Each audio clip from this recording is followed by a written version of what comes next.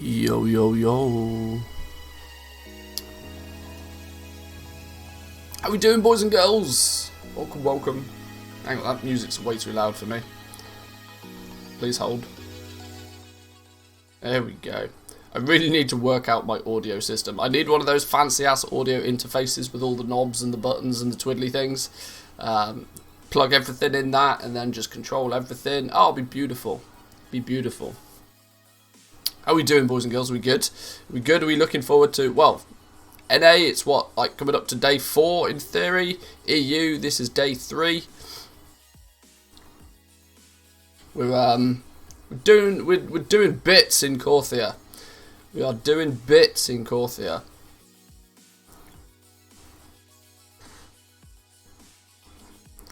I'm I'm really in two minds, because I know categorically I'm not going to get to play the game on Saturday. Sunday I'll be able to play the game, albeit for a small amount of time. We'll do a here's a small announcement for the small of you that are notification squad. Sunday will be a evening stream. There'll be an evening stream on Sunday because we can. Saturday though, nada. I'm away for Saturday. So I know I'm not even going to get to do my dailies on Saturday. I'm just physically not here to do it. So I know I'm missing an entire day, which is putting me in two minds of whether we continue zerging the Archivist Codex. We are 3,600 rep through the Archivist Codex after 2 days into tier 3, which is bonkers, right? But we've capped out, absolutely capped out on any big free chunky experience now. Now we are literally 2,900 reputation on grind. Now I don't think you can, realistically I'm not sure you can get much more than 500 a day. Maybe 1,000 at the most. But I do expect the hardcore of the hardcore raiders out there to be hitting tier 4 this week, which is madness. Sad Panda, quest to teach jewel crafting recipes is stuck. Oh no, how's that work? Can you not do the original 9.0 rune carver quests? That's not good. That's not good at all. But Sharkshooter, good morning to you. Haddock, welcome back. MMRZA, I have no idea how to sort of say your name, but welcome, how we doing? Traditioner, yo yo yo. And JPS, welcome, welcome. I guess it's probably JP, right? I guess S is maybe a middle name. I don't know. You guys have funny Twitch names. You guys have got funny Twitch names. But plan for today is real simple. Now I know I said we might actually do some goal making at some point. And I know I've been very much Mama Reza. Oh, that makes sense. That makes sense. Yeah, I did say that we'd actually maybe do some actual true proper goal making at some point. Camp the auction house a bit, make some sales.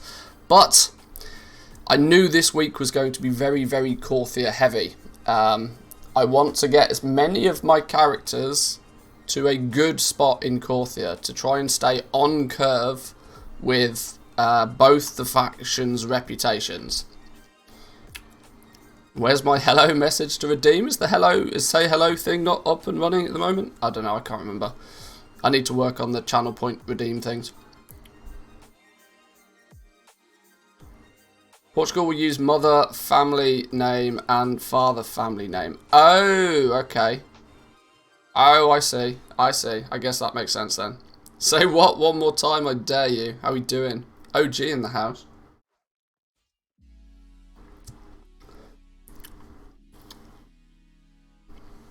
But yeah, today I've got, because technically I've got, what is it? 1, 2, 3, 4, 5. Technically I've got 7 level 60 characters. Now, I've only actually even got a few of them into Korthia so far. It would be sensible to get the rest of them into Korthia and at least do their dailies. Now, I know that sounds like an absolutely horrendous stream of just doing the daily missions 7 times in a row, and I'm very aware what that sounds like, and it's not something I'm too fond about doing. But I knew this week, until we hit Honoured with the Death's Advance, until we hit Tier 4 with the Archivist Codex, the grind is on, right? The grind is on, because for a goal maker, you're either looking at legendaries, you're looking at crafted gear, or you're looking at consumables to sell raid time. One of 3 aspects, really. They're the big 3. Oh, unless you're just out there farming, of course. Farmers always do farmer things regardless. Sorry for making you work extra hours. No, I was sat at my computer. I was doing stuff. It's all good. Don't worry about it. Don't worry about it. Don't worry about it at all. But yeah, until we get Honoured with the Death's Advance, until we get Tier 4 with the Archivist Codex, I think it makes sense for me to just, zerg it. Because once it's done, right? Once it's done, it's done. I know full well that this week is not the week to make gold. Which is why I've deliberately sort of decided to do Korthia pretty hardcore. This week is not about gold. Next week, when you've hit the reputation, when Legos kick in, when you get Crafter's Mark gear, that's when the gold making knobs get turned, and it's going to go mental. Next reset, and for the foreseeable future after that, is going to be crazy, crazy. Nobody's buying stuff at the moment. People are buying the odd rank 4 legendary here or there. If you focus on it, do your cancel scans and whatever, you're probably seeing some really good results. A few people reporting yesterday that they were banging out like million gold an hour in just like rank 4 legendaries, which is mental. So there is gold to be made out there, but I worry that those people are then going to be very far behind when the new stuff comes out. And I like to focus on the new stuff, right? I've done regular rank 4 legendaries for the last 8 months, so I've been gone for the first 2 days of the patch. How effed are you? Not at all, not at all. There's lots of stuff that is I mean, for example, we tested it yesterday. You can hit tier 3 with the Archivist Codex in a day. Once you hit tier 3 with Archivist Codex, the grind to rank to tier 4 is real. Now and you just chip away at that little bit daily, but you can catch up really far with the Archivist Codex reputation without question. Death's Advance, you're going to have missed a couple of days of dailies, but that's maybe 500 rep. It'll only put, I mean, it will literally put you a day or 2 behind. It's not game over. I would still just go for it, If I were to stock up on Korthite crystals, would you buy on Sunday or the day before the patch? I would buy when I consider them the cheapest. There's no strict answer to that, because if you wait until the day before the patch, what happens when all the other goblins buy out the market on Sunday? You're going to feel stupid, right? It's the risk you have to assess the situation on your realm, and you have to decide whether to take that risk or not. I'm already buying them. I'm buying them in small quantities every day, regardless of what their price are, just so that I have them. Because I would rather have some of them that are probably a little bit expensive than not have any at all, and not be able to craft and not be able to sell things because I simply don't have them. Morning, TSM is broken. Well, there was an update to TSM yesterday. What? Oh, there was something to do with Crafter's Marks yesterday that was updated. Jack informed me on Discord. I can't remember what it was exactly, but I must admit this week I am slightly struggling to keep up with like the newsy sort of stuff. Literally won't open. Whew. I think I'm alright.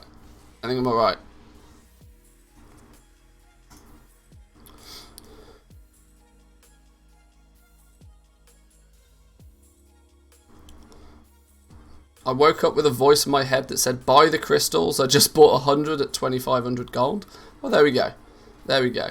Like I said, it's better to have some Because ultimately, whatever you pay for them, you just pass that price on. Because you'll sell your legendary. You'll absolutely sell your legendary. If you break even on it, you break even on it. If you I mean, even if you don't make gold on it, then you're still going to get the lion's share of your gold back either way. These have got still time on them. Screw the table for now. Screw the table for now. Let's go get the dailies done.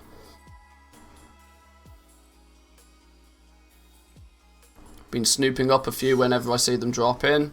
Yeah, you tend to find that the odd person will just like shave 500 gold off the price randomly for no reason, but they'll only post like 3 or 4. They're the ones that are worth like just plucking off the market every once in a while. Since I'm spending no venture plan equals no fun in Facebook game, is venture plan not working? Try opening the auction house. It's that's broken. I haven't even loaded my bank character today. Hang on, that's the wrong one.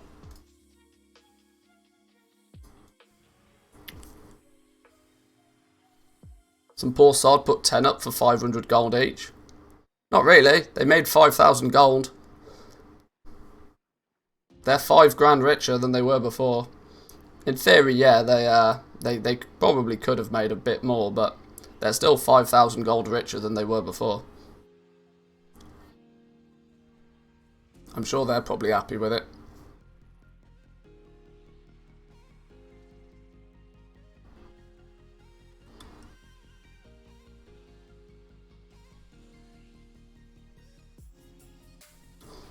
Why is game number 2 not loading? Oh, here it is. Let's go. While that loads, let's go grab our dailies and let's see if we're lucky or if we're not lucky.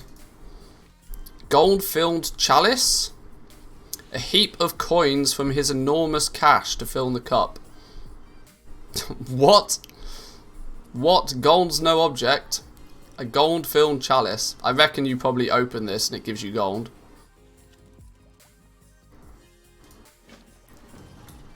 Annoying quests today. Gonna hate the grommets. Oh, it's not the one where you have to collect 6 of them, is it? Oh, that thing's horrible.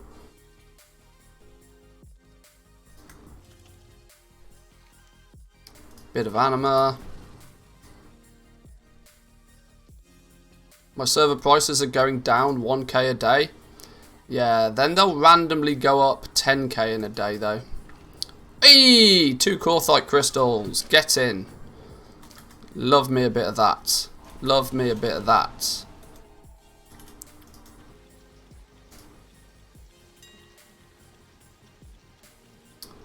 TSM is currently rebuilding its item cache, which may cause FPS drops. I'm inclined to let it finish doing that before I press anything.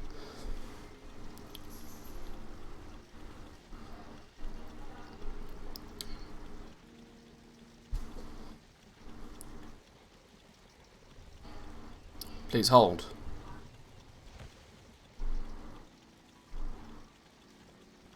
Come back to it in a minute.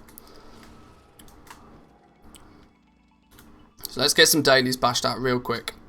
Oh, I cleaned the map yesterday. I was up till nearly 2 AM yesterday because I just cleaned the map. Anything that I could get, I cleaned it. Now I log on today and it's all back again.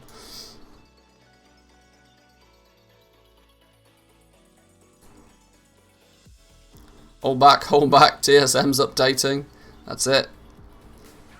Everybody step away from the trade school master. Give it room, let it breathe.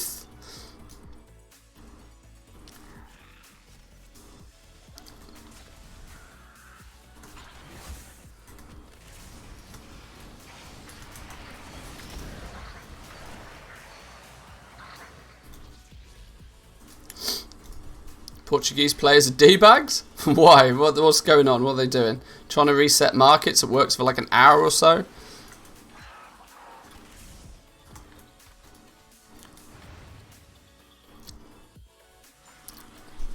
Market resetting is an art. It's an art. It's an art that not many possess the ability to do well. but can pay off big when you do it.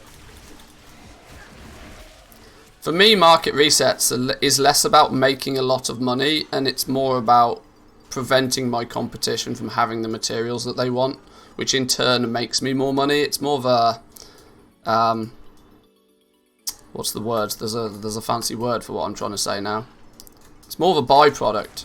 I'm not necessarily trying to reset a market to directly sell those items back.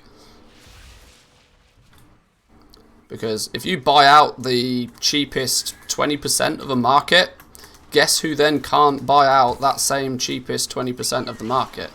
Anybody else. Those materials are now yours. The next goblin that comes in is going to have to pay, in theory, significantly higher. This is why market resets is it is important to make sure that you are able to buy not just some of the cheap materials, but all of the cheap materials.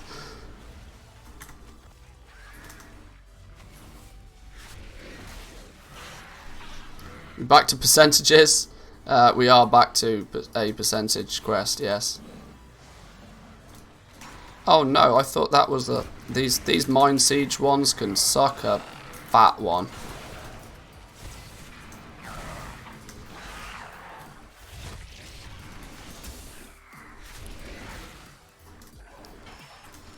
Percentage quests for dailies are not too bad.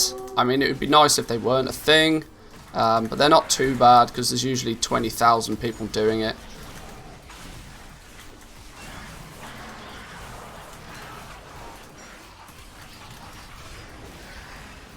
And, you know, relic fragments at the same time, so can't complain. There we go. Oh no, now we've got to capture the drab hoppers. Boo hiss. Where's that quest from? Is this the good one for skinning? That will be a good one for skinning because all these little things are skinnable. They're all skinnable. Yes, today will be a very good skinning day. You'll just be able to stand there and leech like literally all day.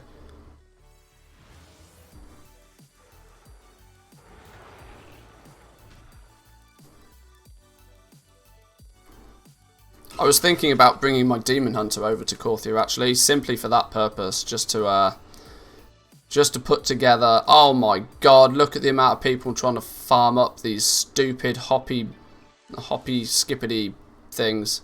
Oh no, this is going to be an absolute shit show. So much so, I might not do it. As this is going to be outrageous.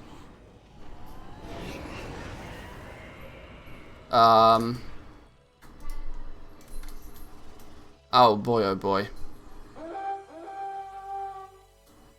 See, this is what hyperspawns are designed for, right? Hyperspawns are designed for this exact purpose. Oh no, this is going to be chaos. This is going to be absolute fucking chaos. Another 2 AM jobby if you ask me. That might be it, you know. We might come back here much later in the day. Are they shared in a group? Probably not.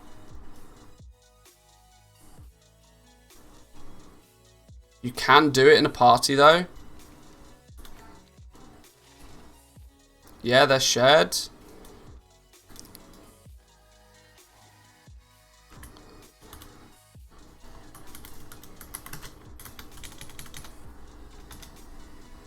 An after dark stream? Yeah, maybe.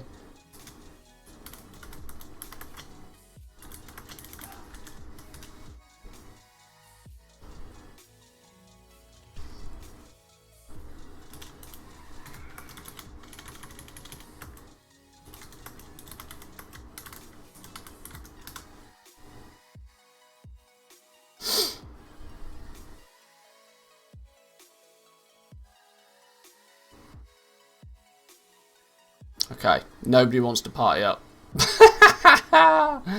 Oh dear. Well, I think we might. I'm not wasting a million because they're not even spawning. Look, they're genuinely not even spawning.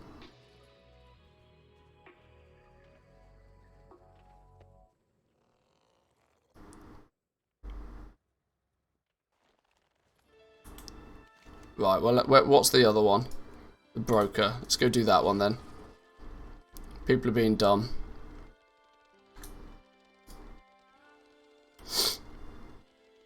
Party should always work. Well, you say that, but on collectibles, often being in a party is a disadvantage. I learnt that the hard way through my years of multi-boxing.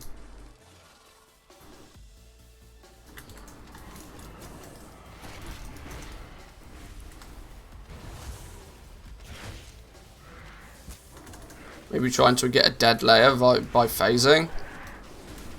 I mean, that's going to require the help of some of you guys more than anything.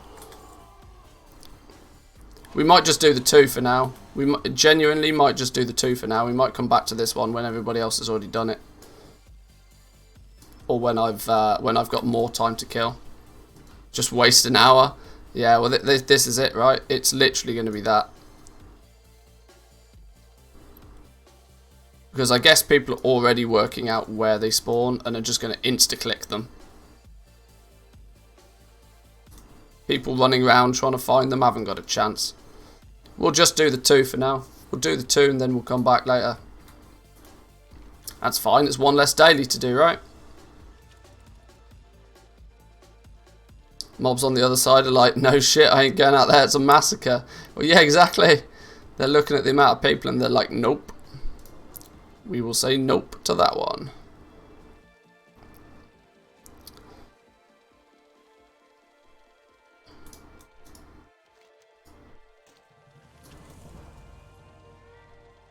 Hey, let's be real though. If it doesn't give crystals, do we really care that much? It's the bounty that is giving me the 2 crystals. So, realistically, I'm happy. Friendly with the Death's Advance. Woo, go me, check me. Check me out. All my friendliness. Only 6,000 rep to go. What does friendly do for me? Vault Anima Tracker allows you to track and locate stolen anima vessels while on assaults in the moor. Sure. Whatever. Thanks.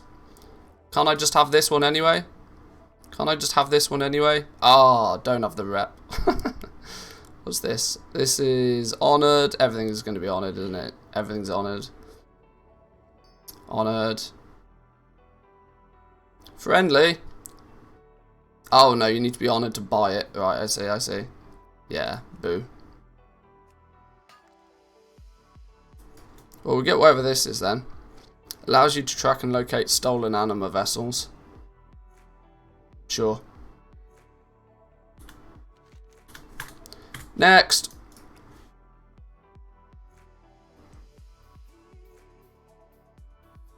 I made friendly yesterday. Probably. I've not been totally up to speed. For example, the Tormentors of Torghast thingy can get... apparently it gives you 100 rep every time you complete it, which I think is a little bit broken. I don't think that's probably meant to happen, but we'll see. This guy that's helping us for the last few days seems friendly. Are we okay with him? Yeah. It's 100 rep per location of the Tormentors. Ah, that makes more sense. See, I've not done the Tormentors of Torghast thingy at all. I don't even know what the hell I'm doing with it. I didn't test that on the beta at all. PTR. I keep saying beta. Force of habit.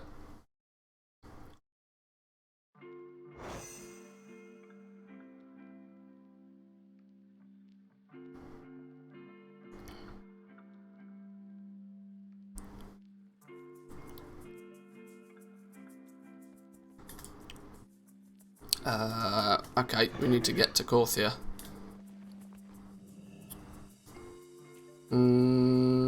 Where's my Hearthstone? There we go.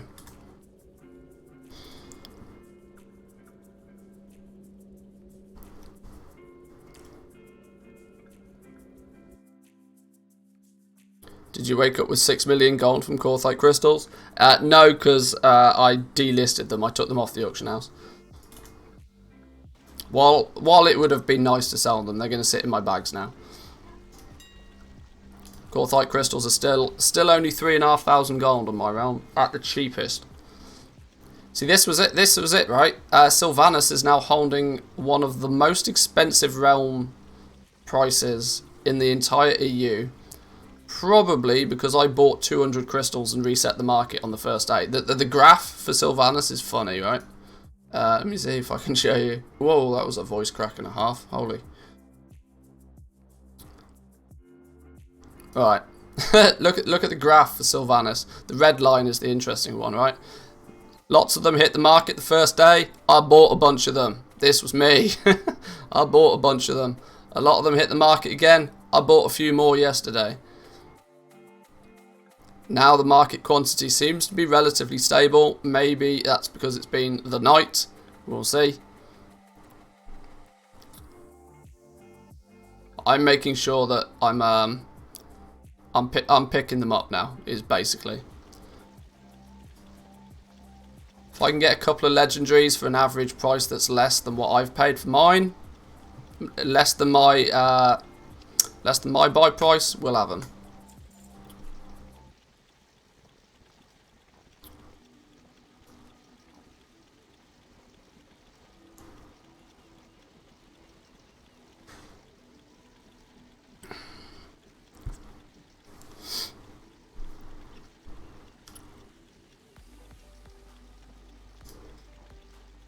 A lot of auctions are expiring in a minute. Base Legos, cancel.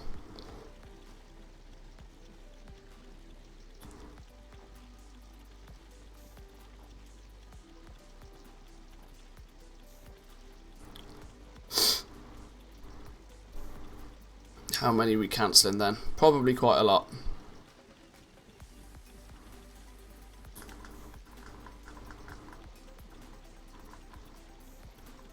Like I said, my goal is to hopefully have enough legendaries to craft 50 ranks 5 or 6s by reset next week. That's my plan. If I can do that, based on how many there's been appearing so far, I'll have a reasonably good stockpile for when they run out and double in price. Which will mean I'll be in a good spot, I think. I'm still probably propping up the the regional average price on them. I mean, what's the regional market average right now? 6,500 gold is the regional market average price on these. 2,900 is the regional average sale price.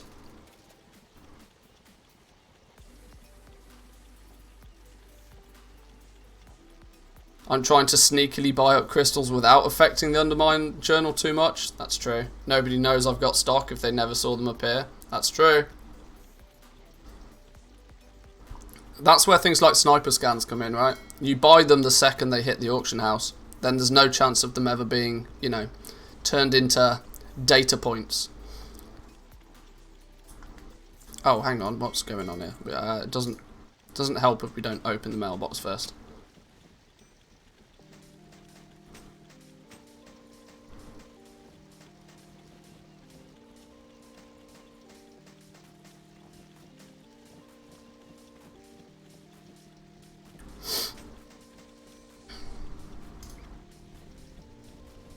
I was working on I was trying to put together a fancy way to do jewel crafting prices. Trying to work out if there's a way to use custom price sources to indicate to you which ore you should be prospecting. I mean, I can do it obviously within about 3 seconds in the spreadsheet, but I was trying to come up with a way to do it through the custom price sources in game. But it's proving to be a little bit clumsy. Because with custom price sources, it would be nice if you could just put in an equation that delivers an item, not a price. But of course, by its name, it's a custom price source, so it has to be an integer, which makes the whole process a little bit difficult. But there's probably weak aura. You can probably do it with a weak aura, but I have no idea what I'm doing with weak auras.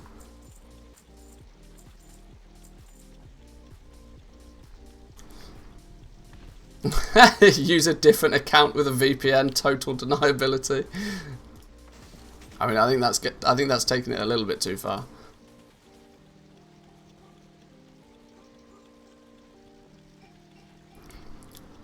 300k on a densely populated server. I mean, I would suggest probably just get out there, get some farming on the go. 300k is a reasonable amount to sort of get going with crafting, but you're going to come short of liquid gold pretty quickly. You want to just get out there and take advantage of the fact that there's lots of people playing.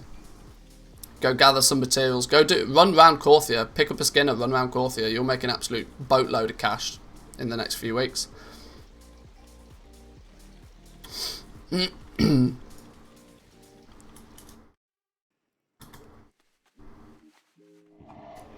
tempted to not even pick this quest up. Oh, now I get a gold-filled boot. There's different items on him every time. Where's the... Oh, the dude's up here.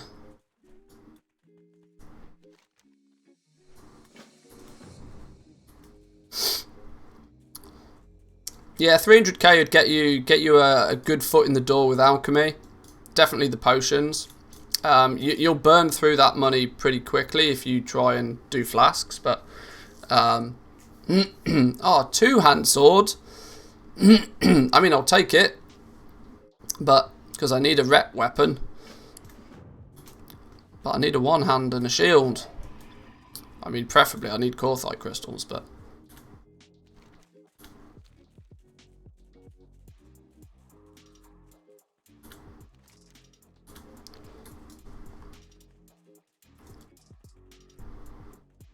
Just wear the sword and go rep. I mean, that is, yeah, probably sensible.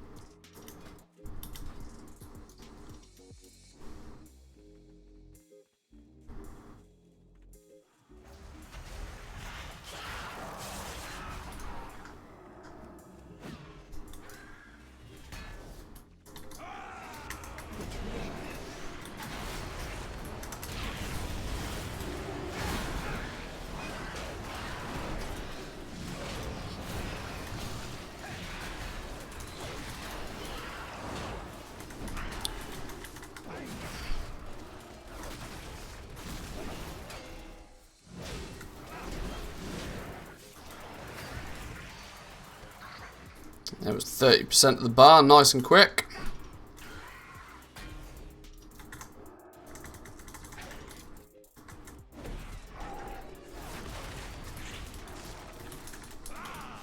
I mean, whilst going rep probably would be sensible. I think I love my prop paladin a little bit too much to do that to him. I mean, it feels like cheating on him. Oi, why are you focusing me when you were tagged by the other faction, you son of a bitch?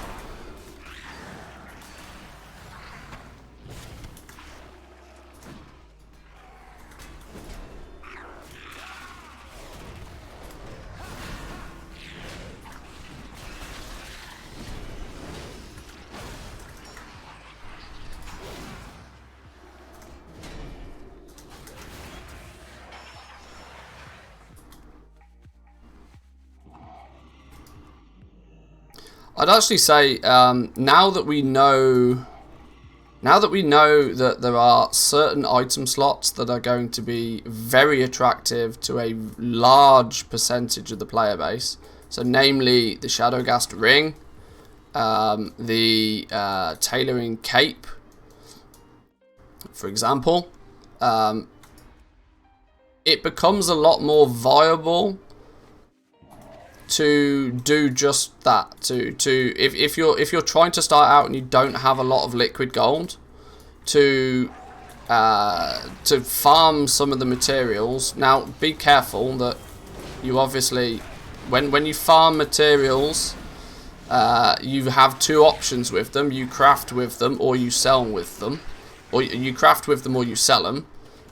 So be careful that you don't do yourself a disservice by selling your crafted items too cheap.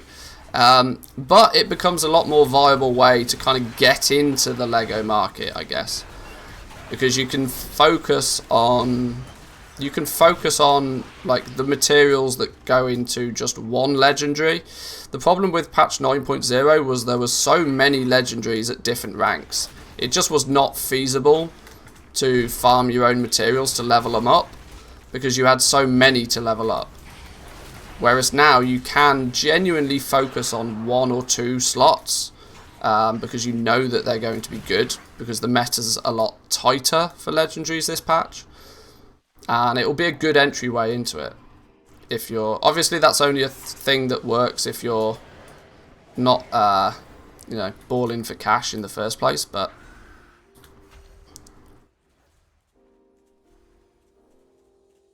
yeah, I'm not selling rank 1 Legos for 200 gold like some people on the server. Yeah, I'd just hang fire. I mean, the problem with rank 1s is, in my opinion, they are just always going to be stupidly cheap. There's not really a way around that, because you have no choice but to craft 15 of them. There's literally, if you want to progress any further, you have to craft 15 rank 1s. So, unfortunately, rank 1s, for the most part, are always going to be pretty trash.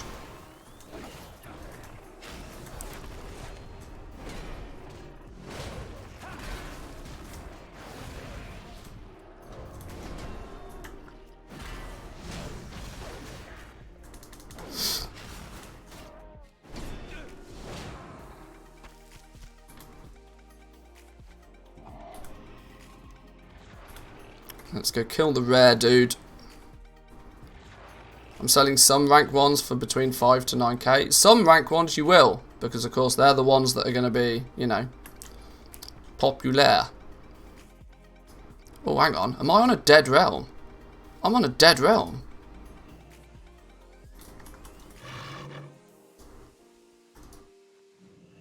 I'm genuinely on a dead realm. Whisper me if you want an invite to a dead realm. Manthias on Sylvanas.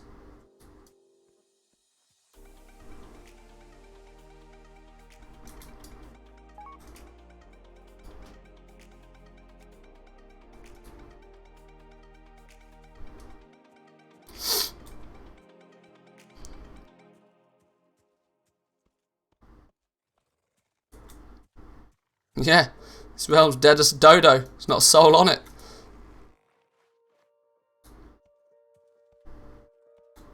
Free reign.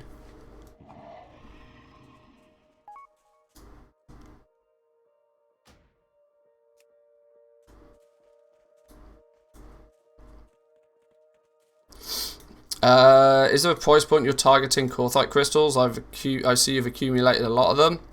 I did a video a couple of days ago giving people an indication of what I think that they're worth. That's not really true to say exactly what they'll actually be priced at currently, because people are buying them on average for more than they're worth because they're rare. But I would check the latest YouTube video out, as that will shed a lot of light on what I think they're worth long term. I've just seen your character name. It's coming home. 3 lions.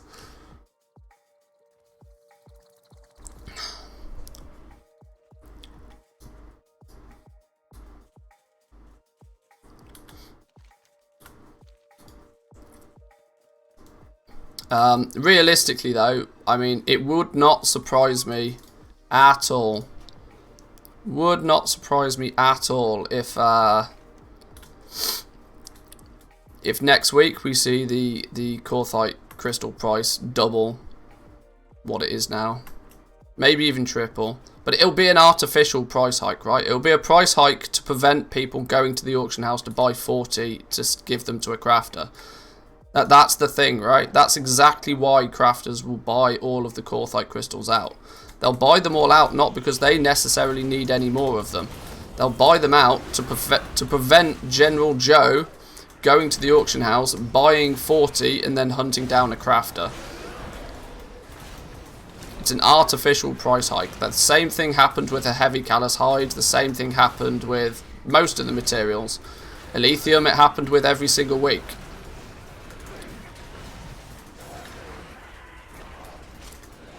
This is why you buy your materials in advance.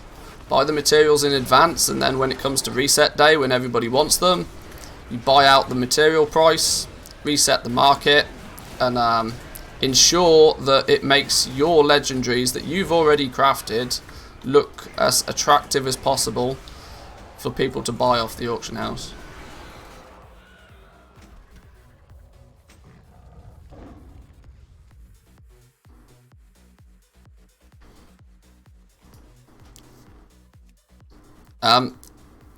Since this is a dead realm, I'm going to, I'm going to leave the group. I need you to invite me back on my hunter. Don't all run away.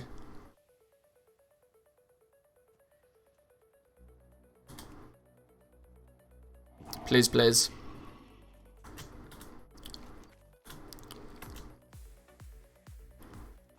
Let me quickly go run back and hand these in, and then if I could get an invite back to this server, that would be Gucci.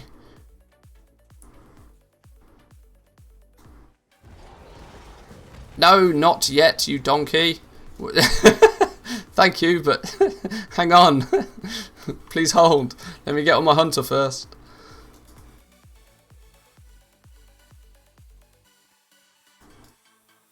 I mean, I'll take the invite, sure, thanks, but...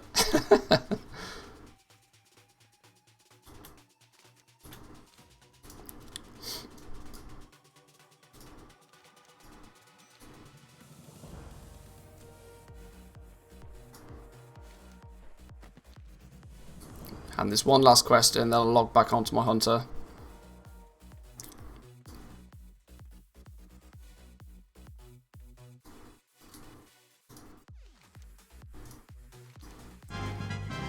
Boom. Right. How does Zygor handle Korthia? Like a dream. Zygor's very well prepared. Zygor is very well prepared. Now, I know I'm probably slightly biased because I'm affiliated with Zygor, and I would obviously appreciate if you do choose to use Zygor, you use my referral link. Exclamation mark Zygor in the chat. But on a real, Zygor does very, very well for anything 9.1 already. I've not had any issues with it at all. It stops a little bit premature for me in regards to the Archivist Codex stuff. But it will definitely get you a good chunk of the way into it. It basically covers all the questing side of things and gets you up to, I think, tier 2 pretty comfortably.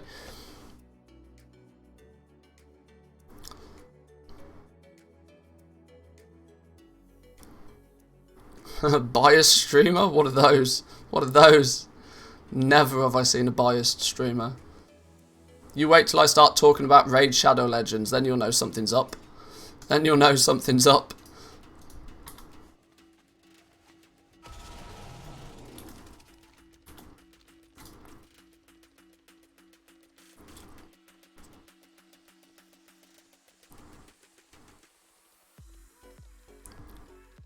On tier 3 we get to craft the 230 rings. No, unfortunately tier 4. Tier 4 is when you unlock that. Or if you start advertising TSM themes. Yeah, then you know something's really fishy. Something's way off if that's the case. Boys and girls in this group, I suggest that we share this layer between us for as long as we can. Because this seems to be a pretty good realm for this quest. Or layer, should I say. Although there is a few more people hitting it now.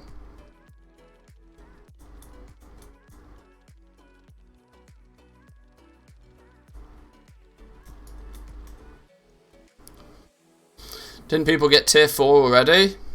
I'll check my auction houses, see if anybody's crafted any of their gear. That will give you an indication to who has or who hasn't. I'm not entirely sure that it's even possible yet, even through 100% derogatory cheesiness. I'm pretty certain in saying that it's not possible yet, but it won't be more than a couple of days.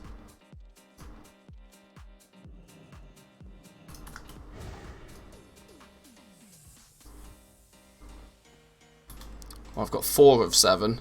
This realm seems to be filling up now.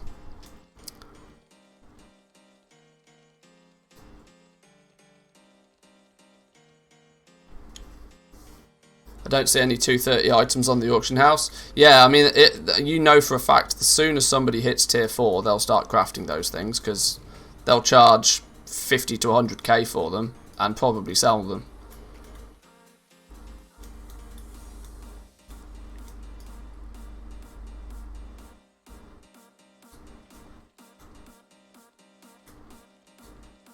How many more do I need? I need 3 more. Well, I know 2 spawn up here, so maybe I'll just wait for these 2.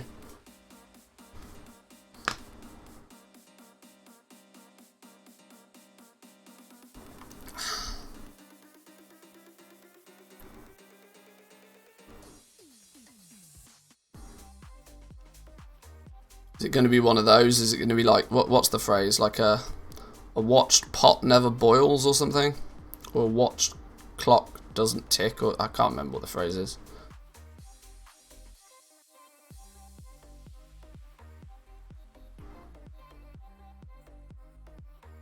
I mean, don't forget this 230 item level gear is unique equip. So the significant difference there is that you can't buy a set of it. But that is not going to stop me crafting every single piece and listing every single piece for a stinky high amount of gold.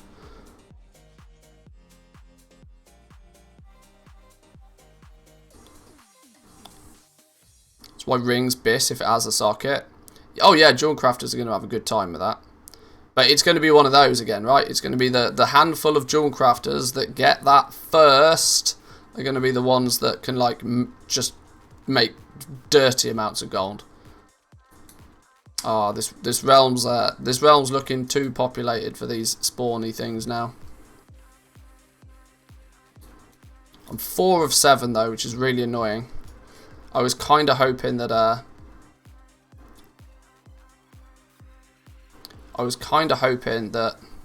I know a few people have whispered for invites. It's kind of pointless for the moment because the realm's poo-poo.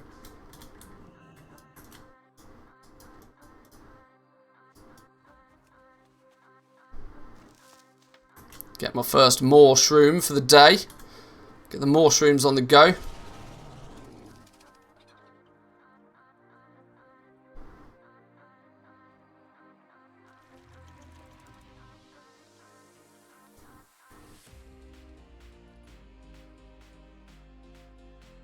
They can't equip a set of 230, but some may buy them. This is the thing, right? Like, I know it sounds a bit gross, but it's not my fault if you don't understand the rules, you know? Quest also gave me 690 gold. Did it really? Is this a cash cow quest?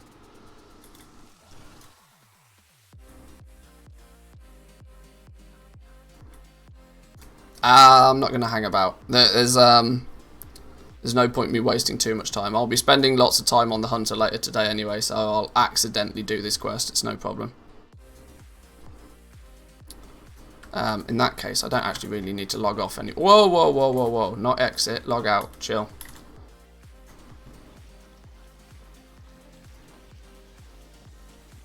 Lazy people equals money, dumb people equals more money.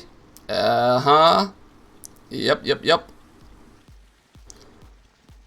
Do the unique equip items count for item level requirements? That's a good thought. What's the... I mean, I know that it's not a thing yet. But do we know what the... I mean, I imagine they do. Do we know what the item level requirement for LFR is going to be? It's probably only going to be 200 though, right? Maybe not even 200. Because it was 170 to get in. 170 I think was to get into LFR last tier.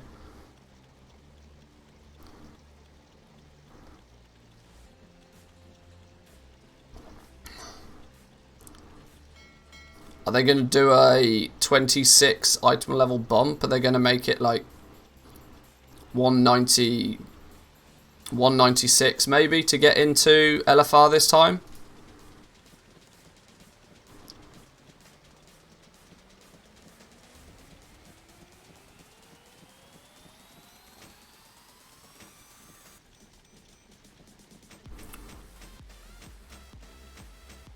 Hang on, where do all these legendaries come? Oh, we've had some stuff expire. That'll be why.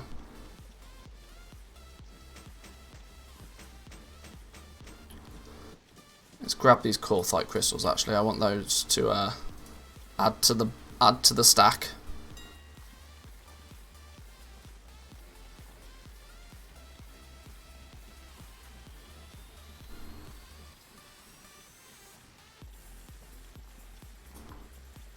I think it's 195. Something around there would make sense to me.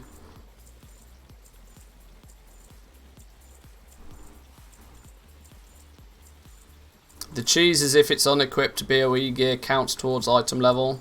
Yeah. What's the point of Stygia in 9.1? Stygia is still used as a currency to buy some of the to buy all of the Death's Advanced stuff. So if you want all the pets and mounts and stuff, you still are going to need some Stygia. But I mean, to be fair, you kind of get thrown Stygia. It's not really too much of a problem. You passively just get stupid amounts of the stuff just by being in Korthia. They're increasing the item level of heroic dungeons from 171 to 197. Oh, it'll be 197 then, yeah. Yeah, they'll make it so that you need to be fully heroic geared to get into, because that's what yeah, it'll be 197, 196, something like that to get into LFR then. You get 213 gear from Raid Finder, I think. That sounds about right.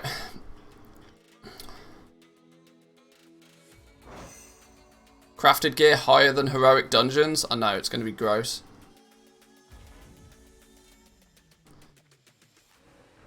Are you dual boxing, or is there a way to log on to the same account with 2 characters? No, I just have multiple accounts. So I guess you could say yes, dual boxing, but I've got 3 accounts up and running at the moment. Right, let's grab the dailies on here. Who are we on? We're on the mage. Go on, be Korthite crystals. No, a stupid conduit. That's the worst one. That's the worst one.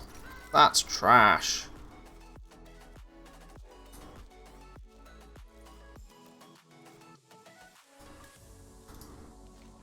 Gold-filled helmet.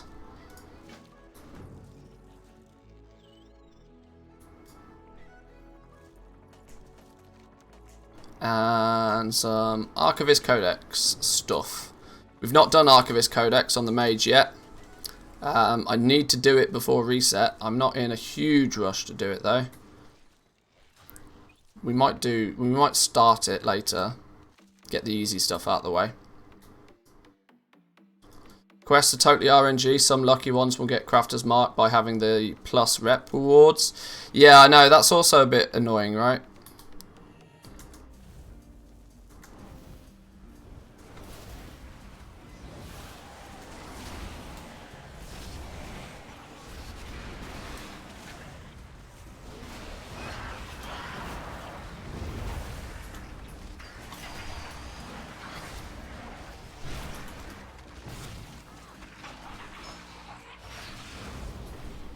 Today I had 2 bonus reps on a profession gatherer.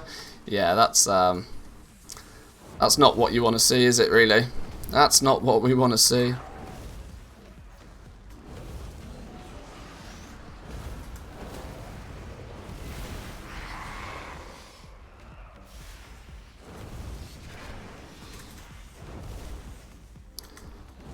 I'm a fire mage that has basically no crit rating by the looks of things. Holy damn. Can I buy some crit rating sometime? There we go. Thank you.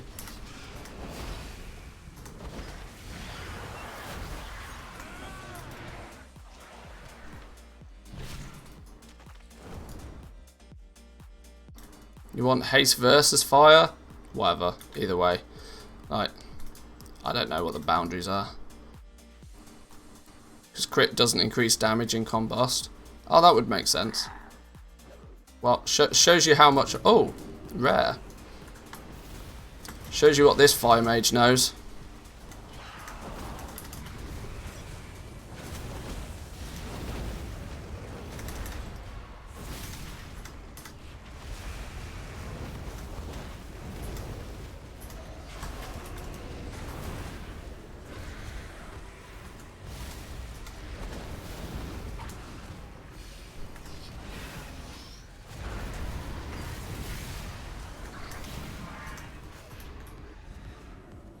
Well, that was easy enough. Big purple quest. What was the big purple quest? 100 catalogue research. I might on this character, just for science, I might actually not hand in any archivist rep thing or any quest, but still go, or maybe I have to do some of it. I'm wondering whether I do this like full rep cheesy, get a Dark Moon rep bonus, plus he's a human, which is like double gross.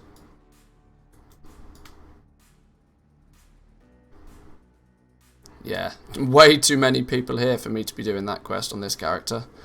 We'll come back to that one. Do you have a video or thoughts on add-on interactions? Handy Notes versus Tomcat versus Zygor? Not really a specific video. What I'm tending to use is Zygor for my questing and like achievement hunting sort of stuff.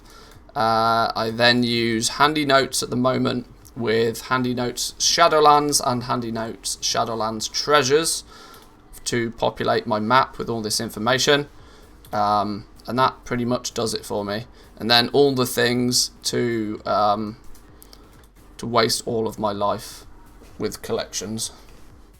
Oh, I only did 84% of that mission.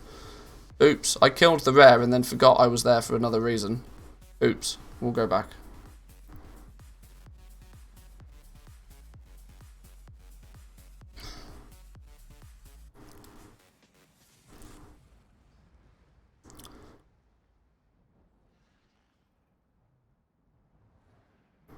Since it has the ability to cast in multiple windows, you can't even use it for window management. Software to manage windows, like it can full screen the one you have open and resize the one you... hang on. You guys are having a conversation between yourselves. I've missed. Ah! Hit the dude.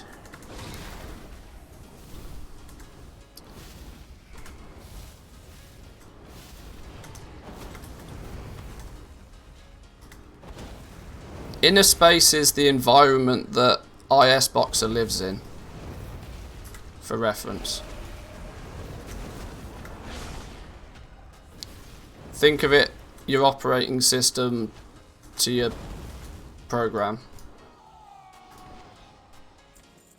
Inner space in itself doesn't really do much of anything, but inner space manages the Windows stuff. See, I would still really like to use inner space for that purpose. I would like to have the multi-boxer layout so that I can easily just flip between screens, especially from a stream perspective, right? It would make it much easier for me to... It'd just be better, right? To minimize and maximize the size of the screens and stuff, but I still worry that it falls under the dodginess of, you know, third-party software. My question was if using inner space to manage the windows would be within TOS since it doesn't cast any inputs, etc. Yeah, I know. Yeah, I've thought the same. I mean, because I would really like to still use the window management side of things. It's not broadcasting any. It's not broadcasting anything. But what they did specifically, I mean, I say specifically, they were deliberately coy about how they phrased it in their public statement of that any software that aids with multi-boxing could be deemed against the terms of service. I think you know how these companies work. They are deliberately vague so that they can I'm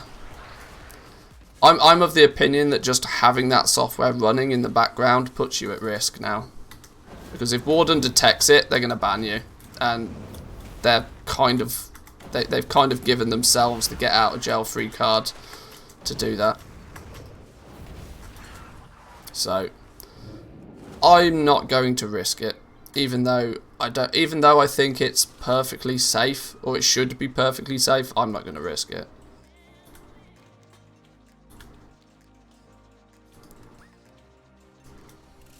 Just be nice to be able to alt tab to my banker, have it pop on my main screen and adjust the video settings. Exactly. Yeah, that sort of stuff would be really nice. I mean, at the moment, I just tab between the two, but it's still not as fluid. And like I said, from a streaming perspective as well, I would like to have it visible so that, I don't know, maybe my bank is down here and I can just click on it and it goes full screen and swaps the two around.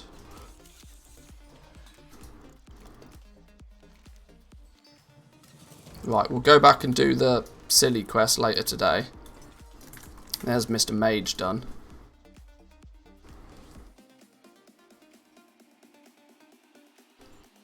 Where can I get the Lego disc custom price source for the base? It doesn't import with the group's operations. There isn't one. It's literally a fixed gold value. It's literally a fixed gold value. It's for you to decide how much discount you are willing to... How much are you willing to spend per point of experience? So, for example, if you look in the operation, you'll see that on a rank 1, anything you put in the sellout group for rank 1... In fact, I'll show you. Like, instead of me just chatting about it, I'll show you. So, you have base legendaries, rank 1 sellout, for example. Let's do cloth because it makes more sense with cloth. Rank 1 sellout. If we look at the operation, the operation is basically the crafting cost of the item to begin with, minus 5, because you get 5 experience points for crafting a rank 1, 5 times your Lego discount. So if you're willing to spend, I don't know, 5, let's say 100 gold for each experience point, it would be 5 times 100, 500 gold discount on a rank 1. Just to, you know, that's the cost to you to craft it to get that experience. Now, obviously, once you've leveled everything and you're not,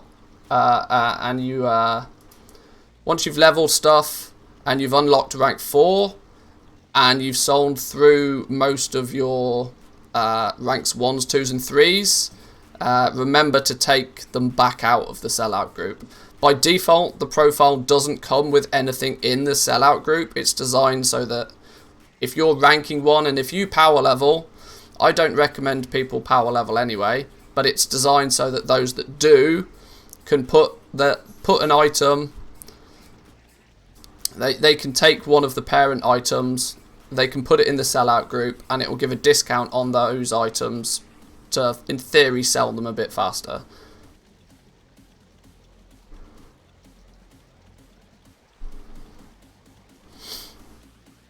But yeah, it's literally just a fixed gold value, that one. It's not doing anything fancy. You can set it to whatever you like. Now, in theory, this only really, because this value you might want it to be different for leatherworking to what, for example, you make a lot more, potentially make more profit, and they cost more with leatherworking, so you might be willing to offer a little bit more of a discount, but you can adjust this however you want. It's just a multiplier, basically. It just means you can change one thing and it will change for all of the operations.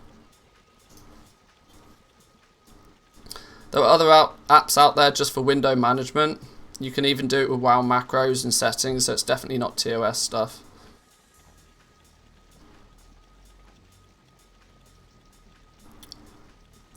I'd like to do some dumb boxing with just the other account on follow. That window utility would be nice for that, but likewise, it's not really willing to risk using IS Boxer. Yeah. I mean, like I said, I would use IS Boxer simply for the ease of having 3 accounts open at the same time and being able to very quickly just click on the other account and, you know, it pop up and change its settings. That sort of stuff is really helpful, but yes, it's in my eyes, it's not worth the risk.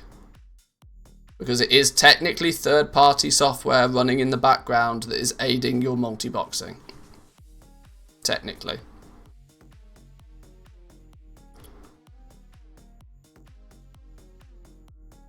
Wouldn't even install IS Boxer, I'd just have inner space. That's like just... I mean, you probably know more than me, but that feels like just having Windows and not having Microsoft Word. You know, it's the the way I understand it is inner space is just the environment that ISBoxer runs in. I don't know if you can directly interact with it. But Word isn't allowed, Windows is fine, right? Yeah, but Windows isn't going to do anything. You can't write documents without a program to write documents, you know? And don't you dare say Notepad.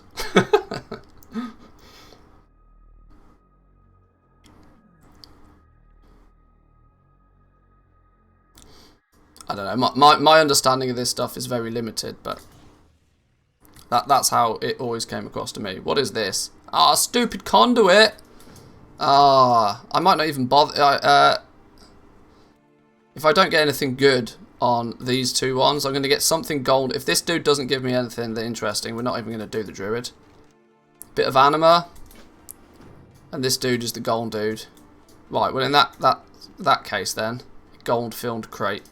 Well, yeah, we're not even going to bother with the druid because the druid's just a gatherer. Don't need rep on the druids. Certainly not going out my way for the druids. I'll do the dailies on my druid if it's for the purpose of Korthite crystals, but that's it. So, see you later, druid. It was nice knowing you. The use of input broadcasting software that mirrors keystrokes to multiple WoW game clients will soon be considered an actionable offence. Input broadcasting specifically, not just any software. That was the November one. What was the one that was more recently, though? Because the one that the update to that more recently was, it specifically said input software and hardware, and then it said other things after. There's more to the story than just that.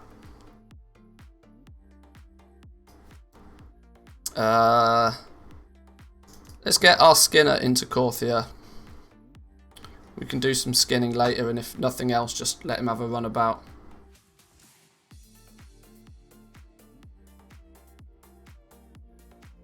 Why can I not even find information I already know? How are people that don't follow the news supposed to know this? Exactly. Yeah, it's a bit gross, right? There'll be people that are totally oblivious to any of this, and they'll just, you know, go about doing what they're doing, thinking that what they're doing is fine, not even knowing that Blizzard changed the rules.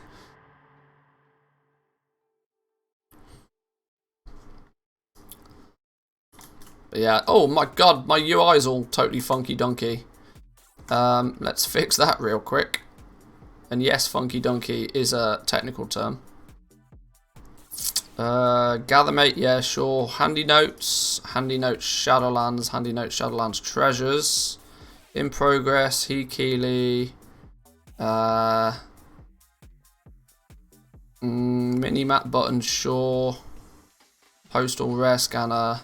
We're not going to need threat plates because LVUI is going to do it all for us. TomTom, yes. Venture plan. World quest tracker. LVUI options. Zygor, reload.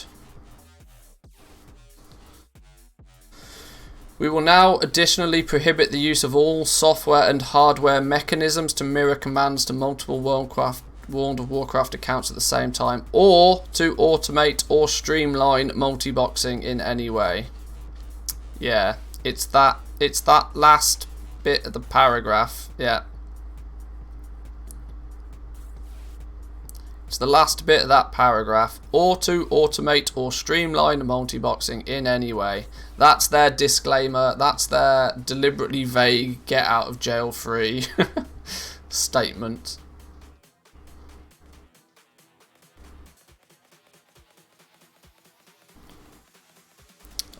Yeah, sure, LVI, do your thing. Go.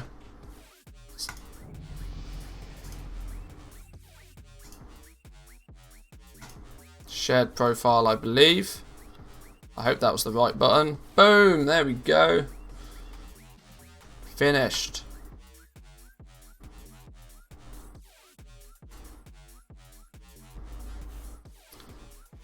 Sent you a link from a guy playing 10 accounts in a new legit way in Discord.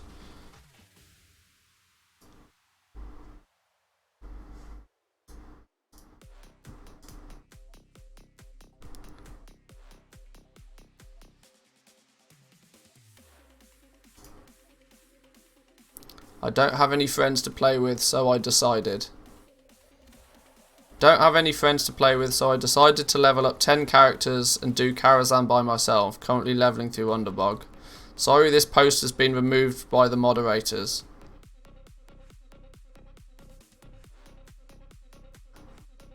Right. 1, 2, 3, 4, 5, 6, 7, 8, 9, 10. This looks very default multi-boxery setup, sure. What are your hardware specs? Blah, blah, blah. Blah, blah, blah. Blah, blah, blah. What am I looking for here? Click to play the video.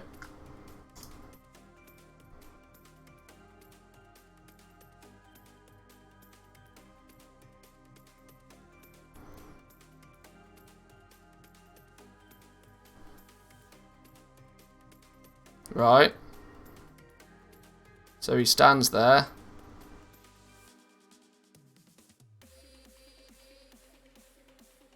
So those ones on the right hand side then start doing things.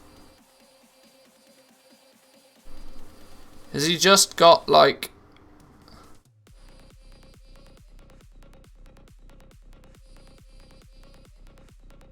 It's just mouse over macros, right? Looks like he's inputting to the window his mouse is over.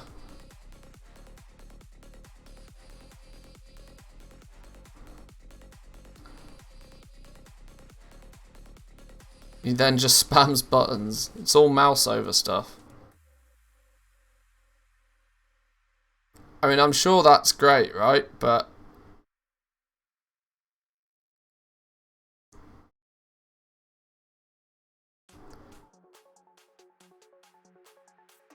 I mean, it's just loophole stuff, right? This is what I don't get, right? Like, all of this is almost irrelevant because it's... I'm sure he's enjoying himself and I'm sure he's having fun.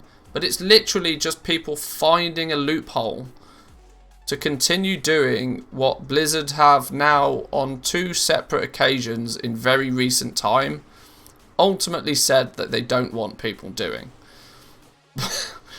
If you just continue to find loopholes, then Blizzard are going to eventually have to like close them harder. Now I want to know how everything's now following him.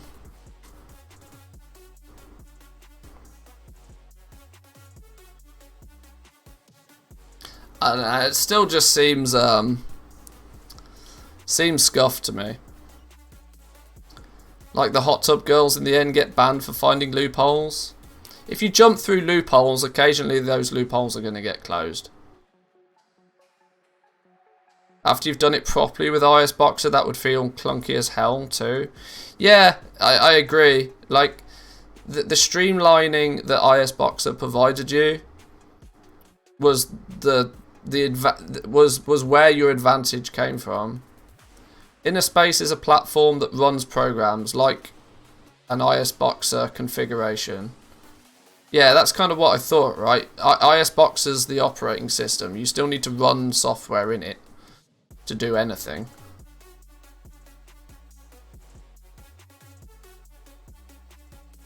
As far as I know, they don't have anything against Inner Space, so Inner Space would not be. Yeah, I don't know. As far as I'm concerned, it's much safer. And once you reach rank, yeah, thanks. It's much safer and a lot more sensible in my eyes to just not try and find loopholes. A phrase I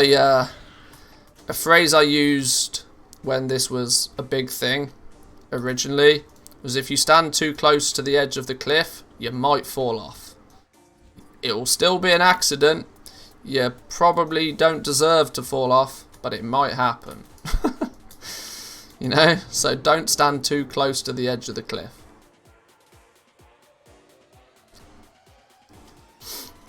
If you choose to hop on one foot near the edge of the cliff, if there's an accident, is it really anybody's fault but your own? with an account that is now 15 years old, with tens of thousands of hours of playtime on it, I'm probably not willing to risk that for a slightly more simplistic tabbing between windows. But that could just be me.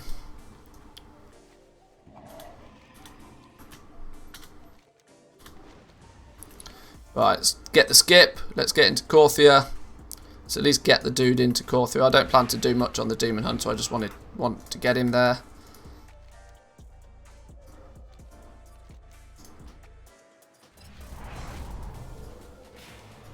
Korthia awaits. Hang on. Zygore's doing Zygore stuff. Barracks. Revendreth World Quests.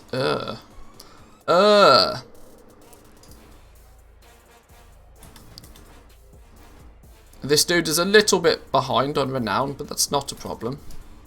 He's a little bit behind on gear, but that's also not a problem.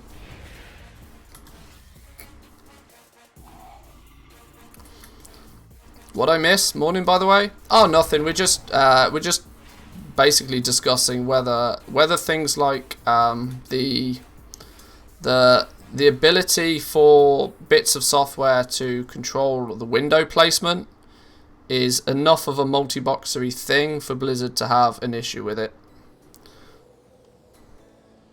What add-on is it you use for your combat abilities?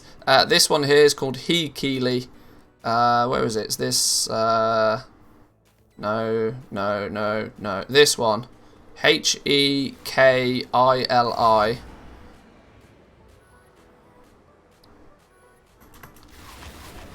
Did you hear Dirty Irby's legendary ranks got reset to rank 1? Yeah, I did. I also saw that Hikon's had a similar issue, and he put in a ticket and got it fixed. And Blizzard said that it was balls up on their end, and that that the Bone Shattered Treads is a bit more of a serious issue that they're looking into getting a hotfix out for.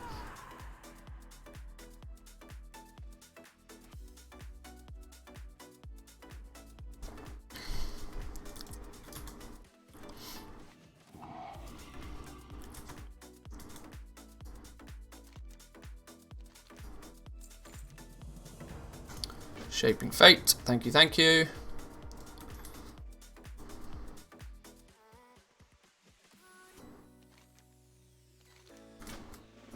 Go on, Korthite crystals. No. Warglaive though. I'll definitely need one of those. I'll do with 2 of those, to be fair. I was hoping that would be Korthite crystals, but it's not. Oh well. Yeah, Bone Shattered Treads are a UI issue. Yeah, that's for sure. They've messed something up in the background, but they're aware of it.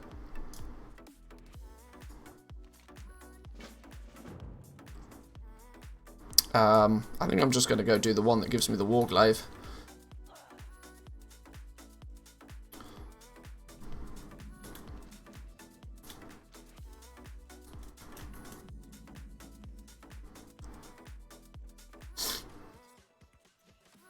He was pretty pissed yesterday. Well, I can imagine, like, if they, out of nowhere, just, like, yoink, literally tens of millions of gold worth of profession progress from you, you're going to be pretty pissed.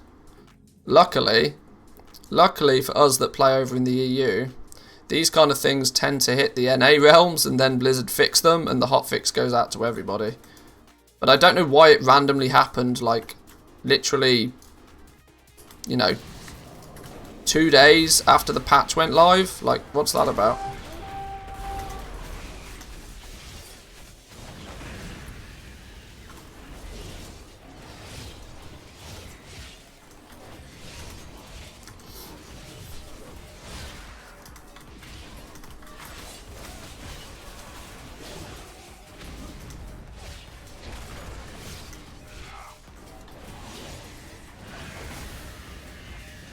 Oh, I'll tell you what, one thing I'm going to put on my rotation of definitely do daily on all the alts is the Spectral Bound Chest, you know. To the point that I might do a little video on that, because I think that little video would be helpful to people.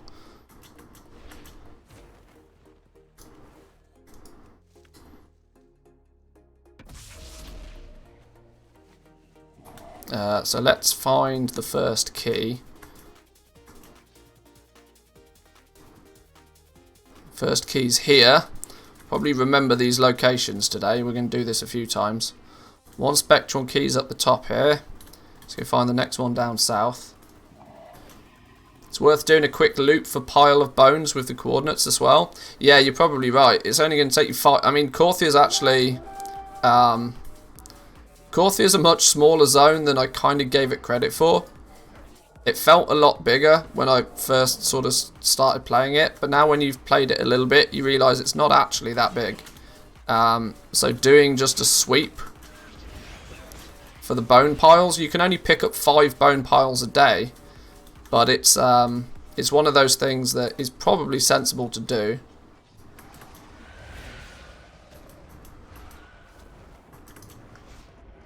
Ah, powerful Morse 1 portal opens. Where is it? Oh, I'm dead.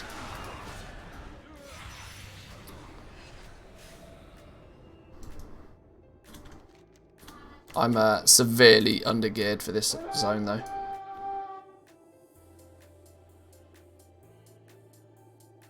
Base Lego default operation is not posting at 235 Grimvale Capes. It says the 110 divided by 95 min price is invalid. It means that whatever account you're selling your capes on, it's missing something. It doesn't know something about your tailor and the crafting cost of it. The thing that's invalid will be the crafting, so it will, because the divided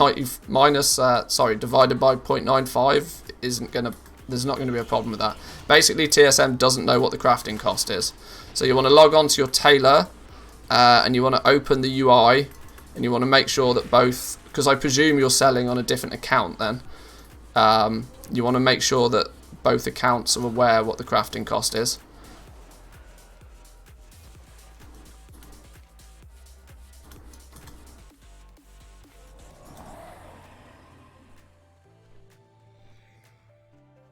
I'm probably not going to be able to get to that portal fast enough.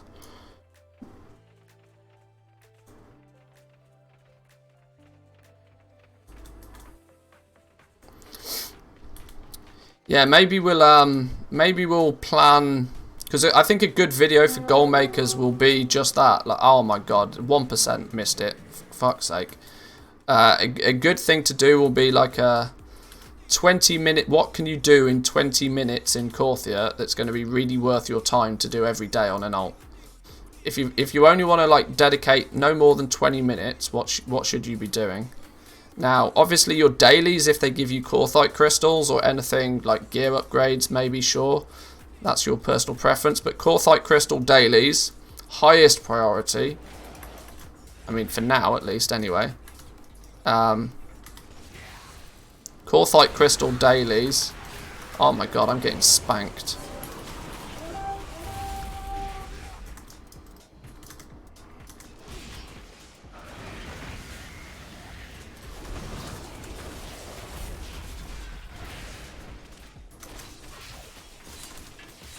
I am not meant to be here.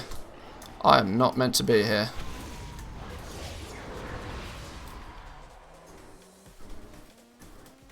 Nor do I know what I'm doing with the Demon Hunter well enough to overpower this with skill.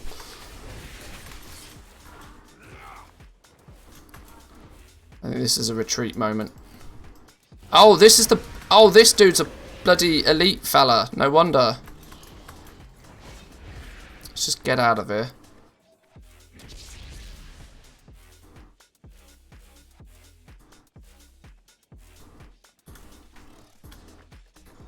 Go on, drop aggro for the love of God.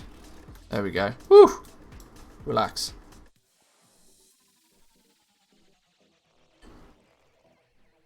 All these treasures are very annoying that you can't loot in combat. Yeah, I know. Nest has appeared. Oh dear, I'm not going to get it. I've got no health. I need to hurry up and regen some health. 29 durability. Dear God. Why does it still claim I'm in combat? Yak to the rescue. Hang on, I've got gear upgrades in here. Don't know if you looked at this at all, but if rank 5 legendaries are 1k or 1 point what? Then Mythic Week would be the 1100 Soul Cinders, right? 710 Soul Cinders should be the max next week. Yeah, people aren't probably not going to be able to physically craft their legendary until until week 3, yeah.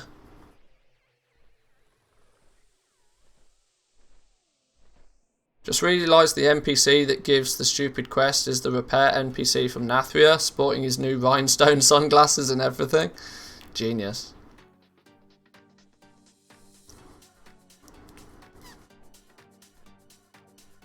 Yeah, I should actually. I don't even think Shadow Meld is on my bars. I don't play this character ever.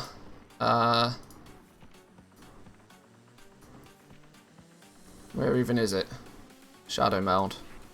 F1, get out of jail free card. That'll do. What was I doing? Oh, spectral thing. Yeah. So what are the best ways you can spend 20 minutes? I'd say this spectral bound chest, you want to do it every day because you pick up 3 keys. When you know the locations of the keys, you just check the keys. You probably then want to do a sweep, probably a run round and try and get as many of these piles of bones. You can only get 5 every day, but they have a really good chance of giving you Korthia crystals. Simple as. And anything else that you happen to find on your travels, do it. But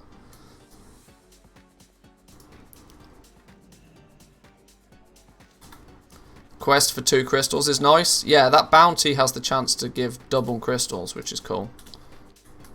Where's the key today then? Is it here? Doesn't look like it's here. Is it down this way? Here's the key. Here's the other one.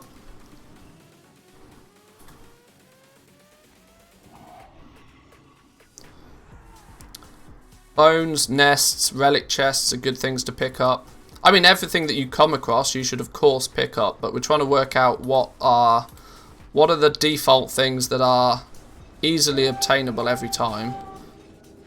Like this spectral bound chest is daily and it's guaranteed and it's always in the same spot and it's always up. You've just got to go get the keys. So this is like an easy spectral chest every day. Takes you 2 minutes.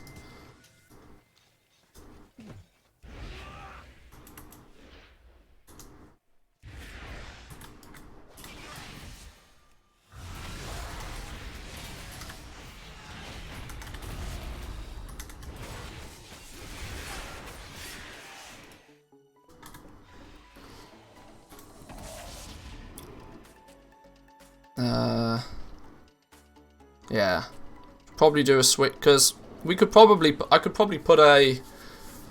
some waypoints together for a TomTom import or something. Just follow this route, pick up these things, do X, Y, and Z. 20 minutes a day per character max. Give yourself a good opportunity to get some stuff. Found the key yesterday, didn't know what to do with it. Well, there's 3 of them and their locations differ every day. I mean, that one spectral chest could probably do with its own video in itself, but what do we need to do on our legendary base crafters? Do we need to farm Korthia rep as well? Now, we don't know for sure. We don't know for sure. On the PTR, you would complete the quest line, which is a campaign quest line. Once you've hit Renown 44, you unlock the campaign quest line. Upon completing the campaign quest, you are awarded, as a quest reward, the Tome of Origins, which is basically the pattern for the Vestige of Origins. When you've completed that quest, the item then appears on the Quartermaster, but not before. Now, my understanding of this is probably so that if you do the quest before you have the professions, you're obviously not going to get that quest reward. Or you're likely not to be given that quest reward. But that's obviously how it worked on the PTR. I'm really hoping that it's not a both situation.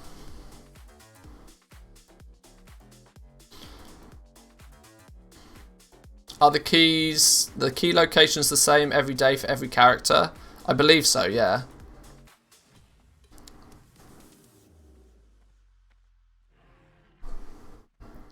I mean, if you use the Handy Notes add-on, it does put the locations on the map.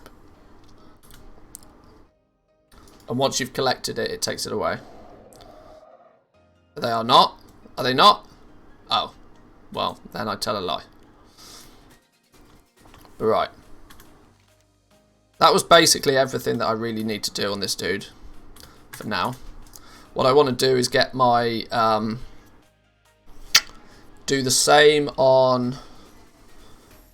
So there's my 5 level 60s on Sylvanas. It would be sensible, right, if at some point we get our dudes on Tor and Mill through as well. These guys are missing a significant chunk of renown, though. That's the main problem.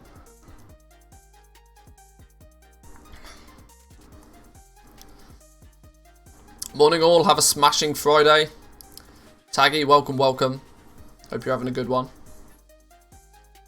Some of my tunes have different locations.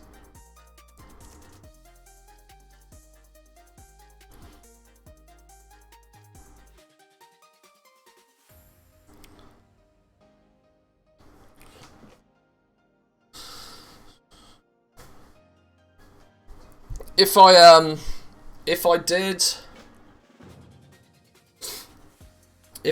did a 20-minute run around the map, little alt farming Korthia guide thing, I'd want to do it in a Manthius-esque way, and I'd want to give you guys something that you can just, you know, like even if it's just waypoints for TomTom, something that you just Control C, Control V, bang it in, follow this path.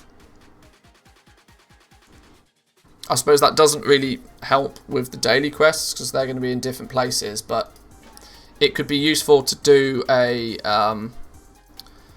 for example, hang on, my add-ons are all over the place here.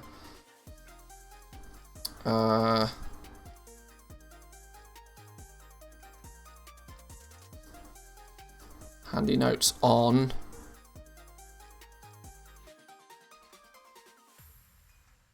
Rare Scanner on, TomTom on, Tomcat Tours off, Venture Plant on, I don't need Worth It on this character, World Quest Tracker, yes, that'll do.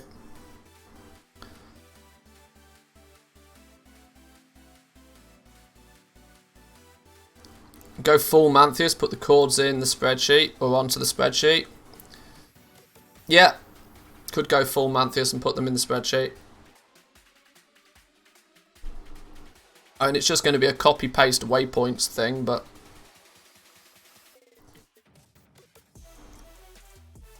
I was a bit angry on Wednesday because the laggy server, whilst doing the second companion quest, had to log off constantly. It took me 4 hours to do the Archivist's quests and 2 campaign quest lines. Yesterday did the same with the mage and it was done in 2 hours just playing casually with friends, not a single relog. Yeah, this is unfortunately the downside of... patch day, often the case. But yeah, I mean, what could easily be done is, I mean, if you're starting in Keeper's Respite, I mean, you just follow. It's relatively simple, right? You follow the path down this way, through this bit, try and catch some of these treasures, down through this way, do a sweep around here for the chance of these treasures. Then eventually gather these spectral keys first, then come up top, grab the north spectral keys, then grab the one at the south, ending at getting the spectral chest. Then once you've done that, do any dailies that give you Korthite crystals, and bish bash bosh, you're basically done. The wasp tree thing's kind of fairly guaranteed too. That's a good shout. It does require it being there, but it is relatively guaranteed, yeah. Yeah, that's another one that's pretty good, actually. Grab a bug Grab a bug, jump on the back of a mob, run into a tree. Seeing about 4 spawn points for the wasp. Yeah, that's true. That's another one. Let's jot these down. We're gonna make this a video. Decided. Daily Korthia. Daily Korthia alt route. I'll come up with a fancier name than that. Hi YouTube. We'll come up with a fancier name for that. So, things to do. Dailies. Why am I writing this down?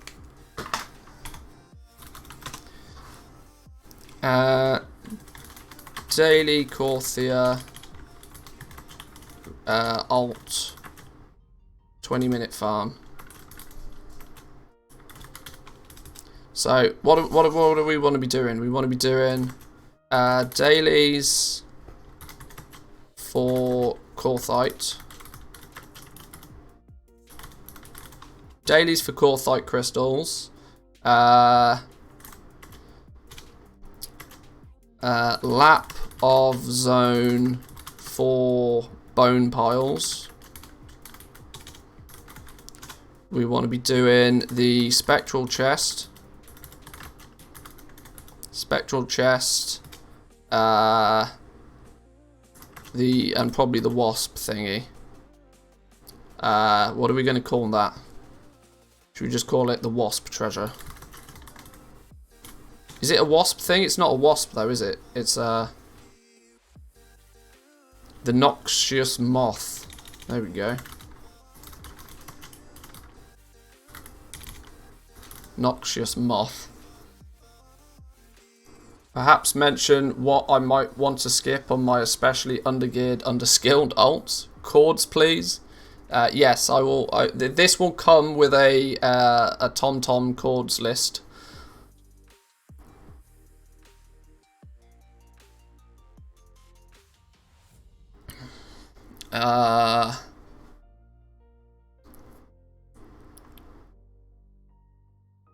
Skip everything if you're a rogue. Yeah, if you're a stealth class, it's GG, right?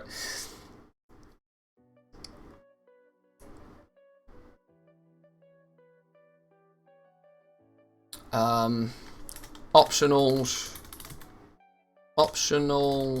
if you encounter them will be rift. No, because you need a rift key yourself. Eventually you'll want to do the rift every day. You'll want to do the rift every day. But that's almost its own guide, and that's more of a later thing. Optionals if you encounter them. Teleporter. Teleporters if active. 1 hour, roughly a 1 hour spawn, so don't wait around. They're a do if they're up. What is it called when the big you know, all the portal thing and the big dude comes down? What are they called? These ones. Hang on, please hold. There's the spawns a Devourer's portal event. Devourer's portal event. Okay, that's an optional.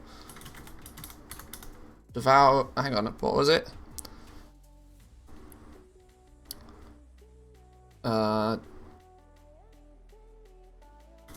Devourer's portal.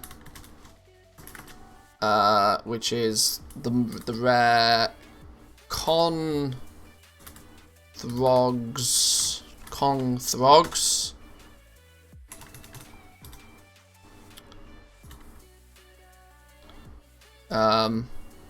I guess these are.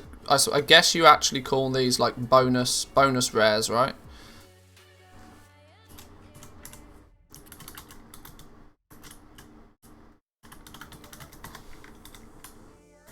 Devourer's portal. These have different spawn locations. Ah, yes, the FPS drop event. Yeah, definitely the FPS drop event. This thing, Towering Exterminator, spawns from a More Sworn portal event.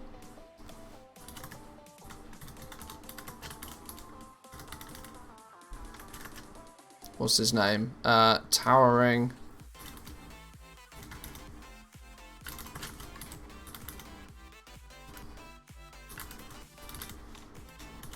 And there's a third one, which is Verain.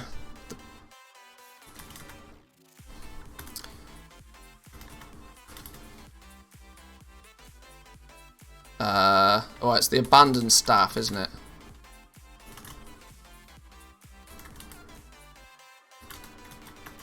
Abandoned Veil Staff. They have a chance to spawn from any rare that's killed, right? To my knowledge, yeah. When you kill another rare, there's a chance that one of these portals opens up. The Abandoned Veil Staff has a few different spawn locations, I think. I've seen it in 2 different places so far. But it's one of those, if you're on your travels and it happens, do it. But I wouldn't... these are, like I said, these are optionals if you encounter them. We're trying to keep this to like a 20-minute alt farm, just zerg through. More than a, you know... On your main character, you probably want to use this as a checklist. You probably want to do everything, but...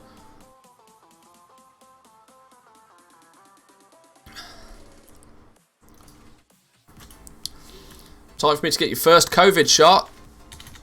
Good luck, my man. I hope you don't get any symptoms at all.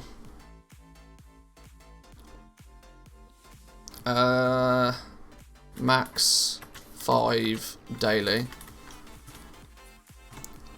Spectral chest.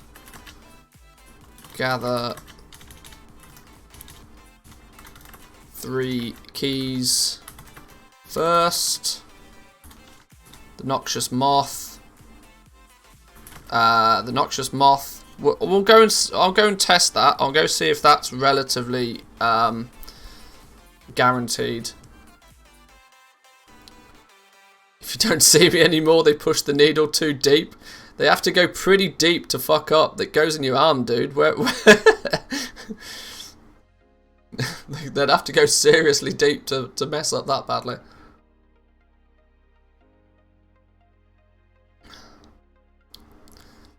Tell us if you get 5G. If you catch 5G. You can get it in your leg if you like. Don't do what I did and, you know, pull your trousers down and bend over. The nurse tends not to like that. I wanted 5G but just got a headache.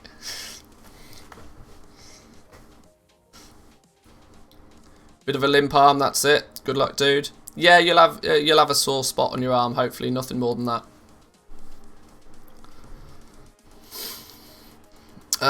Do we think there's anything else that is any more honourable mentions? You'll get Ligma. Are we going back to 2015 memes now? Anything else that we would consider? I mean, the Rift has to be an optional. Teleporters if active. Rift wants tier 4.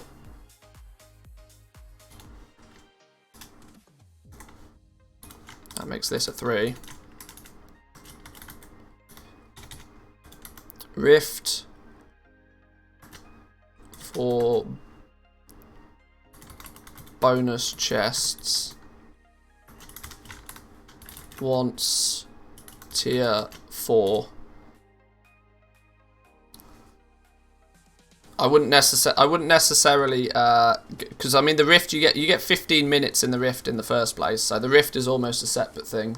But you could discuss what to do if you get into the Rift, but that's kind of another video. Yeah, exactly. I'm really quite concerned that there's not a lot to do in the Rifts.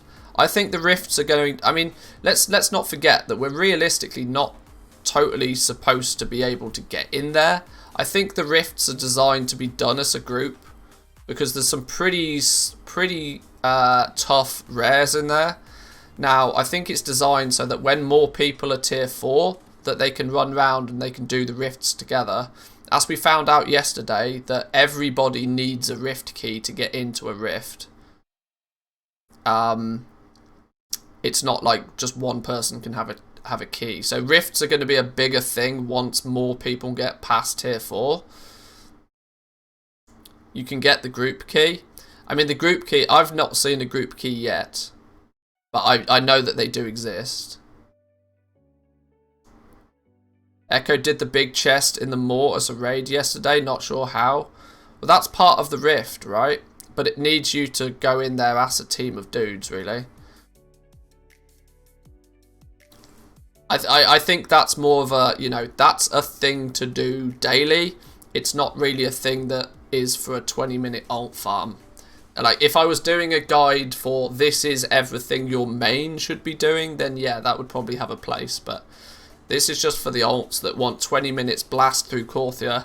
What is a good use of their time if they only want to spend 20 minutes on an alt every day? On your main, sure, just do everything on your main. There's benefits to doing everything, but...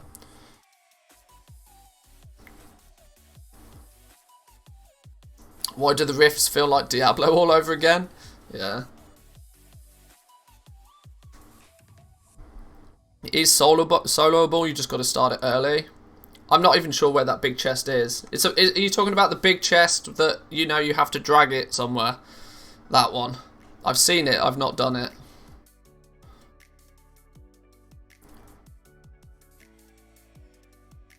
Zerg 20 alts to Korthia, only do 2 Korthite crystals daily, easy legendary. And it's easy, I mean it's easy if you already have 20 alts, yes. Spawns at the southern end of the Old Moor. I think there's a few locations for it.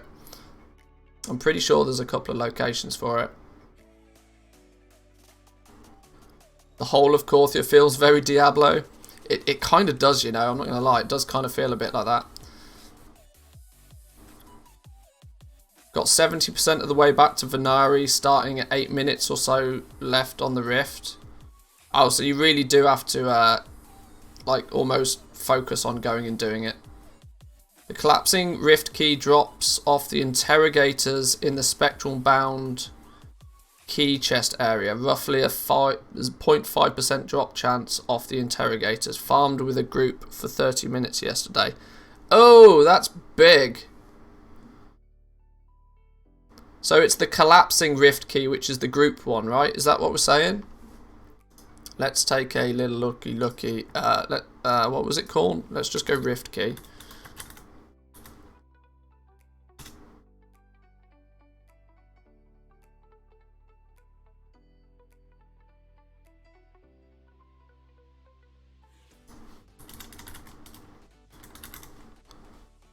Is it collapsing rift stone? Summon an unstable rift portal, allowing temporary access to the rift. This weakened artifact has a limited number of charges. Is this the one that we're talking about? Must be that one, right?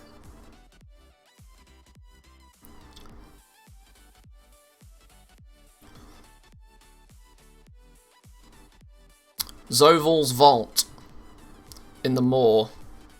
90% chance of it dropping. Is Zoval's Vault, that's the big chest in there, right? So the big chest in there has a really good chance of dropping one of these. Ah, there we go then.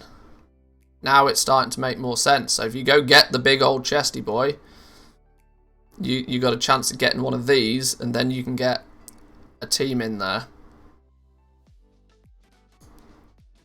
Allows the whole raid group to enter the shadow version of the Moor without any requirements for a key. The user of the item has to enter last, otherwise not everybody can enter it. That just seems like a bug. That just seems like a bug. Random drops from rares, however, also has 100% source from the daily full of surprises. Locate Zoval's Vault. Zoval's Vault located. Zoval's Vault returned to Venari. This very quickly becomes your #1 priority to do in the Rift though, right? Surely. Once you enter the shadow version of the Maw, you can accept the daily at this point on the map from Venari. Make sure you accept the daily before dragging to the chest and stay in a party. Quest can be shared. If you run with more than 5 people, then you can also drag the chest. Just make sure you are not in a raid. The chest can spawn at 4 different locations. It takes about 5 to 7 minutes to drag the chest to her. The chest always contains 1, sometimes 2 collapsing rift stones, which is a raid-wide portal to allow you to enter the shadowy version of the Maw. If you do use the portal in the future, make sure the user enters last, otherwise not everybody can join. Sometimes you also get personal ball and chain, another toy. There are many like it, but this one is mine. I got a collapsing rift stone from Zoval's vault. See what more information there is about it. Spent about 5 minutes to complete the trip. Used the repaired rift key on a rift portal in Korthia and went walking to the Maw on the treasure coordinates. After entering the rift portal, you've got 15 minutes to traverse the rift. Needs tier 4 research with the Archivist Codex to buy the rift keys.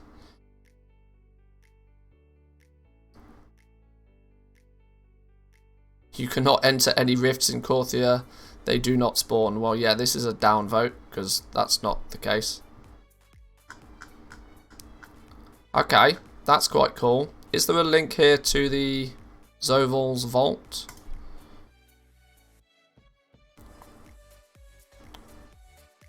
What have people got out of this so far?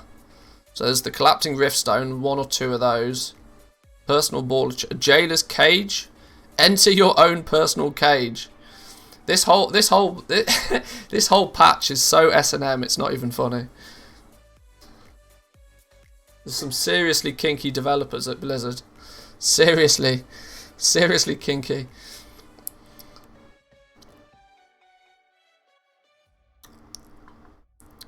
But yeah, that's what you're after. You're after the collapsing rift stones, I guess. But it's the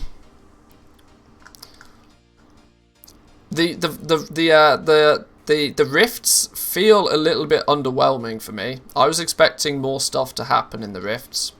You got 4 big old treasure boxes. You got a couple of rares that are exclusive to the rifts. And then you've got this Zoval's vault if you want to go get the unstable rift portals for grouping up and doing the rifts. Which is almost, I think these are going to be almost essential early days. Once more people get rank 4 though, I don't think it matters, right? Because everybody will just enter. I don't know how it works. Either way, back onto our schedule of stuff you should be doing in 20 minutes. Rift for bonus chests once you're tier 4.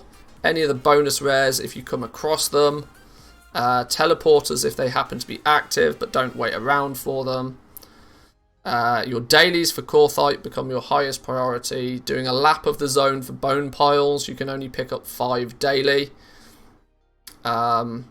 I might say that actually becomes like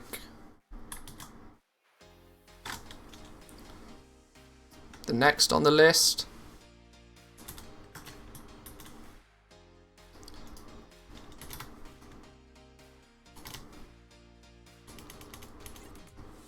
You should probably do your Korthite dailies in your spectral chest for sure, because they are the 100% guarantees. The Noxious Moth, I need to just go and test it a little bit, see if it's like one of those things that's always up.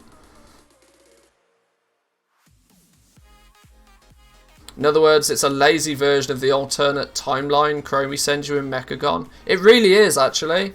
It really is. Yeah.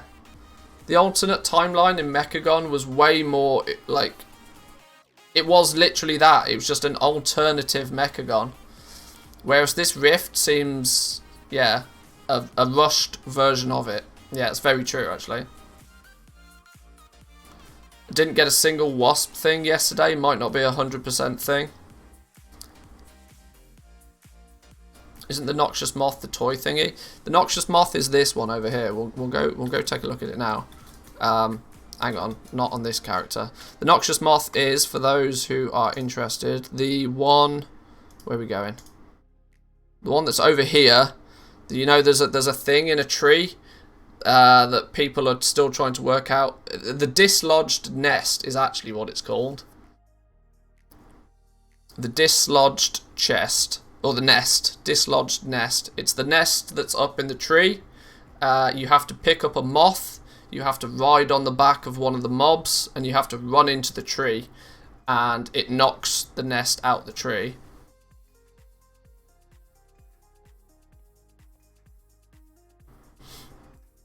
I feel oppressed by these warlocks. Already did it, got the toy. I'm sure this thing gives you a toy, probably, yeah. Dislodged nest is actually what we should call it for the... how do you spell dislodged? L-O-D-G... Dislodged? Whatever. Dislodged nest.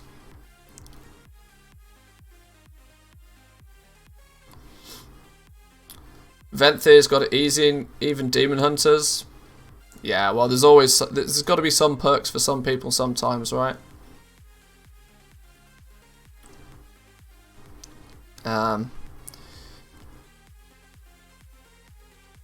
Yeah, that seems about right. That seems about right. We can put together some waypoints. If I put together waypoints, then it doesn't require people to have handy notes to do it. I mean, I could just tell people to install handy notes, but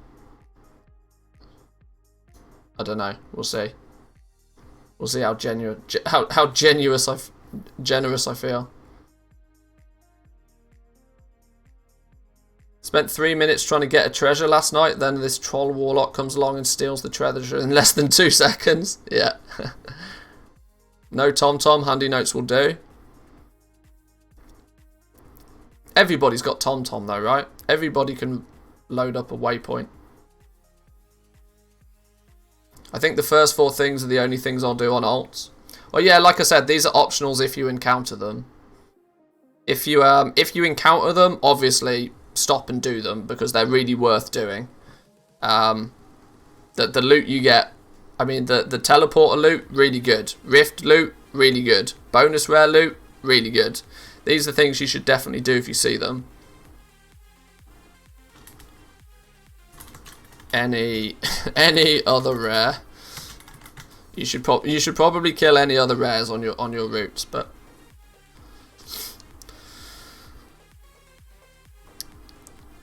Rifts, I open it with my key and my group can come in. No, only if you there's a special group key, which is this one. The collapsing rift stone. If you have a collapsing rift stone, your group can enter with you. They need to go in. You open it, and then they go in first. When they're all in, then you enter in as well.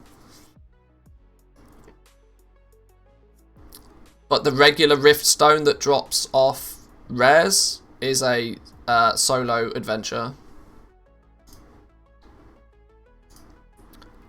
This dude needs to get into Korthia though. This dude needs to stop pissing about over here. I don't even know why I am here.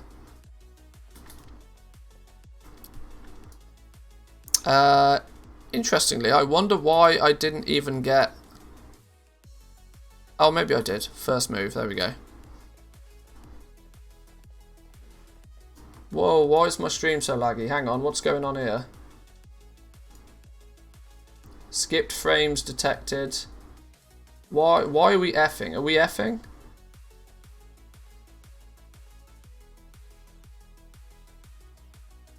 Hang on, what are my settings on all of a sudden? Oh, my settings are on 10 again. That's probably the reason why. My graphics card's probably having a heart attack. That probably means this dude. Oh, yeah, when they log out for some reason, the stop watching on the other screen. Yeah, I'll close that.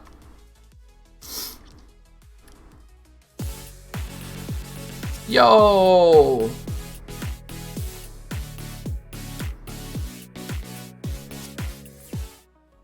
We have ourselves a Hickons raid, boys and girls. Welcome, welcome. Welcome in, everybody. Hope you're doing well. Appreciate it, Hickons. Thank you, thank you. Hope you've had a good day. You're a day ahead of us. Have you got your legendary ranks all fixed and all sorted again now? I saw you were having a bit of an issue. Well, at least I saw Dirty Irby was, and I saw you replying to him. So I hope you've got all of that sorted. I hope you got all that sorted. Welcome in, everybody. Good to see ya.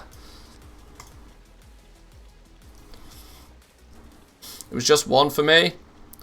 Irby said he lost a bunch of them. Yeah, Bone Shatter Treads is busted for everybody.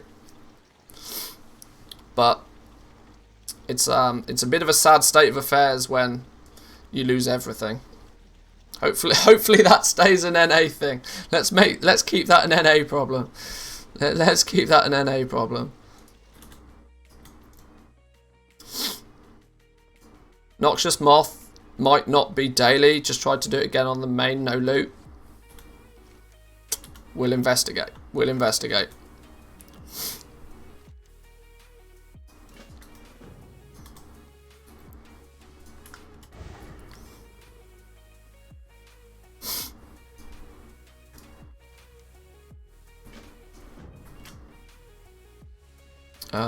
This way? Where's the question mark gone? Here's the question mark. Grab everything I can grab for now, and then we'll redeem souls from the Maw. Wow, the redeemed souls, even that's interesting. The redeemed souls quest, even if you have no renown, still doesn't give you guaranteed renown. That's a bit icky. Can't say I like that, Blizzard. Lego sales are insane on my realms at the moment. Oh, well, that's good to hear. That's good to hear. It's been a lot quieter, I think, on the EU for legendary sales. I'm not entirely sure why. I mean, I'll be brutally honest that I genuinely haven't even been trying. But 2.6 mil today, 3 mil yesterday. There we go. There we go. Hopefully that's a sign of things to come in the EU as well. Like I said, I've been slacking a little bit. I've been focusing much more on Korthia rather than I think I do maybe one cancel scan an hour, so I'm not surprised I'm not selling anything at the moment.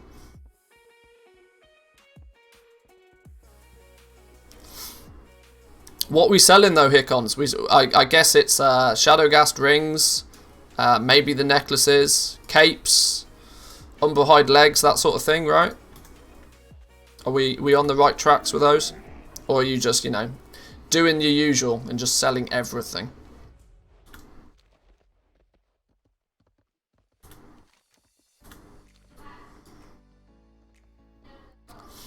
Everything, but Dawn Crafting's been really hot.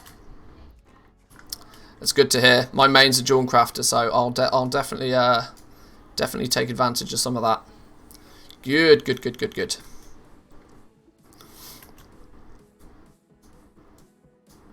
Let's get ourselves over to Oribos real quick.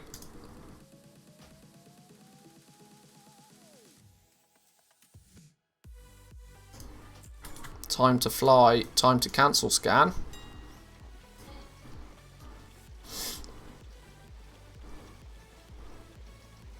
Oh, I've just remembered. I've not actually even posted anything on Torin Mill yet. Bad, Manthius. Bad, Manthius.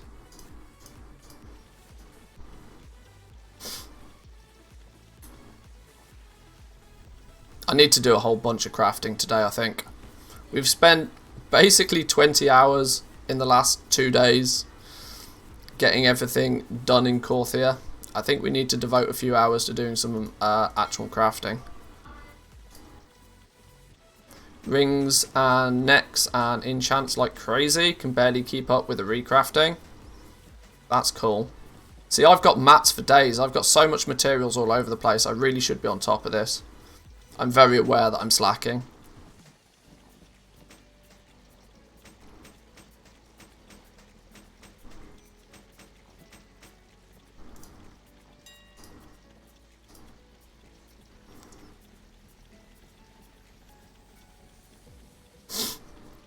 Oh, the Legos are slow. Might be just because they're only rank 1s for me. Pretty much anything that's not rank 4 is sub crafting price right now, which is hence why I'm not selling it.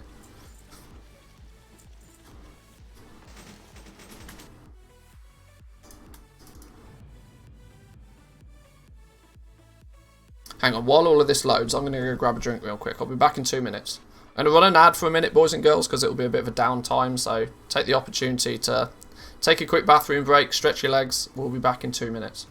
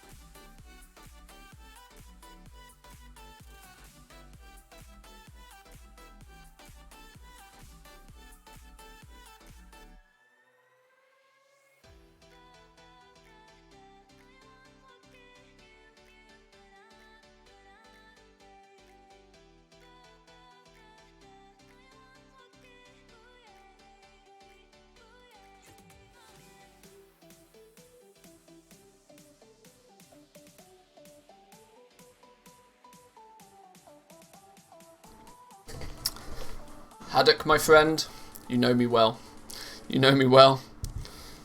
Not only is it time for wine, it's also time for candy. Mawam time, yeah, baby.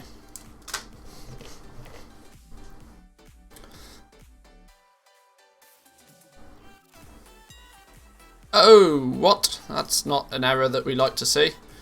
I mean, we don't like to see any error, to be honest, but Cheers Hem has done a whoopsie. Where are we going? We're going down here. Is the Tome of Origins actually from the campaign or Death's Advance rep? Wowhead still shows it as Death's Advance rep. The actual answer is both.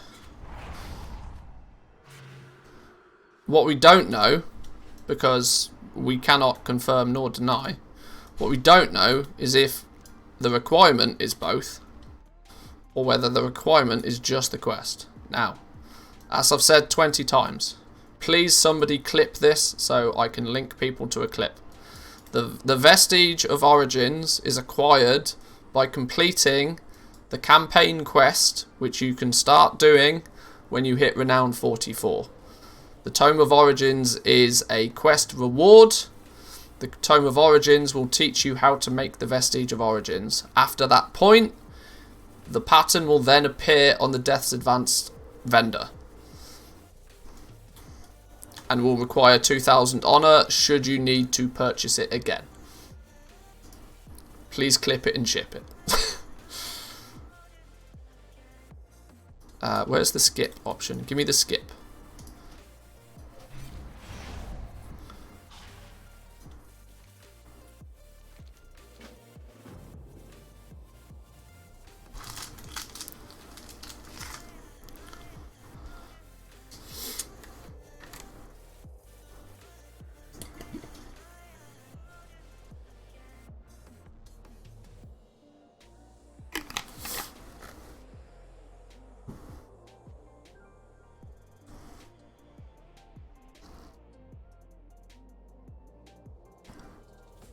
Honor?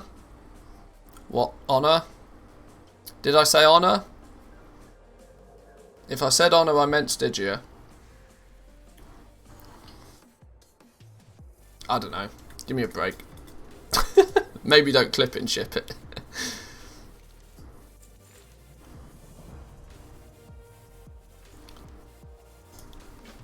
Not doing all of those quests. Scared me for a moment. Sorry, my bad. My bad. Do we need to do another take? Do we need to do another take?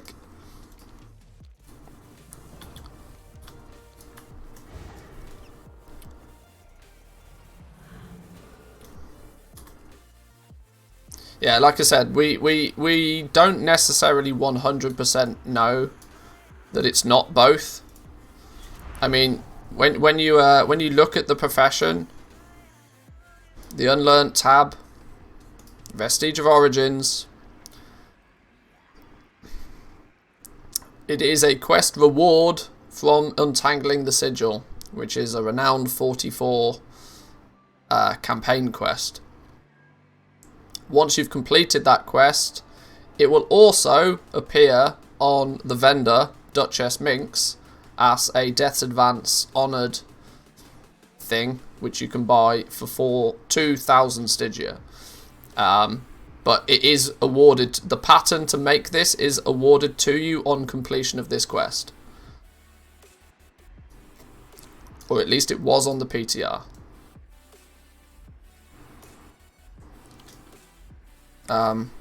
Hang on.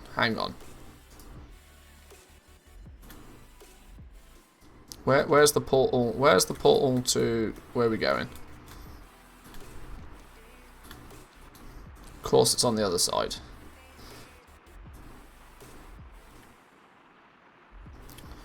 Explaining how the Vestige of Origins works. Is it? Are we good with this clip? Can we roll with this clip?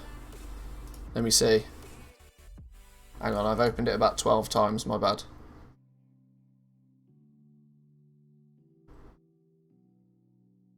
The Vestige of Origins is acquired by completing the campaign quest, which you can start doing when you hit Renown 44. The Tome of Origins is a quest reward. The Tome of Origins will teach you how to make the Vestige of Origins. After that point, the pattern will then appear on the Death's Advanced vendor. And will require 2,000 honor should you need to purchase it. The Vestige of Origins is acquired. That's close enough. We'll go with that one. Quest, which you can we'll go with that one. When you hit. I know I said the word honor, but it's fine. We'll go with that. We'll go with that. Are people gonna pinpoint on the fact I say honor instead of Stygia? We'll make people panic. I mean, at that point, I don't know what else I can do. Matthews, where are my ads? We just did 2 minutes of ads when I went for a break. Literally 3 minutes ago. At least you'll know they listened to it. True.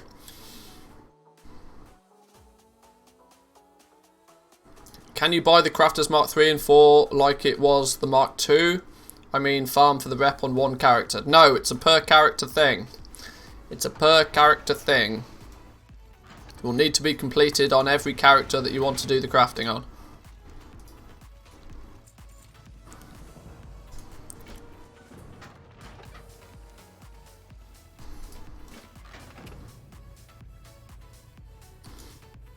Well, it's a new day. Try to AFK 3 to 5 hours on rares. Yeah. Go on, Korthia crystals. No! Stupid two-hand staff. Why, as a hunter, would I want a two-hand staff? A survival specialization staff. Fuck's sake! When I'm running around with a 126 bow. I'm woefully undergeared for this as well, but luckily I'm a hunter, so 160 actually means about 220.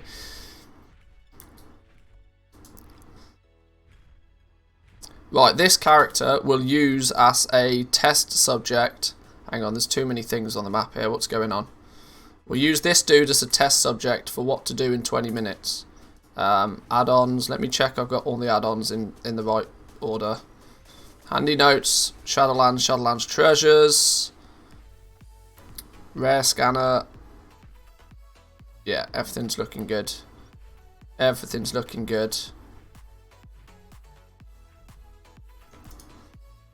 Right. Timer. So we're gonna follow this list. We're gonna follow this list. We'll do the dailies for Korthite crystals, if there are any. If there's not, we'll go do the spectral chest. We'll check the dislodged nest. We'll do a lap of the zone for bones, and we'll do anything else that we encounter en route. But it should take no more than 20 minutes to do, maybe even less, and should be give you as many opportunities to get Korthite crystals as possible. Plus other goodies, right? Because anytime you loot a chest, there's the chance of other goodies, so. To be honest, you should go survival. You'll actually go faster, to be honest, with a 200 weapon versus a 126. Probably, apart from the fact I have absolutely no clue how to play survival. So, I probably won't. I can... Whoa, Jesus, hello. A random wife appears. Please hold.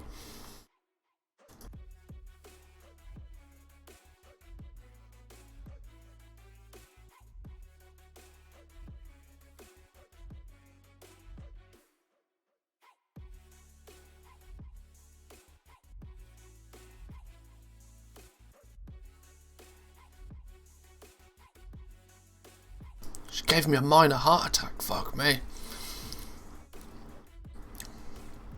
Yeah, I've genuinely got no idea how to play survival, so. A random wife? You have multiple? No, this is not a Mormon household. It's in the name, survive. A wild wife appears and ambushes the streamer with lunch, yes. Maybe I will power through my lunch real quick, so it doesn't go cold. It's basically leftover spaghetti from yesterday, for those that care.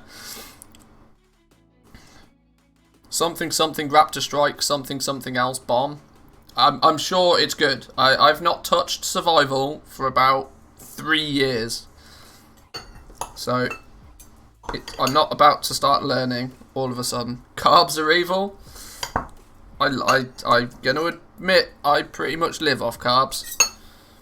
Carbs is life. Carbs and meat. Well, protein.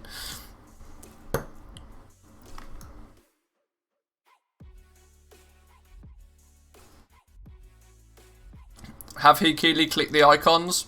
Yeah, sure. Trust me, I'm better at BM.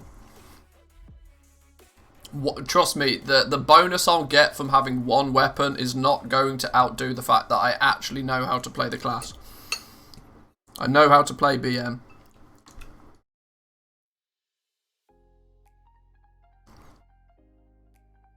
Also, don't quote me on that when I do something wrong, by the way.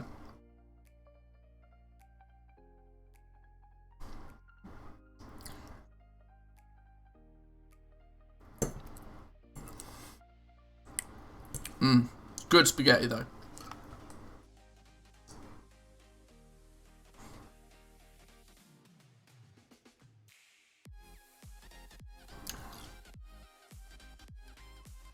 I know this is once again the pinnacle of stream content, but if you guys want me to do these longer streams, I'm going to have to eat halfway through them, by the way. By the way, for the keys, I guess there's a new sentence coming.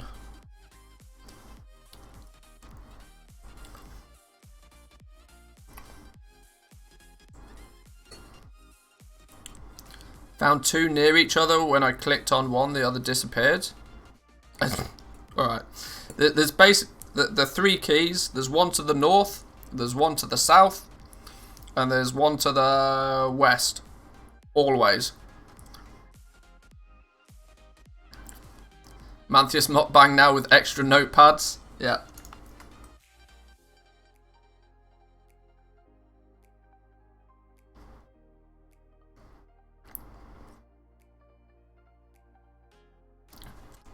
Notepads and spreadsheets. Let's not forget the spreadsheets. We can do this if you want.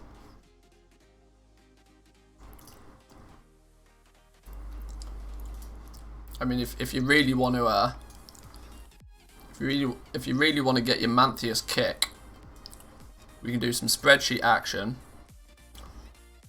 Boom. Have some of that. Have some of that. Not to mention that your room is now so bright with all of the white space that you may be going blind.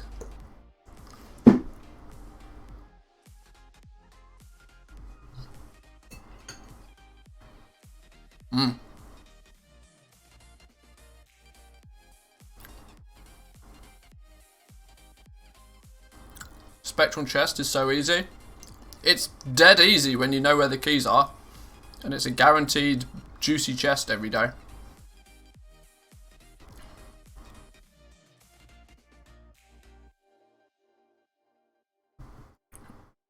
This is why it makes it second on the list to only doing your Korthite dailies.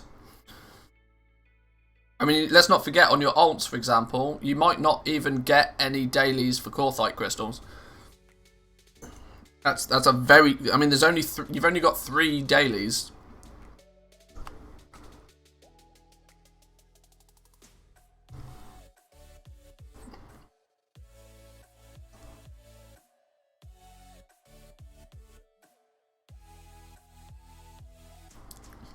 $175 deaths advance rep on a daily on an alt that doesn't need rep.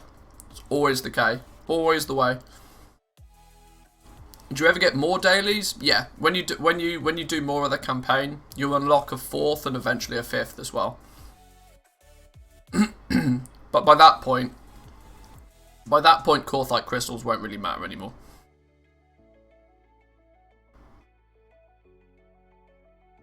My realm, the crystals are not going down anymore. I mean, they're only going to go down so far. They'll only go down as far as it takes for goblins to start looking at them and going, yes, maybe we will do that one. Maybe we will buy those. They are looking juicy. Yeah, it's not the fact that they're not going down anymore, it's that people are now starting to buy them. 2,500 seems to be the bottom out price. Mine keep getting reset to 5k each. Makes sense, right? 2,500 gold a piece is... What's that? That's exactly 100k for your legendary. That's probably why. 2,500 times 40 is 100k, right? Quick maths.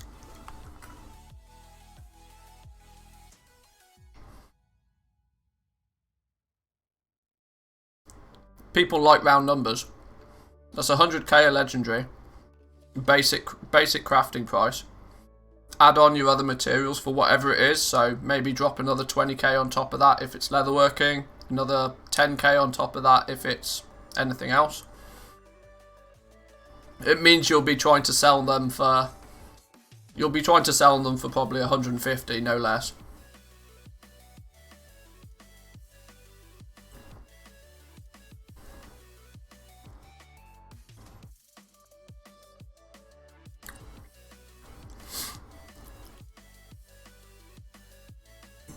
Right, two more spaghettis to go.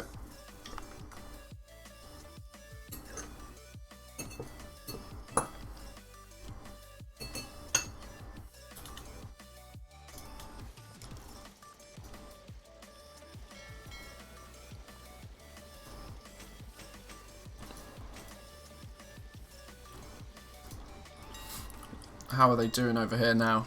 3,400. 36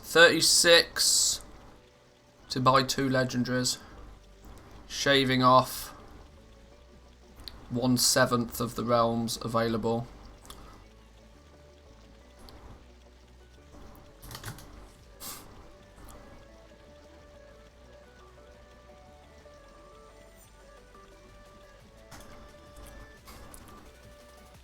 3,800 each. Still high. I mean, I'm kind of now, I don't know what I'm going to do now. I've got 667 of them. I was half looking to go into next week with preferably 2,000 of them. I'm not sure if my bank balance can support buying 2,000 of them though.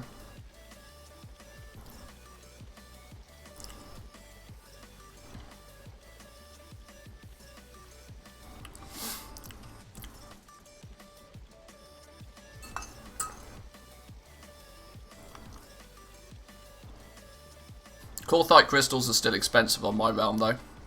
Mainly for, well, it's mainly my fault because I keep buying them, but like I said, I'd rather have the lion's share of crystals than not have any.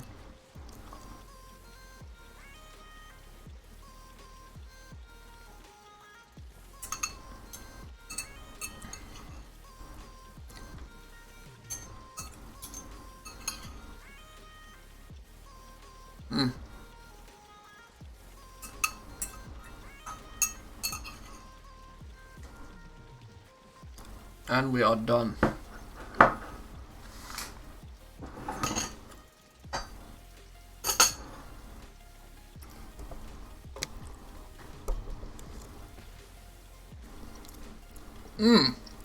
Right, there we go. After that small interlude, we are good to go.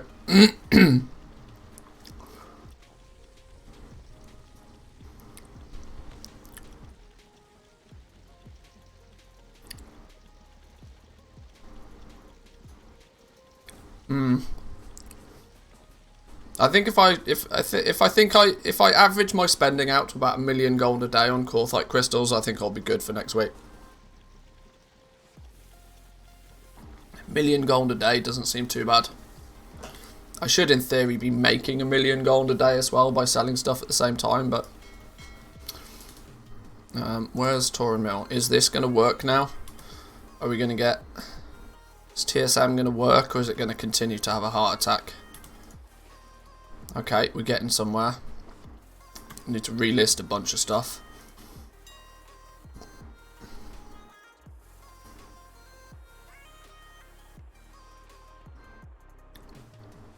Is that literally the only thing I've got listed on the auction house? That seems a bit odd. Oh, yeah, I was going to say, where's the rest of my stuff?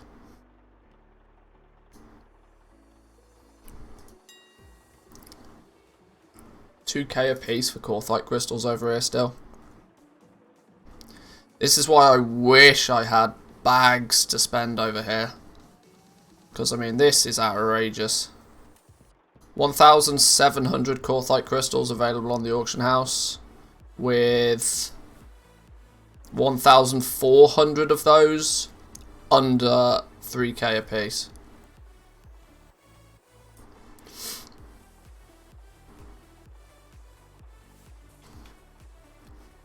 I can trade gold on TM, but for good for percentage. I appreciate the offer, but no thanks. Yeah, you can buy the lion's share of the market out. This is it. This is mad, right? This is absolutely bonkers. Realm transfer a tune. Right, just come and steal them all from here and then take them back to Sylvanas. The best part of the entire market can be bought out for less than just over 3 million gold. That's absolutely mad. Pity you're not an ally on TM. I'd happily do a straight swap for 1 mil on Sylvanas. Yeah, I'm Horde over here, unfortunately.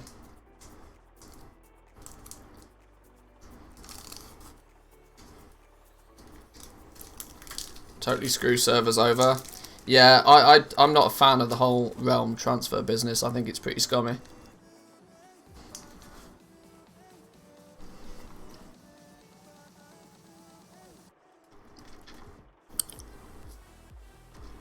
But for reference, what I was trying to do on Tauren Mill, which unfortunately I just didn't have time to do, was to was to not only have rank 3s, preferably rank 4s unlocked, but I also wanted 2 or 3 mil in the bank. For this exact reason, that I know categorically I know for a fact that the price of these Korthite crystals next week will be double. What they're at now, you can buy 1,400 Korthite crystals for 3 million gold. Next week, those same will cost you 10 million gold. Because there's a huge influx of crystals right now, because technically nobody wants them.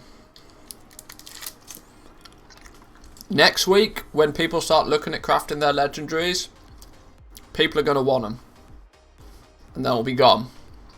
And there won't be a big enough supply to meet the demand. Without question.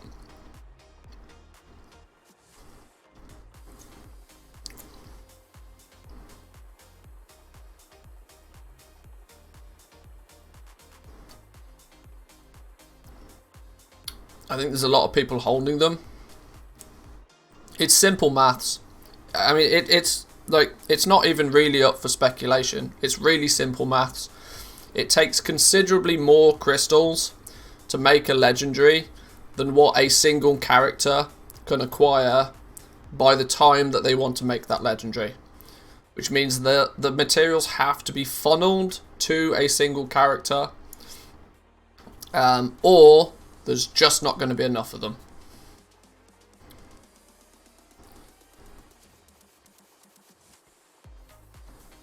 Doesn't matter if they're in people's bags, or it doesn't matter. Genuinely doesn't matter. Do you think demand will be that much higher? At the moment, goblins are checking the auction house and buying crystals. Next week, it's still goblins checking the auction house and buying crystals. A casual won't buy crystals. He'll buy a ready-made Lego with a token. A casual will look at the price of the legendary on the auction house, and they'll very quickly ask themselves the question, well, can I just buy these 40 Korthite crystals and take them to a crafter? It's exactly what happened in 9.0.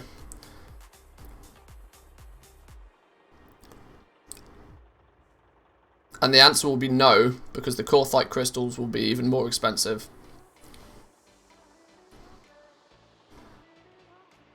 If you have 40 in your bags next week, that means you can do a Lego per character a week. Firstly, they'll say, what the hell, 40? Yeah. I still don't believe the majority of the player base even understands that you need 40 of these things. It was relatively well reported when these things hit the PTR that you only needed 1. I worry greatly that that's the information that people are still holding on to in their head. I don't even think a fraction of the player base realises you need 40 of these things.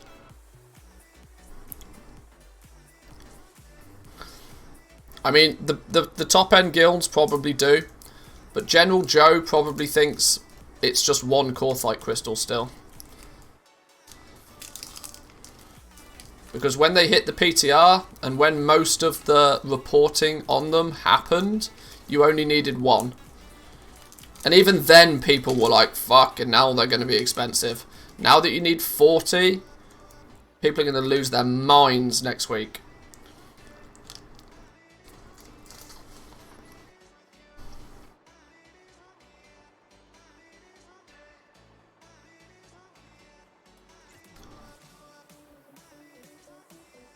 Same. My friend who was a clear average Joe had no clue at all.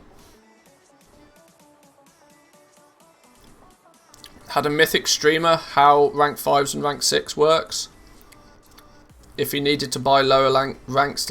See, this is it, right? The system's just too complicated for people to naturally understand it through the game. How do you think the fact that nobody will be able to craft the rank 5 until the week after will affect the prices? It didn't stop people in patch 9.0. If it didn't stop people in patch 9.0, I'm not entirely sure it's going to stop people in patch 9.1. When people can craft them and when people can sell them, people will probably start buying them.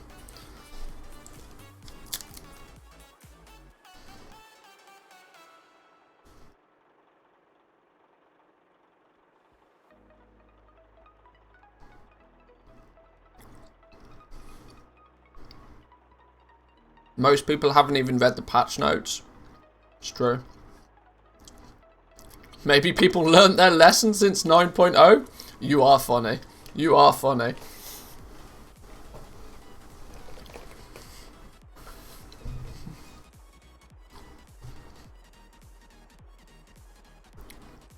What price will you set for rank 5? Well, I'll take whatever it costs me to make it and I'll double it. If it costs me 200k to make it, I'll list it for 400. If it costs me 150 to make it, I'll sell it for 300. And then we doubled it, pretty much. How we doing, Jay Wilson? Good to see you. Good to see you. Yeah, a ballpark would be to double the cost. What add-on was it showed the bone piles? I've got Handy Notes and TomTom, but it's not showing. You need Handy Notes, Shadowlands, Treasures as one of the separate modules for it.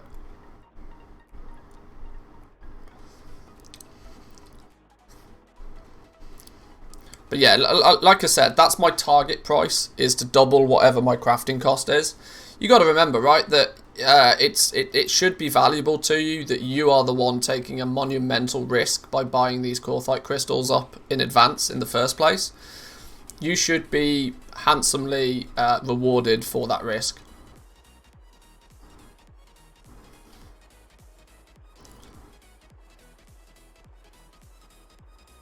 I was thinking I could farm the Tormentors of Torghast to get early CM3, but it appears that you only get rep if it's a Tormentor you didn't kill already. That still means, how many different Tormentors are there? Because that still means, in theory, you should probably kill every one at least once. Mad Hatter, how we doing? Good morning to you, sir. I will get some hydration on the go. Welcome, welcome.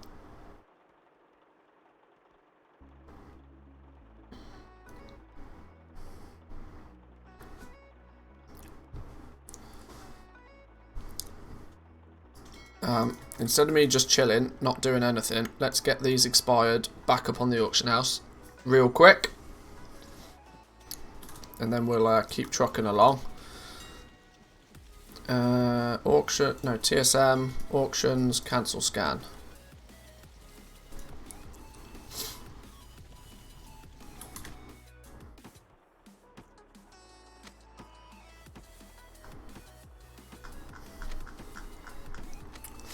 Demon Maker with a posture check. We're sitting good. We're sitting upright. We're good.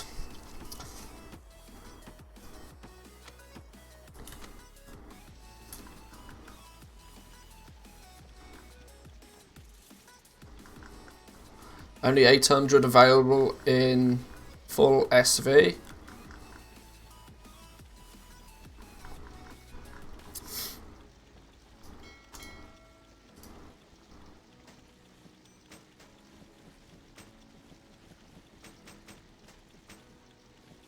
Oh, server. Yeah. That would make more sense. That would make more sense.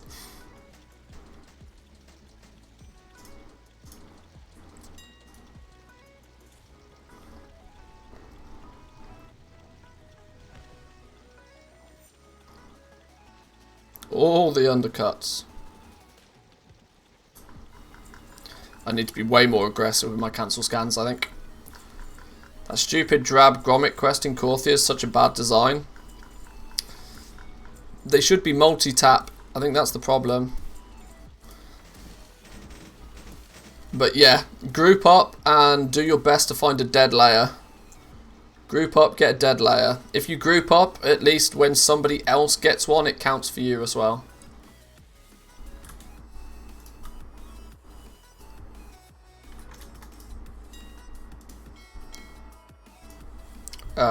I should probably do a full cancel scan of what's on the auction house still before we go too far. You can forgive them though, they've only had a few months of experience with quest design.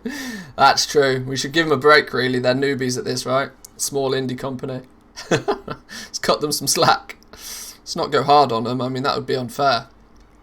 That would be really unfair.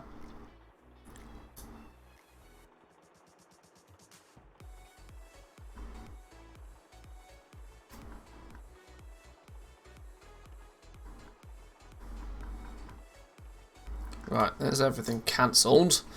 Now let's get everything back up on the auction house. Actually, no, it's fine. Ah.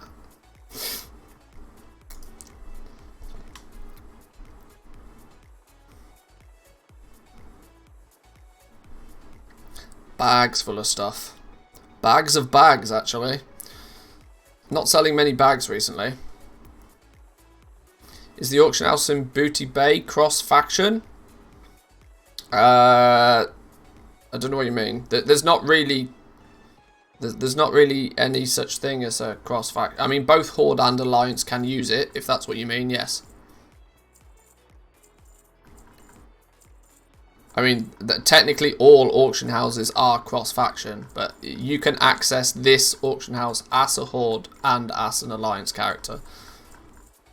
I will probably be standing next to, although I'm actually not, I'm layered onto some dead realm, but...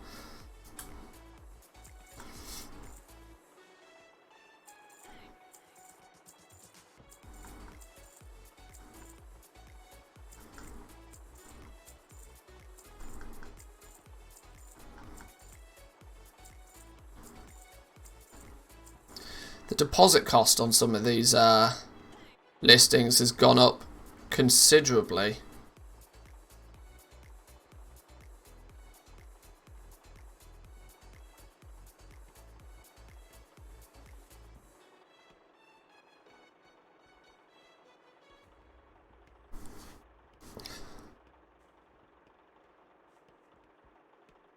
Are the vendor prices changed?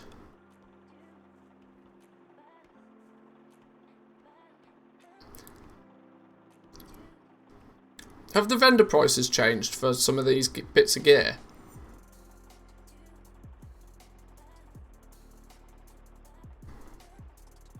Some of the deposit listings seem to be considerably higher than what I think they should be. It should not be 30 gold as a deposit fee for something that has a vendor sell price of 51 gold. Even for 48 hours. Has something changed? I'd go with likely.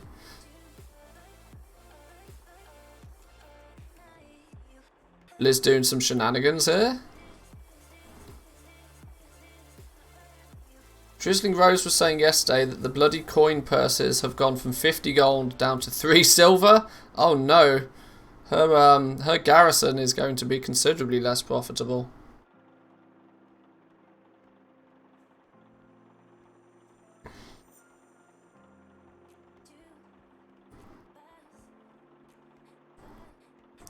Vendor price is the same. Have they changed the listing fees then on these?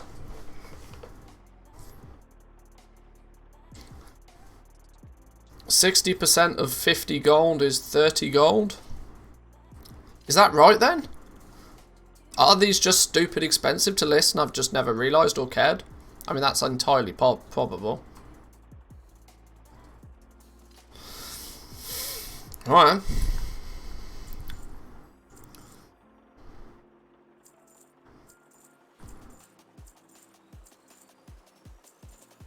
List it 4 times and you're at a loss. Yeah, I know. It's gross.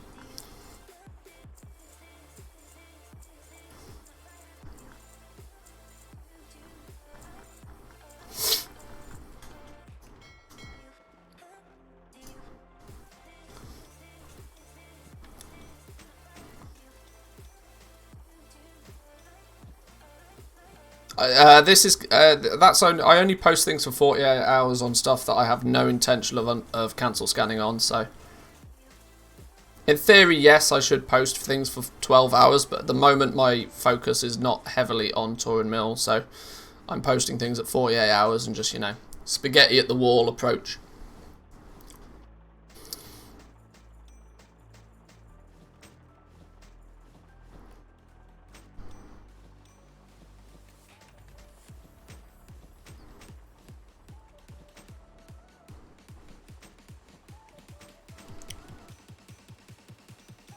Come on, Bags, hurry up. There's nobody else here, yet it still seems to be running really slowly. I think it's just general server overheads at the moment are pretty tough.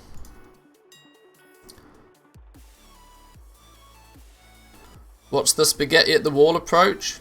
It's the theory that if you throw all of the spaghetti at the wall, some of it is going to stick, right? And it's the stuff that stick. In goal making terms, it's basically meaning that you craft a bit of everything and you try and sell everything, and it's the stuff that sticks that makes you the profit. Everything else you don't really worry about.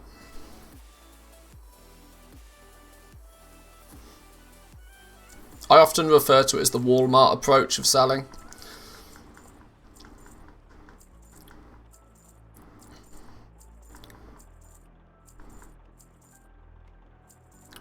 The Walmart approach in terms of, you know, craft everything, sell it at a competitive price, and sell it in bulk.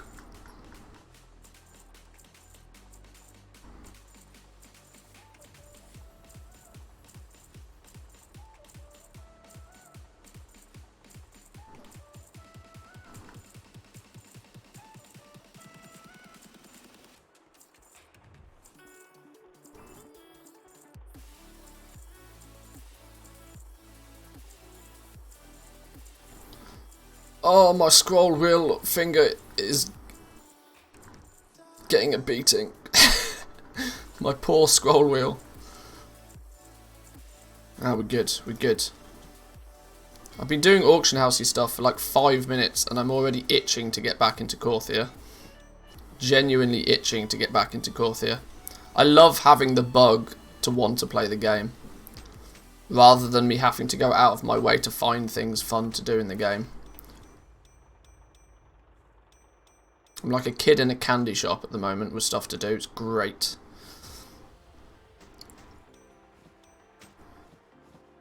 Whilst that's doing, let's get a cancel scan on the go over here. Ha!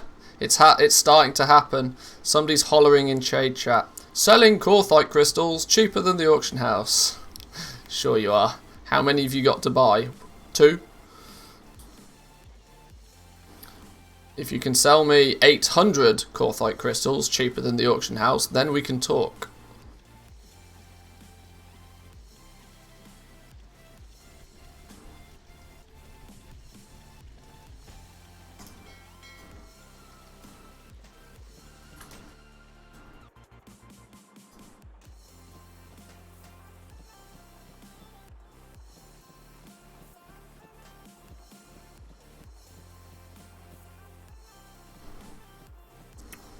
Why not buy the 2 anyways?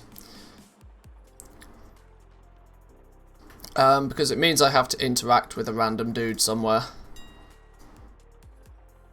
And I'm not really interested in 2. I want them in multiples of 40, no less.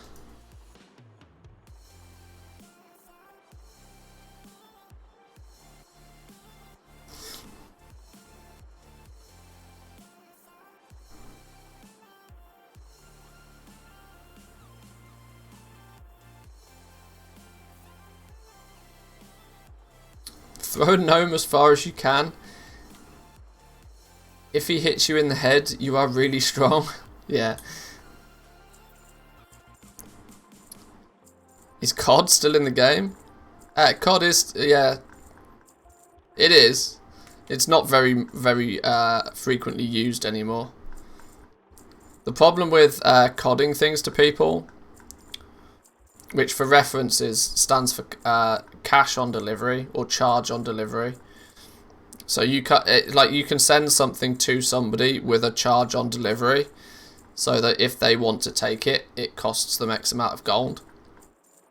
The problem with it is that people say, yeah, I'll buy that from you, just COD it to me, and then you send it, or they send it, or you send them whatever it is that they wanted, and then they never take it out the mailbox.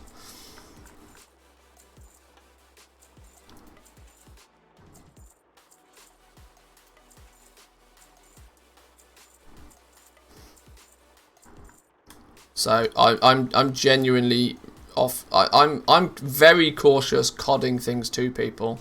I'd rather do a face-to-face trade with somebody.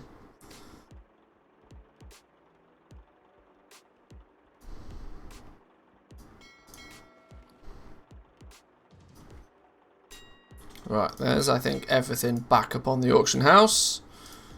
Shortfall to bags. Shortfall to bags over here and all.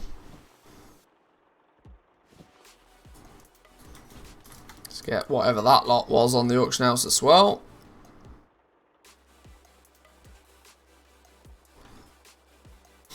I'm still expecting for Blizzard to make the change of either increasing the number of Korthia or reducing the cost, because 90% of the people are going to flip. Yeah, it's I really hope they don't. I genuinely hope they don't. Mainly because it's just a kick in the teeth to any of those people who do actually plan ahead for these sorts of things. Like if you bend to the fact that is it really Blizzard's fault that you didn't understand the system? Because the system's not broken, right? The system's designed very deliberately. Legendaries will be mega expensive the first couple of weeks, but after most people get their first legendary, the price of the legendaries is going to drop like a rock, because the supply of Korthite crystals is it's almost a constant steady supply, right? Every week, every character that's doing Korthia will get roughly X amount of Korthite crystals. They either save them and use them for their own legendaries, or they sell them. That is your two options. But that is exactly the same this week as what will be next week. And it will be exactly the same the week after. And it will be exactly the same the week after that. Now at the beginning, when nobody has their legendary, everybody's going to want one. And there's not enough crystals to go around. So the prices will be high if you want one. There will always be somebody willing to sell you something. But if it's rare, they're going to charge you a lot for it. In 4 or 5 weeks' time, when everybody's got their first legendary, the price of the crystals will start to dip. Because there'll still be that same supply of crystals, but there'll be less and less and less and less and less demand for them over time. So the system isn't broken. There's nothing wrong with the system. The system works, in my opinion, exactly as it's intended to work. The problem will be is that people's mentality in this game is bred to make it so that everybody has access to everything. And the new ranks of legendaries in this patch is not that.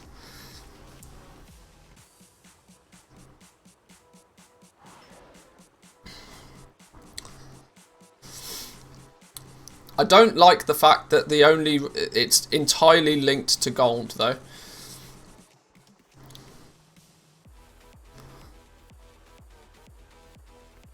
In the past, we've had legendaries that have actually been legendary, where one person in your raid will get it, but that's usually because there's an item that's a very rare drop, or something that takes multiple weeks worth of team effort to craft. Whereas now, it's very simple. Like, if you have enough gold, you can buy one first. If you haven't got as much gold, you're gonna have to get in the queue.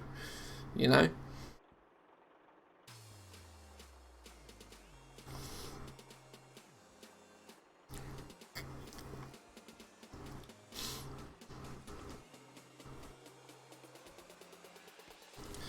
Buying them at 2,500, what do you think? I mean, I refer to my latest YouTube video. There's a difference between what Korthite crystals are arguably worth and what people are paying for them now. People are paying more than what they're worth now because they're rare. For like we've just spoken about. I cannot tell you, and I will not tell you, whether you should or should not buy your crystals. Because that's a risk that you need to take. I can't take that risk for you.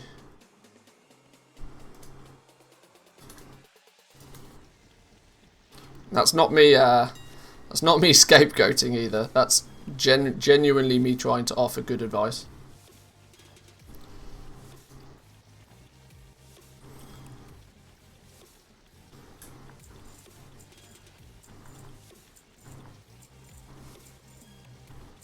I would like to do a little bit of preparation for next week as well. Because next reset, it's all just going to be go, go, go mode. I want to make sure that all my items are like any intermediate items. So my heavy callous hide, I want to make sure I've got that crafted. I want to make sure I've stocked up on arboreal shards. All of that sort of just stuff. I want to make sure I've got all of that done as well at some point. We'll probably do that Monday and or Tuesday. But let's test our 20-minute route then on this brand new fresh hunter, and see if 20 minutes is a good reasonable way of see what you can do in 20 minutes. Can you do a full lap? Can you find a couple of bone piles? Can you get the spectral chest done? Can you get your dailies done? I reckon you probably can. Can you even be honoured with Death's Advance by next reset? Not by next reset, no. But the likelihood is when you get your weekly stuff again, next week's worth of weekly quests are going to push you very close to it.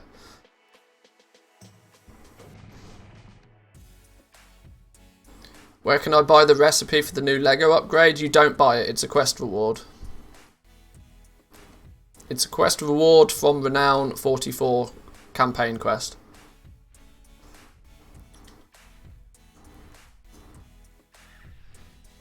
Right, so for reference, this is our little 20-minute farm for alts. Do your dailies that give you Korthite crystals. Go do the spectral chest. Do the dislodged nest, as this is somewhat... This may or may not stay on the list, we'll test. And then finally do a lap of the zone for bones and hopefully get your 5 daily bone piles out the way. And then just do any other like rares that pop up as and when you're on your travels. But this is kind of the basics, right? So let's throw up a timer. Without like doing coordinates or anything, I know the rough lap that I'm going to take. So we'll probably go through here first, ignoring wherever the dailies are. We'll go through this section first because this is where the what do you call it? The dislodged nest thing is. We'll go through here. We'll come down and round. We'll do the spectral chest. Then we'll loop back across and lap round here. That's basically the whole lap, because at this moment in time we can't comfortably or easily get over to the Vault of the Secrets. So it genuinely is not going to take us very long to at least do that first lap. Item level 110 in Korthia. You might have a bit of a hard time at item level 110, I'm not going to lie. You might have a hard time. Especially since a lot of the treasures, you can't loot them if you're in combat. Samadan did it at 80. Is it even on a hunter? Is it even possible to ding 60 at item level 80? How did he even level? How did he even level?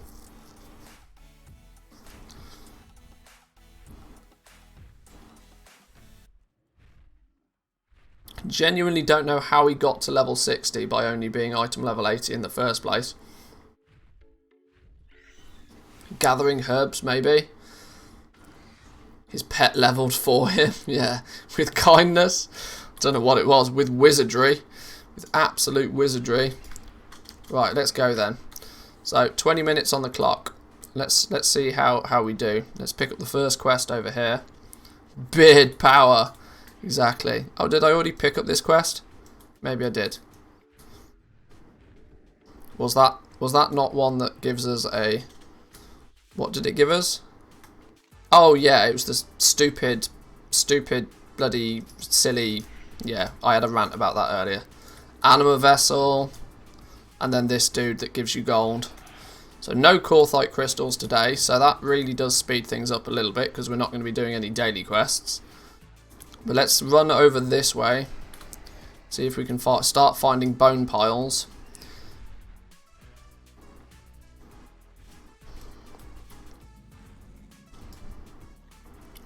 Now the problem is the bone piles don't actually appear on the map. You genuinely just have to see them. Now the dislodged nest thing that we're talking about is this thing here. Precarious silk nest. You first need to find a moth though. There's a bone pile as well.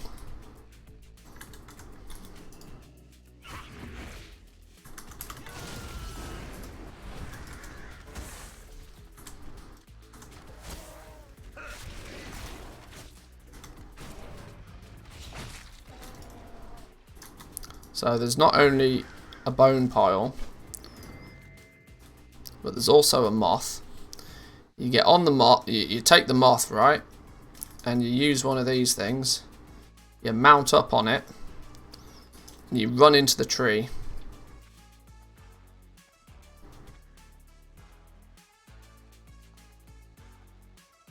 Don't have to do anything fancy, just hit the tree. Bosh.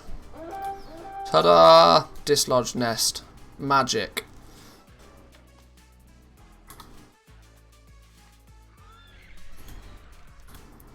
Continue our lap round looking for any bone piles. Maximum 5 a day. We found 1. Avoiding combat where possible.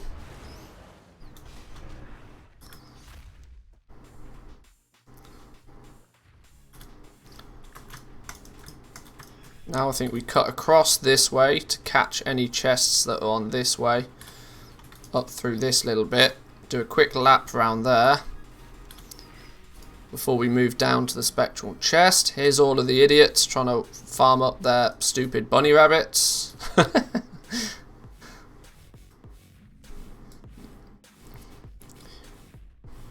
The Archivist lets you buy a thing that points out the bone piles. Yeah, I mean, if you've got an add-on like Handy Notes, it shows you where they are anyway. Quick pokey up here. There's often a chest around here. Doesn't appear to be anything, so let's move on down.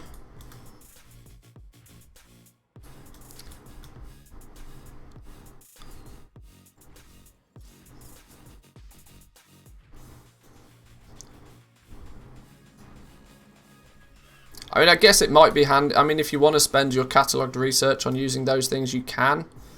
But you can do basically the same thing with an add-on. Now we want to check for keys. Here's our first key. We need 3 keys before we can open the chest. 1. Keeping our eyes open all the time. Yeah, to be fair, it might be worthwhile having that little grommety doodah. He might be useful. We need to get the key from over this way, actually, first.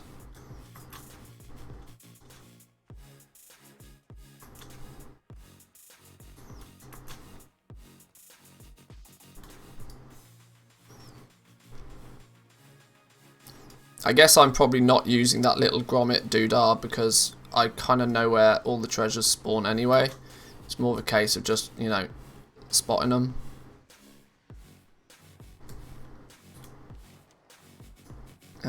I think the key's between these rocks today, or it might change.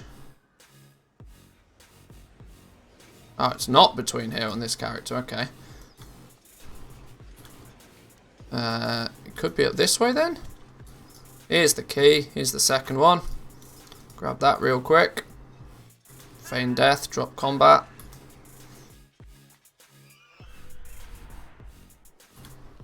Now we'll go get key number 3.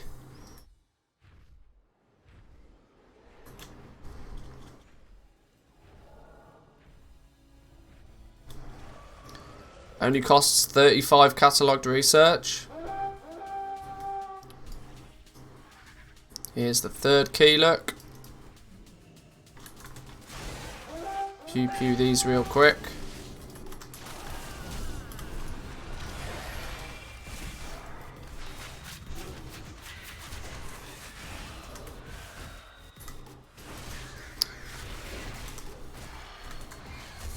It's the bone piles that little thing's going to come in handy for, because Handy Notes isn't very good at tracking them. They don't appear on the map. That's the thing.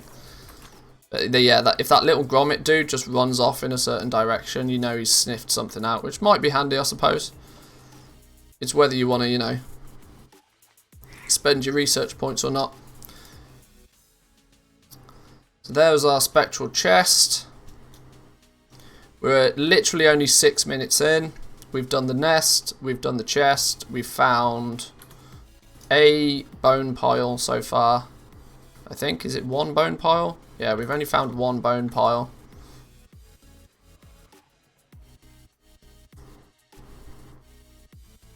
You obviously want to pew pew anything that has a purple outline as well, because they're guaranteed relic boys.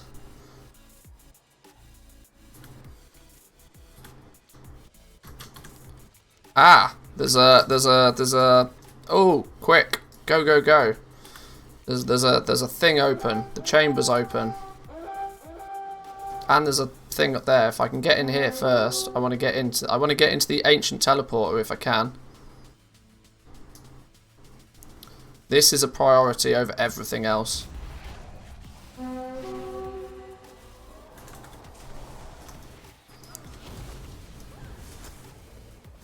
Unfortunately, I'm in here without actually having the right standing with what do you call them? With the archivists. So I can't pick up the quest item because I'm not high enough reputation with the archivists on this character yet. But if you do get into there, make sure you not only loot the boss, but also pick up the quest item that's in there as well. I think you've got to be tier 2 with the Archivist Codex before that appears. Now there was a nest appearing up here. There's also a purple dude. Pew pew him real quick. Get the tag. Please don't despawn. Yoink.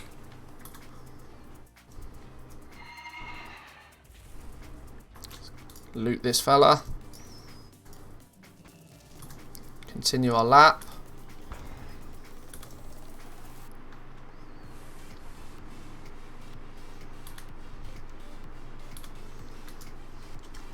And do a zoom around this bottom section of the map.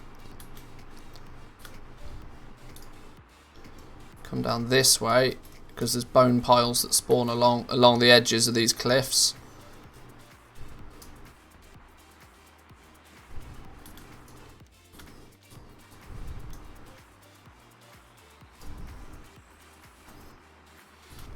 This is we're less than 10 minutes in, and I think we were quite lucky that we got one of the teleporters. Anima laden egg just showed up. That's this one in the tree, right?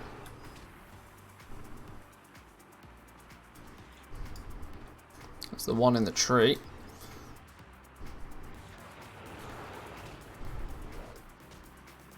Not being so lucky on the bone piles. But to have spent less than 10 minutes so far, I think we're in a reasonable spot.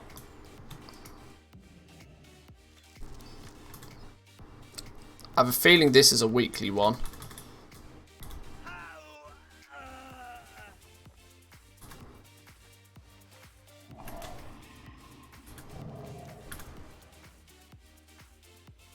It's worth poking your nose down here because there is a bone pile that spawns down here, I think.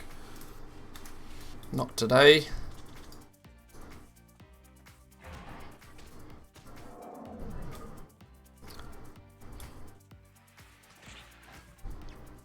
Have a little look about here. Often bone piles or nests kicking about here. Not right now.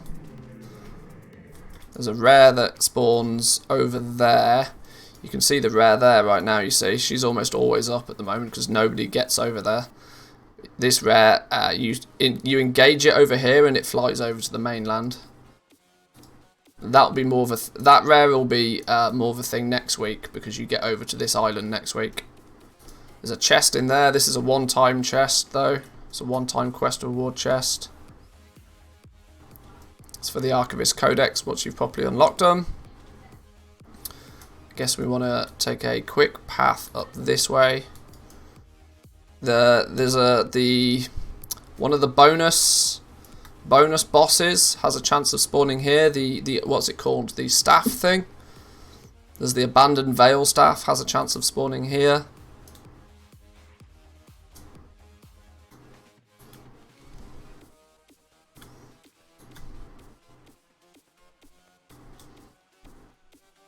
Let's keep going round. Let's run our way up this side.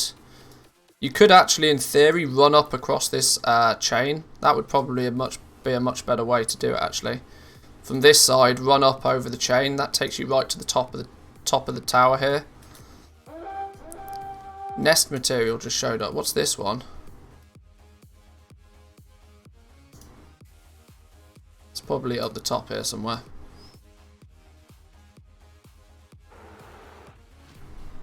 Yeah, going up that chain I think is a better way of doing this. Less chance of accidentally doing this. Getting aggroed by something.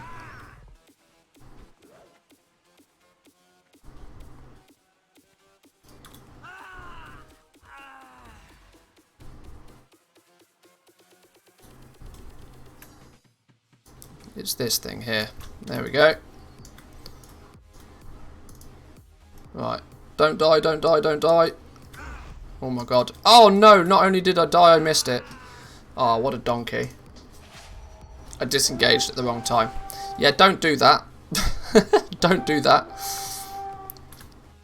But you get my point. That's less than, that's basically an entire lap of the zone. Give or take 1 or 2 corners. That's basically an entire lap of the zone with doing a few things. Less than 15 minutes per character. You're not going to get yourself a world of great stuff. It's going to take a few minutes more, obviously, if you're doing a daily quest for Korthite crystals. But we've hit a few nodes. We've hit a few guaranteed things. That's going to get you a fair shout of stuff pretty quickly, pretty easily. That's about the bare minimum I would suggest people do on the daily, on their alts. And if you've got a little bit more gear, you can probably do that in 10 minutes. 15 minutes if you need to complete a world quest at the same time. The death included, exactly. Exactly. It's going to be less than 15 minutes even with a death run on top.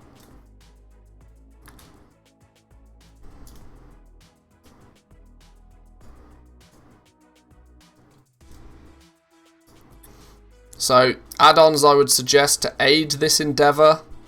You want Rare Scanner, because it gives you the audio thing. Rare Scanner's a handy one. You want Shadow... Oh no, is it good? I'm not... Ah, my corpse is going to be all the way down there. Can I cheese it so I can...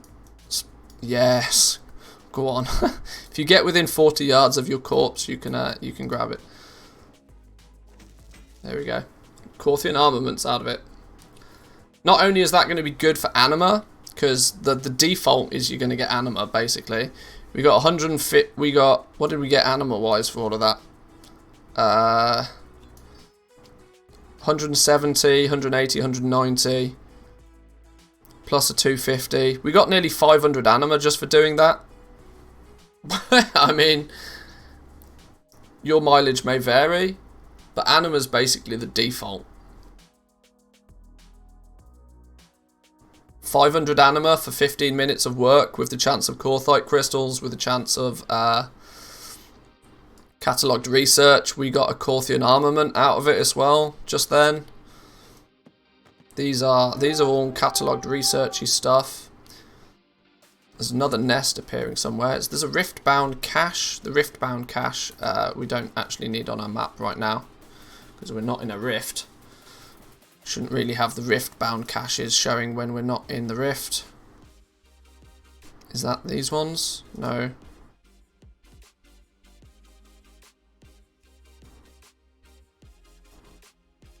Oh, well, I can't turn it on or off.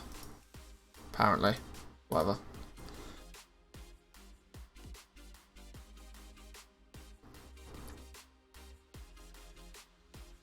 Make a roots route. It might be sensible to do a roots route.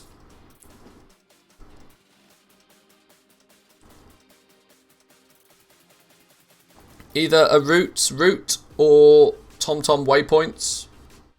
Either or. Or maybe I just do both. Maybe I do both. It's a little bit more difficult to do a roots route because the spectral keys are in different spots, right? And I don't want to make you run around all of the spectral spots. I suppose it's the same issue with the TomTom waypoints, I guess.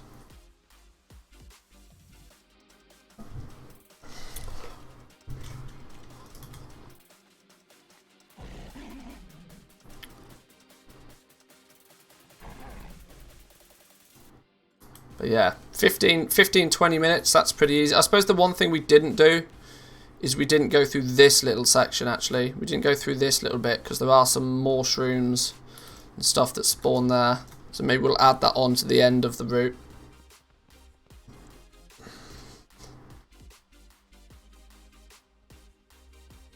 Is there an add-on that announces when a zone thing happens in chat? When a rare spawn? Rare scanner only makes a noise when it's on your minimap. No, well, there probably is. I don't know what it is though. Just out of curiosity, no. Yeah, if there is one, I don't know what it is. That's something that will probably pop up before too long.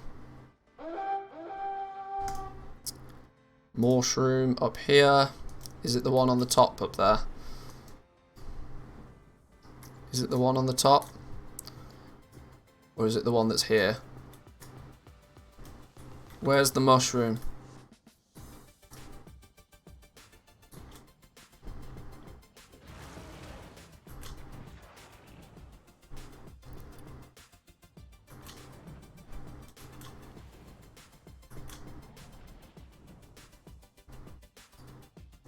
Where's the mushroom? Eh? Hello? This maybe is where that little grommet thing might come in handy, you know.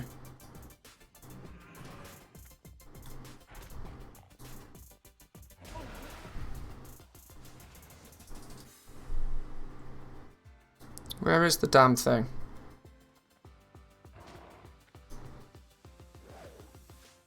I'm literally standing on it, apparently. I think it's broke. Can we not, please? Can we not? Just no.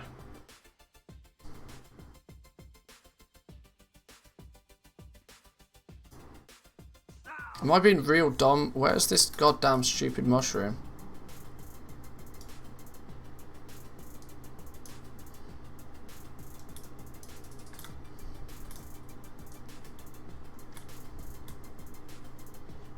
Mad confused now.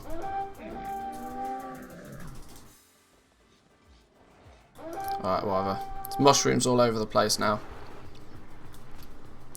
But yeah, 15-20 minutes a character. No real big issues. Just run round, zerg a few of them. Malbog just showed up. Chance of a rare. Chance of a mount.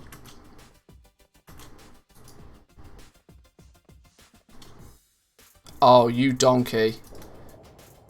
Oh, you donkey. For God's sake. Right, well, just try not to die twice during your run and you'll be fine. You'll be alright. Just don't die twice. It's fine. Outrageous. Badgers, badgers, badgers, badgers, badgers, badgers, badgers, badgers. More shroom, more shroom. Yep.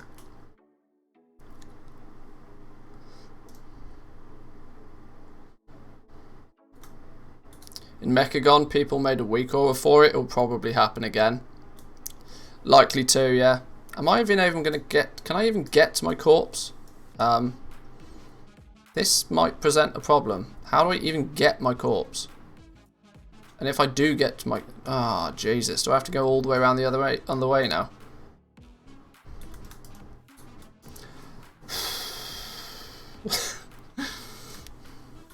This game. Yeah, it spawned me on the wrong side. I should have checked the minimap.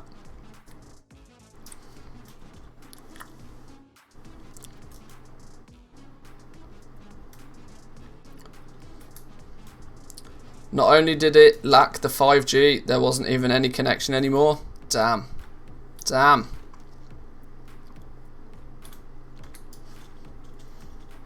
Glad you're alive.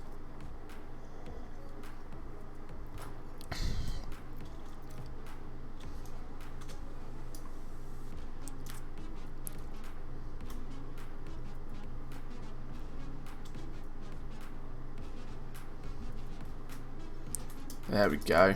Now I can get my corpse back. What I should have done is set my Hearthstone to... Yeah, should have set my Hearthstone to Keeper's Respite. Ah, forgot. We'll take a run back then. Third time pet battle destroyed. We'll think. We'll see. We'll see.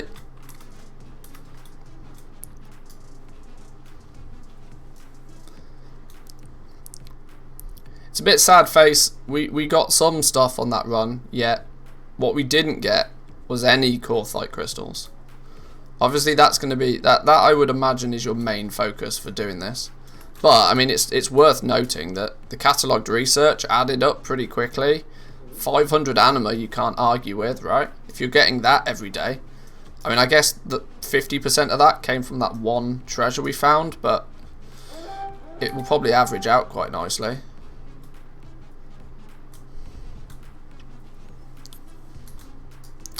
Does the mushroom that it's found like glow or highlight in any way?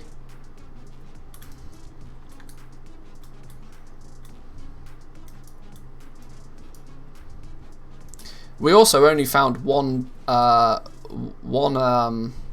of bones. We didn't find any more sworn caches. So actually our lap wasn't very fruitful, to be honest.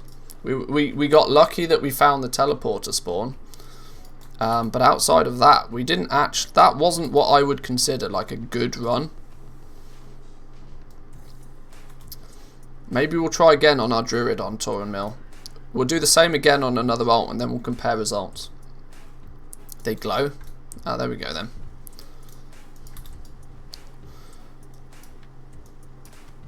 So obviously a bunch of trash. What are these three? Oh, more catalogued research. There we go. So, well, I mean, that's not a bad haul, right? That's really not bad at all for what is easily only 15 minutes work. Not bad at all. Are the chests and treasures once per week? Most stuff is daily. Do 20 for science? I don't have 20 characters. This is the last character I can do this on. I only have 7 level 60s.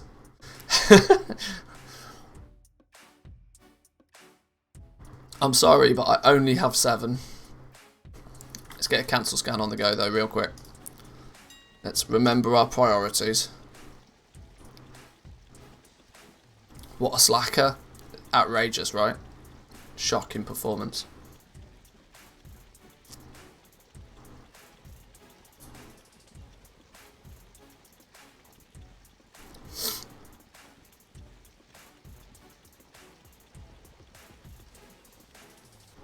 Level 50 boost is on sale.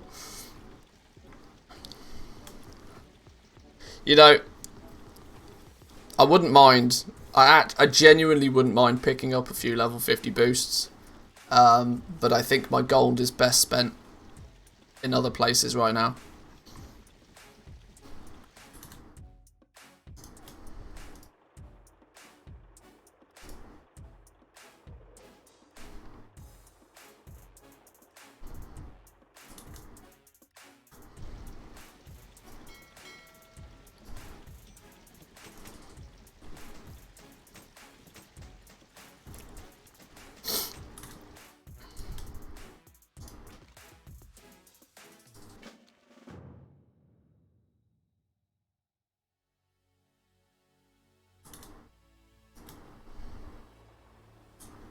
Oh, that's still scanning. That's collected everything. Let's get that lot back up.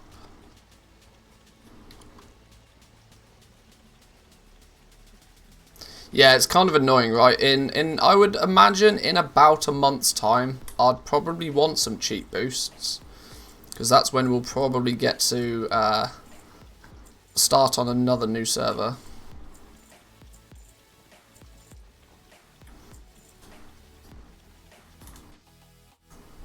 Still scanning. Right, this dude, 165.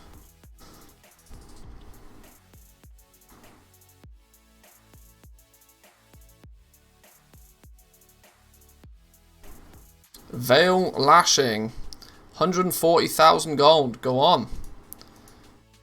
Big monies. Big monies.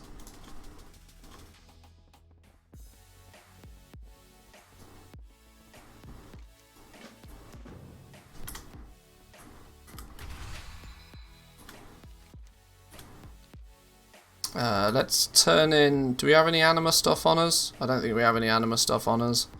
Just making sure that our bags are relatively clean for the purpose of doing a comparison.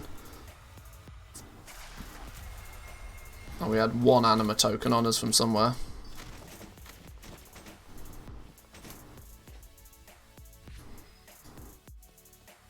Serious scamming on that pet? Is it is it actually a rare pet, or is that just straight scammaz?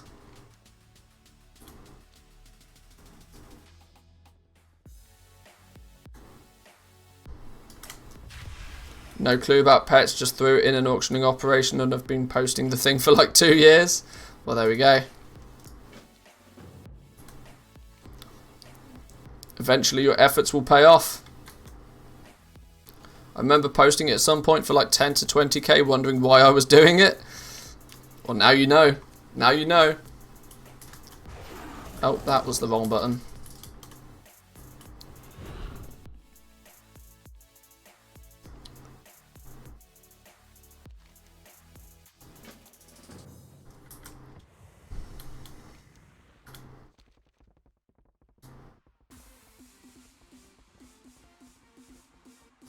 It's a mid-tier one, but worth nothing like 100k.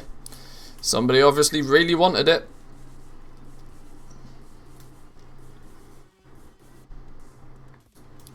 Level my alt 20 to 48 so far and have 101 arcane crystals from ore farming.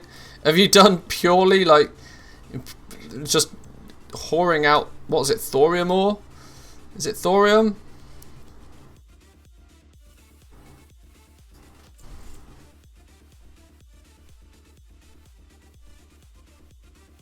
Just doing laps and laps around Silithis.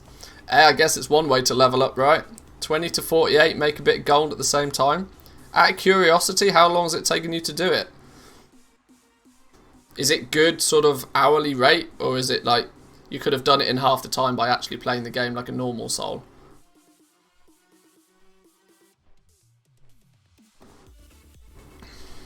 I was going to say, the first thing that came to my mind was Wintergrasp. But I guess Silithis as well. At first it's fast, but at this point it's about 1.5 levels an hour. I mean, that's still if you're making gold off it at the same time, good effort, right? They should add a portal to the Sanctum from Oribos, at least at this point. You can only go one way. Yeah, I'm still really annoyed with the amount of time you have to spend on a flying mount just to get places. Somebody reset Korthia while I was getting my shot. They waited till you logged off. They were watching. 48 total playtime, 1 day 6 hours, but was AFK mostly pre-level 20. If you do it all with rested experience, actually gathering whilst leveling is pretty solid way of doing it. Especially by the time you hit from 30 onwards. I wouldn't recommend doing it before 30. You want your flying mount at least. And then obviously at 40 you want your epic flying. Or whatever they call it now, expert flying or whatever it is.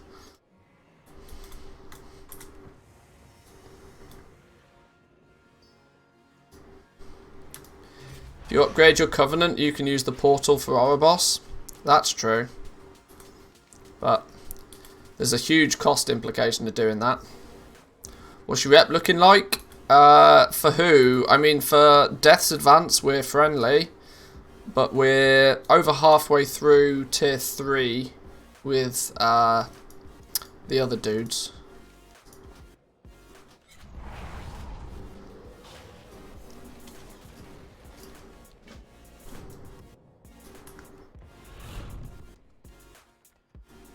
No, hang on. I missed a button. Why is the quest thing still showing here? What's this one? Oh, it's the Night Elf quest. Screw that.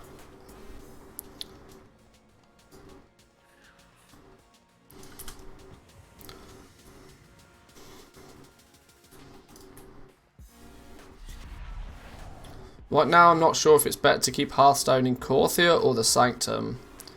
At least in the Sanctum, I have a portal to Ouroboros. I mean, if you have a portal to Ouroboros, you then have a portal to Korthia.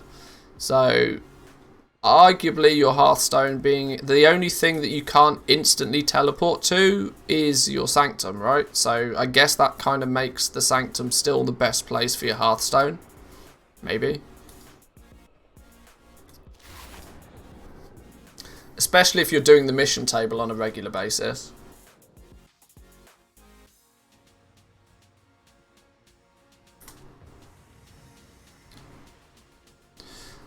Have I got this right? Tormentors is up odd hours on the EU, so it's up in 15 minutes. Is it a fixed spawn time on the Tormentors? If it's a fixed spawn time on the Tormentors, that's good news, because I need to do them on lots of characters. Lazy was saying it's every 2 hours.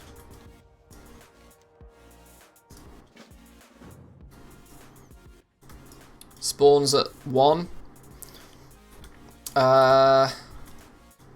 What time is it now? Spawns in 15 minutes. Then every 2 hours. Should we maybe get ready to do that then? I might need to do that. I'd need to do that on my main. If it's worth rep, I need to do it. We'll hold fire on this second test run then.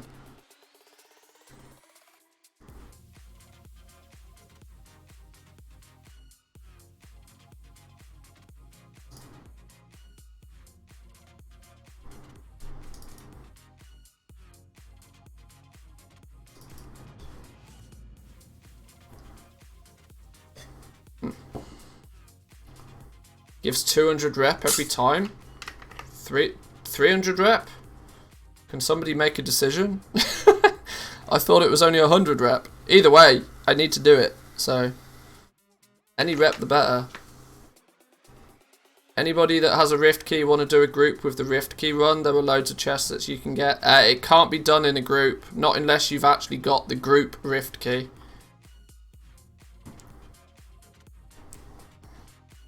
$200 rep, but the first time you do it, it's 300. 200 rep once per week, 100 rep for every unique Tormentor you kill, maybe weekly. So many different answers. So many different answers. I have no idea what to do with that information. Literally 5 people said something different. We'll just science it on stream, it's fine. We'll science it, it's all good. I guess we've got a few minutes to kill. Maybe I'll see if I can go snag myself a cheeky... I need 3 more of these little rabbity, hoppy, skippity things.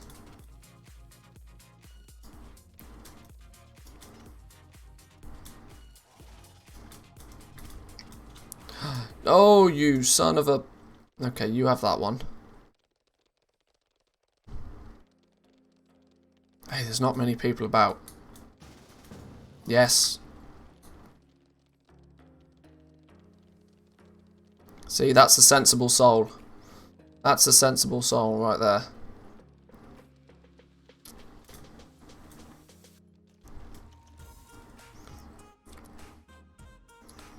Join a group for that quest, it's quicker. Yeah.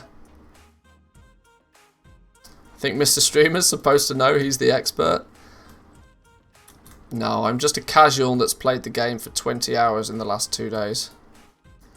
I don't know nothing. What's that? This is also a spawn location for the staff thing. What's it called? The Abandoned Vale staff.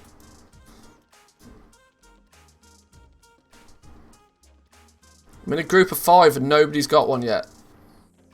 This group's dog shit. It's rigged. Oh, Consumption was in there. Aren't you meant to let him do things? Isn't that kind of the point of him?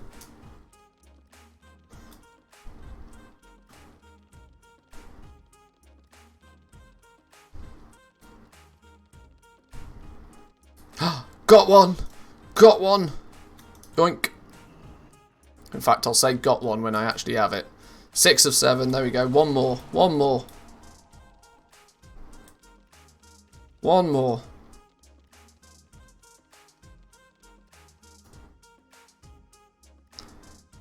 I've been crafting shadow gas ingots for 3 hours. Kill me. Yeah, I need to do a bunch of that. I need to find a few hours in the day when I'm not playing World of Warcraft to just have that on AFK. But my greatest issue is that I don't have those 3 hours where I'm not doing anything at the moment. I mean, we've streamed for 10 hours a day for the last couple of days. And even off stream, I've played the game a little bit. I've not had much sleep. That's safe to say. I think I had about 4 hours sleep last night. And probably about 4 hours the night before. I probably should take a... in some ways, I'm kind of... I'm slightly glad that I'm not going to be able to get to play this. This is the Vault Transport. This isn't meant to be a thing. This is the dude that teleports you to the Vault of Secrets. Why is he here? Why is this dude here? He's not meant to be here yet. I mean, cool if he is. They added him in a hotfix, I think. Hey! Well, now people can get to the Vault of the Secrets. It was put in during maintenance. You hit friendly. Oh, does this turn up when you get friendly? Is that the requirement? Ew. I mean, we were getting there anyway. But, I mean, it's nice to have the official flight path, you know? Gold-filled chalice. What did we get out of this then? Are you shitting me? 200 gold for all of that? 250 gold because I sell the chalice. What a sack of doo-doos. What a sack of doo-doos. Right, let's go do the tormenty thing then. Where are we going for that? I genuinely don't know. It was possible to get there yesterday too. Oh, I mean, you can cheese your way there. It was cheesable anyway. I mean, a simple goblin glider could get you there. F's in chat for all the alts that skipped the 1k rep from the campaign. There's a catch up in the background, I think, though, for the that was scienced pretty heavily on the first day. I don't think it's as big of a thing as people think. Where does the Tormentors of Torghasti thing start then? Where's this? Is it one of these? These are just the regular more things, right?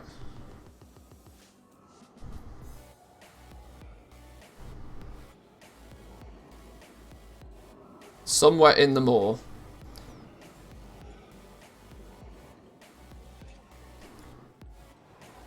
Turns out there's no catch-up. Random spawn, it can be anywhere. Oh, okay. Does it put a thing on the map when it spawns though, right? Well, let's maybe just get close to Venari.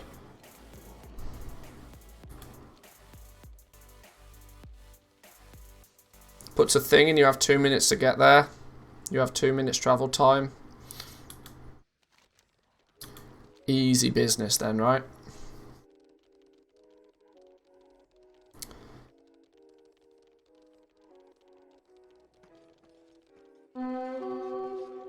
I guess that was it, right? No? No, probably not.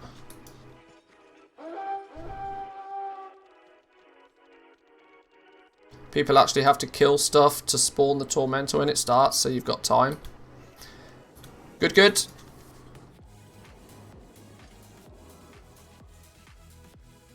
If you have the campaign quest, the world quests give you 75 rep each. Otherwise, they just give you the normal amount, which appears to be 125. Yeah, okay, fine, whatever.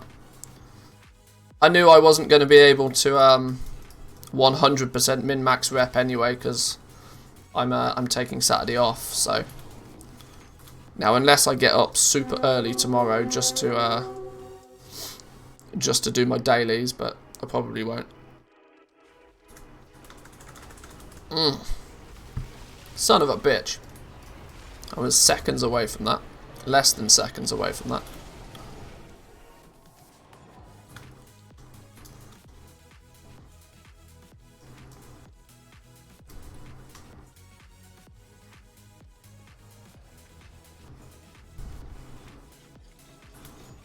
I'm very aware I took the scenic route here. It was because I was kind of halfway there.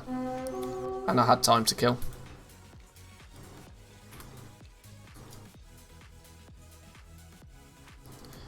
Wicklick points to the massive construct blocking the bridge. Oh, that was maybe from back here. Torment of Torghast thing starts in 5 minutes by the looks of things. Well, as we're on a bit of a complete everything at the moment, let's grab Venari's quests. Jesus, 800 gold. Go on.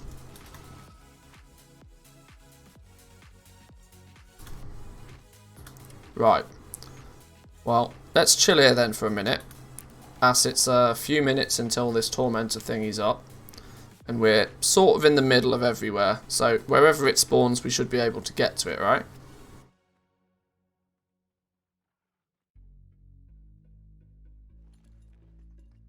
I'm at renown 35, only getting 1 renown per heroic. I mean, the fact that you're getting a renown per heroic is impressive in the first place.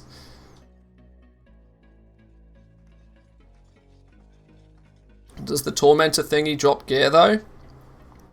It gives you soul cinders for starters. Plus there's also reputation for each one that you kill. Apparently there's a few different ones. I'm genuinely clueless about this Tormentor thing. I'm going by what people have told me so far. I've not done it yet. I know we're 3 days in and I probably should have, but I forgot.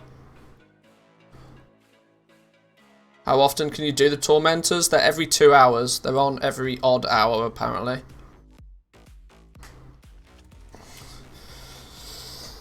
They spawn every 2 hours. You can kill them every time, but you obviously are not going to get... I think you only get the gear once, and the rep once for each time you kill it. I was 3 renown short on 1 character. Every calling gave you a renown. Good effort. Good effort. I could do with some... if I have any spare time... Spare time is not something that really is part of my vocabulary at the moment, but... I could do with getting some renown catch up on my Tor and Milne characters, if nothing else. Have I got time for a pee before this? 2-minute piss break, boys and girls. Back in 2.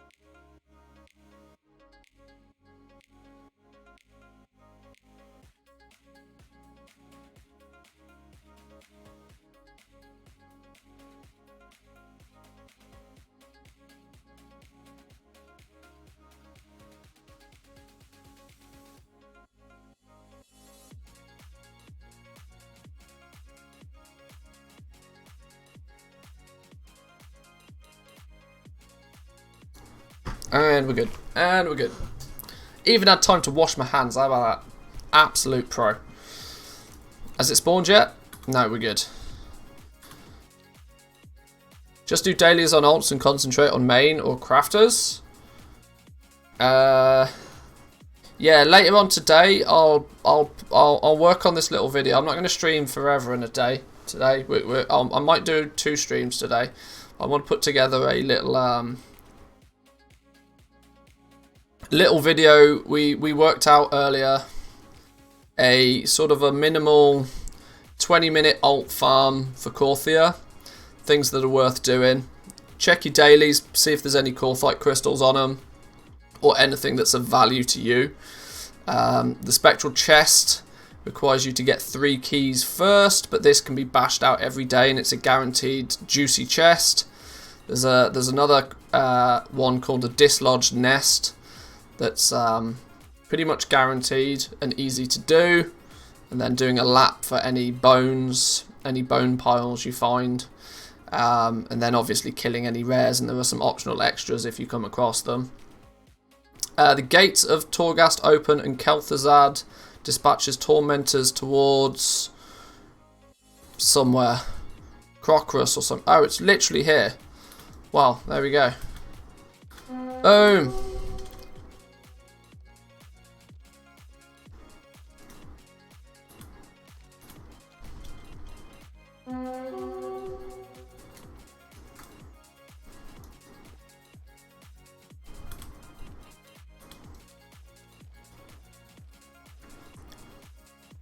Hover over the icon, it shows a timer. Begins in 1 minute, 10 seconds. Is this something we need a group for? I guess we do need a group for this, right?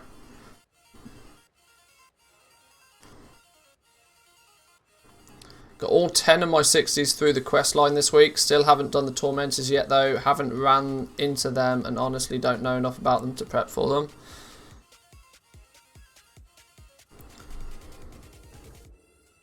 It's way faster with a raid group. Nah, loads will be at it. I was going to say I don't think there's much. I don't think there's much problems of it being.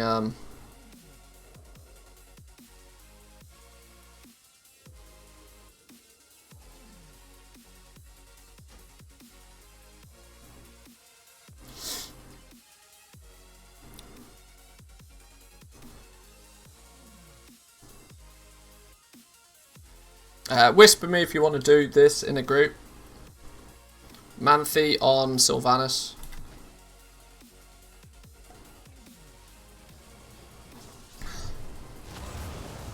Hang on, is this it, right?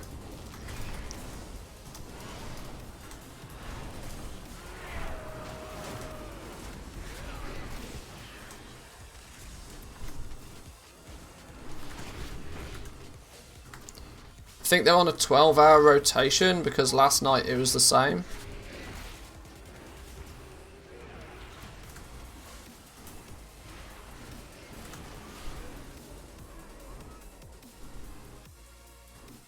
We got to kill 3 different big dudes first, I think, right? Gonna loot them every time though, because loot is loot.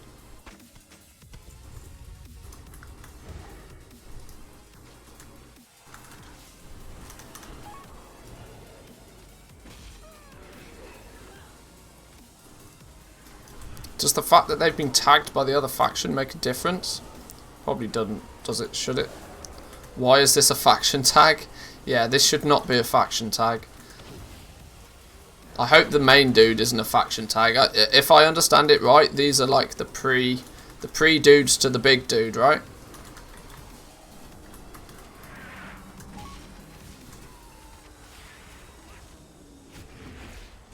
Oh, you invited my bank character. Whisper me on the character you want an invite from, woo.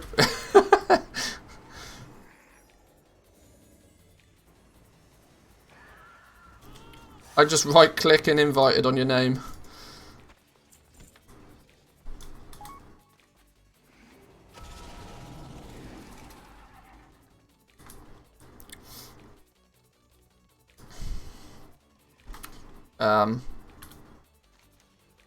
Now what's going on? Are we just we just chilling now? How does this work? Oh, there he is. He's over this way.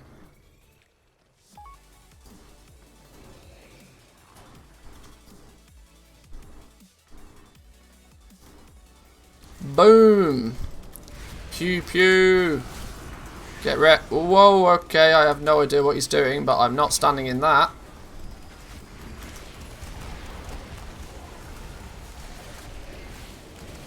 If you don't see the progress bar when it starts, run away and back in. But now the guy's already spawned for you. There's a progress bar. I don't know what you mean.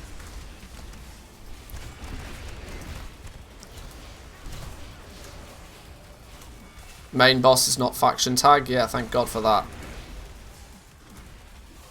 Killing stuff fills the bar 100%, which then spawns the boss. Oh, okay. I mean, it might have been there. I might have just not even looked. Boom. Torment with Torghast. So,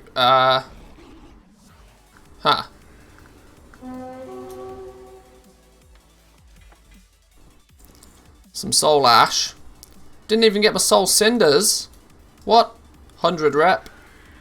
For science, it's 100 rep. What's in me box? Oh, the box contains the Soul Cinders. Okay. K&L. Okay. Stuff. Death's Advanced Commendation. What was all the things? Another 200 reputation with the Death's Advance.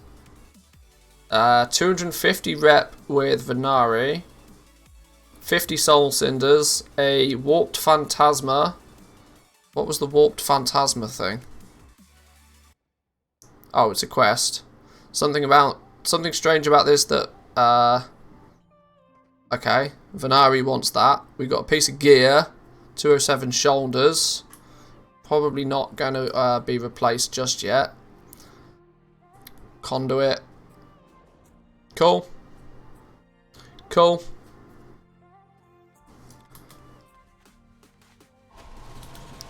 Nice one. Well, there's one done. Back in 2 hours, I guess, then. Another 200 rep from the quest item for Venari. It's going to be Venari rep, though, right?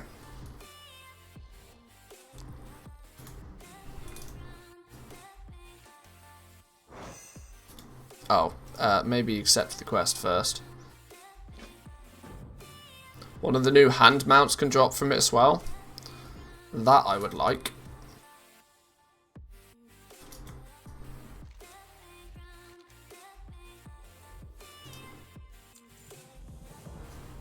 It's still up on your realm. Oh, alt maybe? Chance for alt?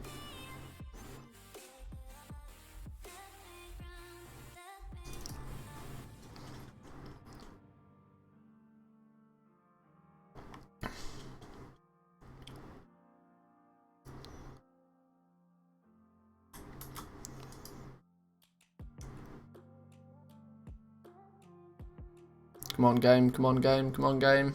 Speed to speed is.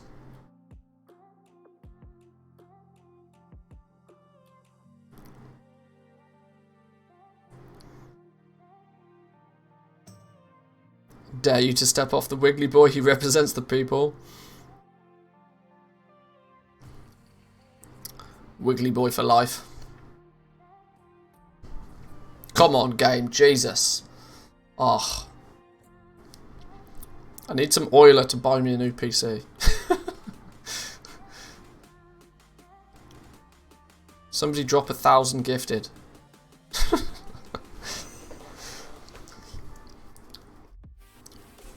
Well, I'm relatively safe in saying I guess I'm not going to make it now on this character.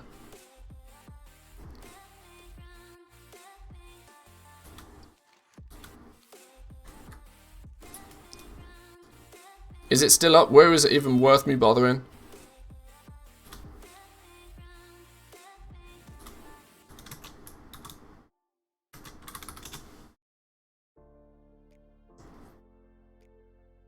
No, dead, sorry. Oh, okay, well, please ignore.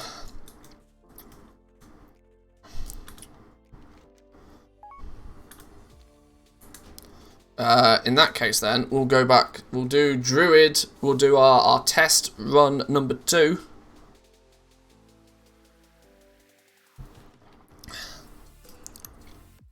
So many alts.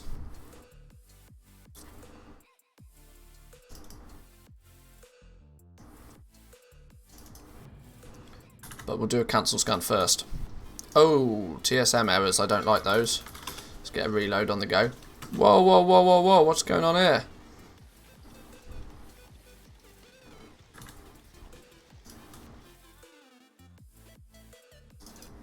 Alright, we'll log back in, please. What's wrong with this account now? Oh, my computer's having a heart attack. My computer does not like running 3 instances of WoW and streaming all at the same time.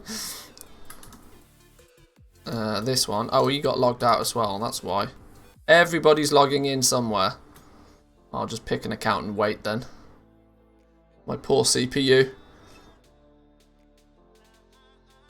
Need me one of those Threadripper boys, I think. Those chunky Threadrippers. And run 20 instances of WoW. And stream in 8K. Try changing to DX11, DX12 is shit for multi-boxing. Is that a thing? Is that not going to goof everything? Lags on 4 to 5 wows. DX11, you can do loads. You just need a Ryzen, to be honest. There's lots of things I need. There's lots of things I need. Whoa, Shadowgast ring. There we go. I'll take 80,000 gold for a Shadowgast ring. It claims it cost me 64,000 gold to make them, which is an absolute stinky lie because it definitely doesn't.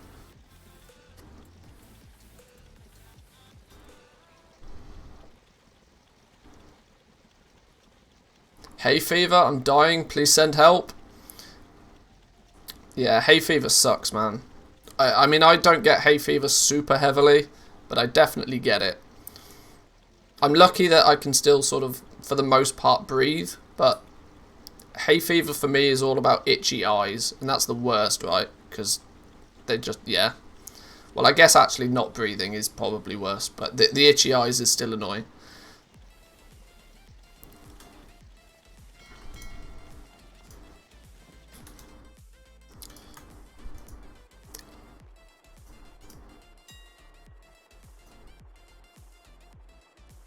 Oh, well, some stuff is selling.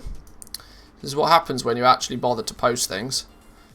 Rank 3 pants for 10k. That's not too explosive, but it's something.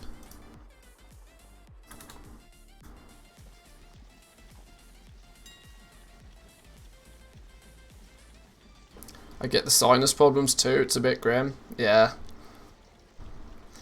Yeah, I feel ya.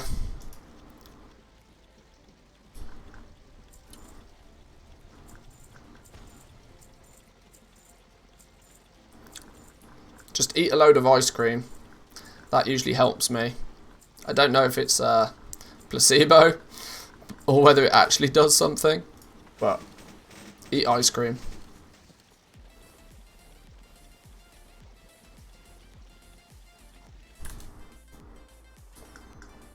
Oh, scanning everything.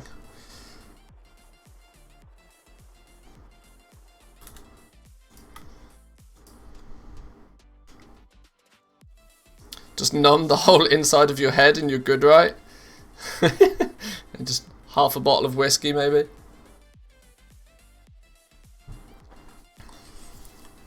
Right then. Okay. Let's science this then. Let's do lap number 2. Not TSM, timer. Let's do this one without dying, because last time we died and we did silly things. Plus last time we didn't actually have to do a daily quest. If you want some free 210 gear, check the latest Wowhead post. Oh, I'm going to have to do that now. I'm going to have to do that now. What's going on here then? What's going on here? Why did somebody post 15 rank 4s? Maybe somebody thinking that you unlock rank 5 by crafting 15 rank 4s? Was sorely disappointed when you didn't. Bugged piece of gear in Legion's Maw of Souls, scaled to Shadowlands Season 2 Mythic Plus item level. Oh dear. Oh dear, Blizzard. Oh dear. More of Souls in patch 9.1. Reddit user made a thread noting that they received a piece of gear in Legion's More of Souls dungeon that scaled to next week's Shadowlands Season 2. It dropped to item level 210 and has 1 out of 12 upgrades, allowing players to spend their Valor right now all the way up to 246. Oh dear. This item is very clearly bugged, and it's very likely that these items will be reverted or nerfed before Shadowlands Season 2 launches on Tuesday. If you're looking through the dungeon journal, you can see that the Mistbound Helia foot wraps from Mythic Maw of Souls is the only piece of loot in the Legion dungeon to have this weird scaling. Oh, that's funny. For starters, why the hell is somebody doing this now? How would you find that? These item levels are not supposed to be possible until Season 2 starts, which is when Shadowlands dungeons and the rest of the game will drop loot at a higher item level. When Season 2 starts, base Mythic Zeros will drop items at the exact item level and upgrade level that this is bugged Legion 2. Yeah, they've just, I don't know, typo on the bonus IDs somewhere. That's funny. Well, I'm not going to do that because it is clearly bugged, but that's funny. Maw of Souls was best dungeon in Legion. Yeah, which is probably why it amazes me anybody goes back to it. Most people that played even remotely competitively must have run that dungeon 1,000 times.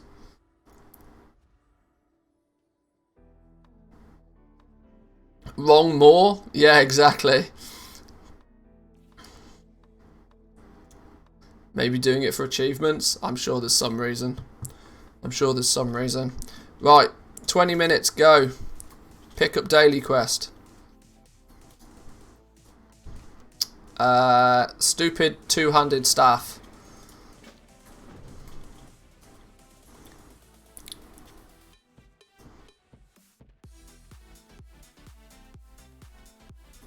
Rathian using a Sanctum of Domination ability. Oh dear. Oh, Death's Advance token. That's actually almost worth doing. This gold one though, not so much. We'll pick it up for the lols though. So now we want to go search over. Oh, our add-ons are wrong. Please hold. Pause the timer. Can I mog it's meant to be on for starters?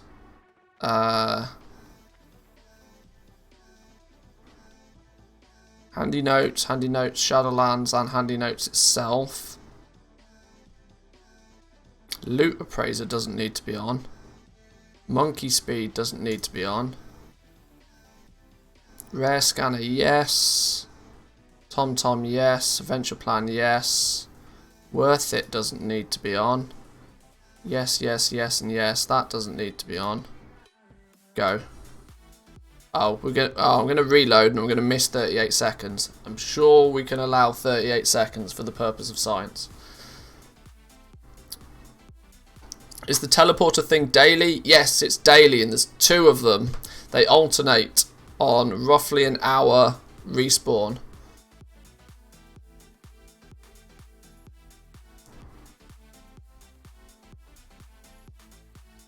Yeah, it's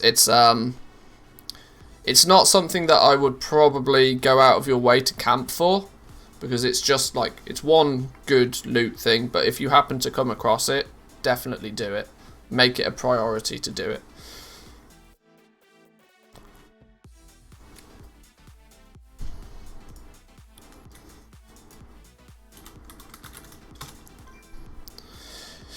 Right, so actually, quest-wise, once again, we're not really actually doing any dailies.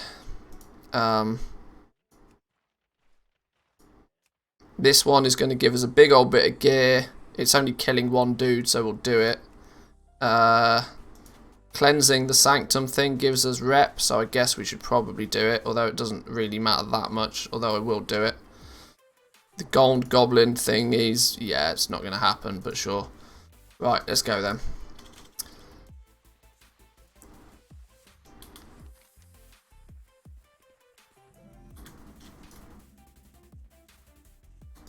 Actually, this stuff, we don't want the rare scanner things on the map. Right, pew pew.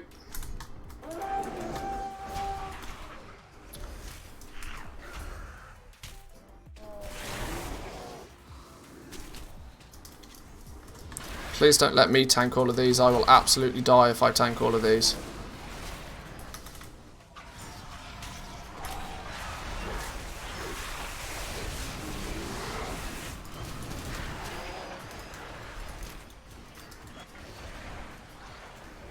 Tag everything.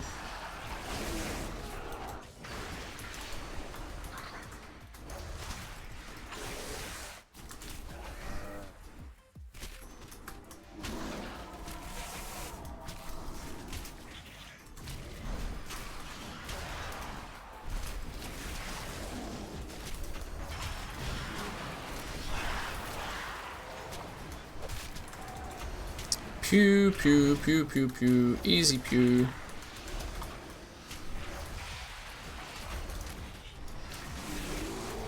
Should probably check for any perpy boys. Look out! There's 1, 2, 3, 4, 5 perpy boys on the floor, just knocking about.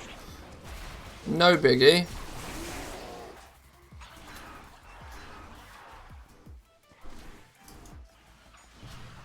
I swear there's a higher chance of those things. There's some mechanic to those, I swear. I would love for somebody to work out what it is. I've not got the patience to do it though. But there's absolutely definitely a mechanic to these purple outline dudes.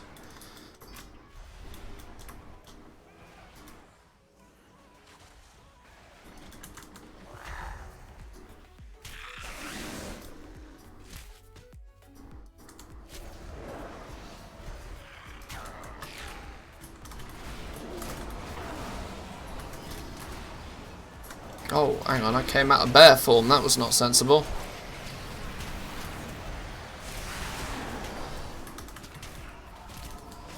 Open that scroll for 250 anima. We might get something even better than 250 anima out of it. Might get something even better. Actually, thinking about it, we can piece out of here now. We were only there for the quest. That took 3 minutes to do a daily. That's what dailies should be, Blizzard. None of this taking 20 minutes rubbish. Nobody wants any of that business. Dailies should be, you know, quick zergs.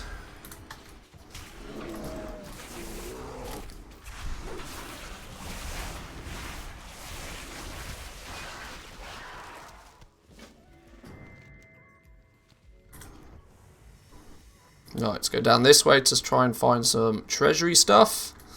See if we can find any piles of bones or chests. There's a moth here. Can I grab the moth? The thing is in the tree. I think this, I can't work out if this moth thing is a one-time thing, a weekly thing, or I should go check it on some of my other characters that I know categorically I've already done it on.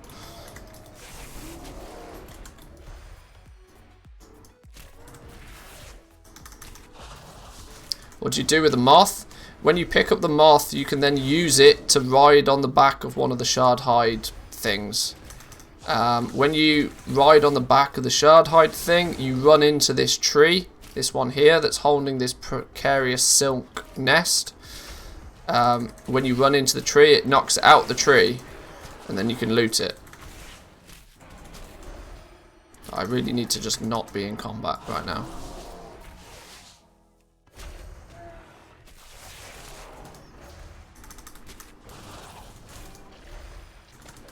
Gotta ride the growlers, can't ride the other ones. Is that what it is? I think you could ride the alphas. It's easy if you just target one that's asleep. There's a few that are chilling down here, look.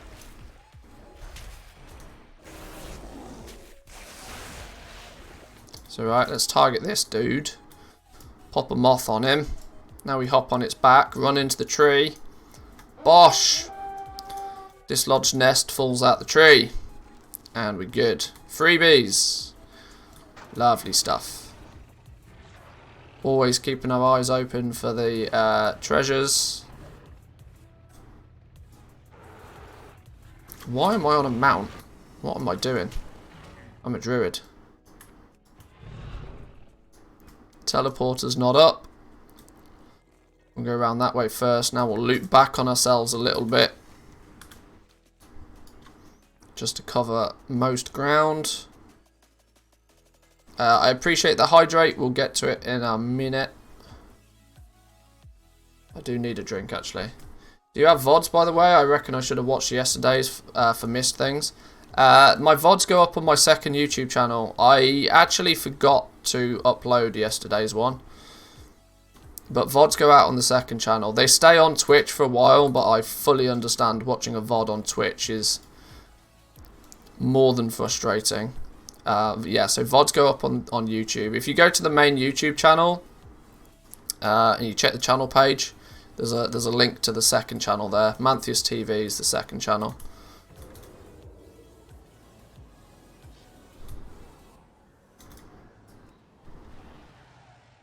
Oh, for God's sake.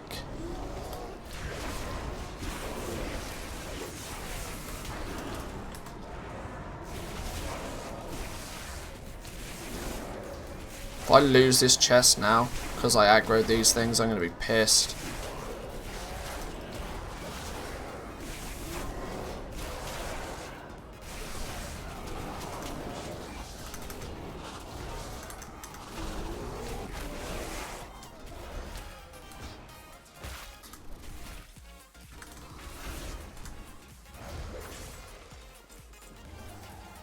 There we go. Another chest.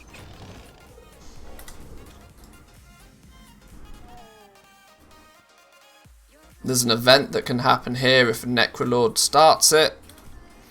Now we want to go down and pick up the keys.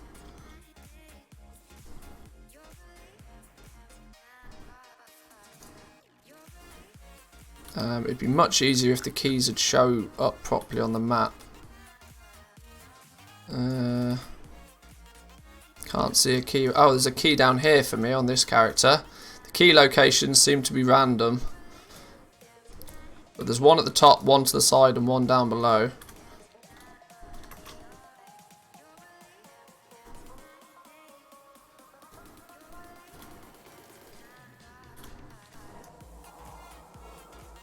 Once you learn the spawn locations for the keys, this will be a bit easier.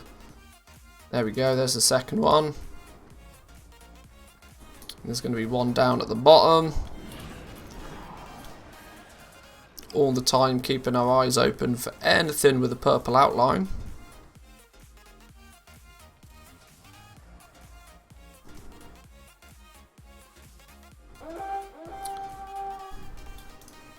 There's no key in there. Where are the other locations for this one? In front of the door and then two behind.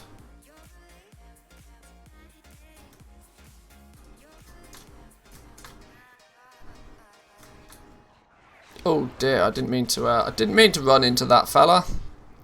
He's a big boy. Is it going to be in the bush here? Oh, it's not in the bush here. Shit. Where's the other key then for me?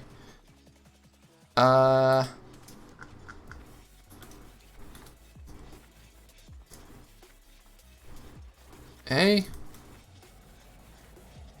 Now something's fishy. Where's the key gone? It's here. There it is. Yoink.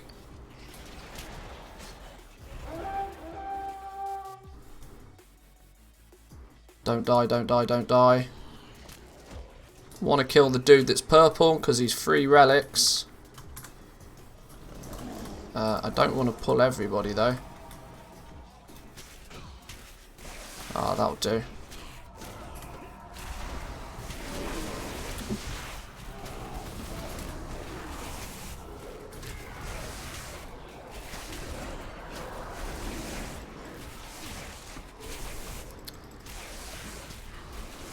Now obviously, with significantly better gear, this will be much faster, but this is designed to be alt friendly, so you're going to have to power through a few kills.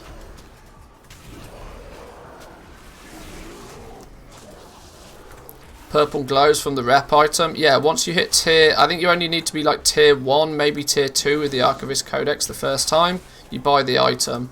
But the item's actually account wide, which is quite nice. So you don't need to get it on your alts.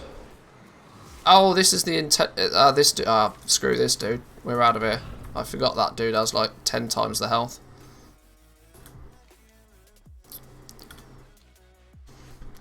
Right.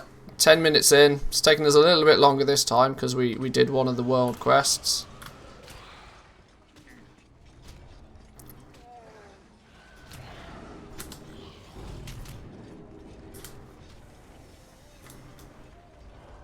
I need to be careful that I don't die, because that's not fun for anybody. I think we're in serious danger of dying right now.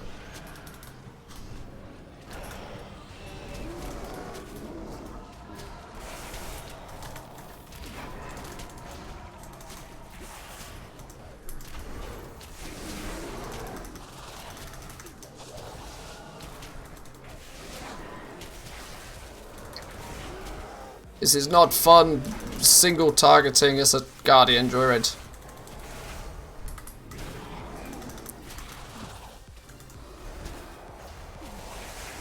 We'll get there, we'll get there. Oh, the win button's up. I win button. Go, go, go.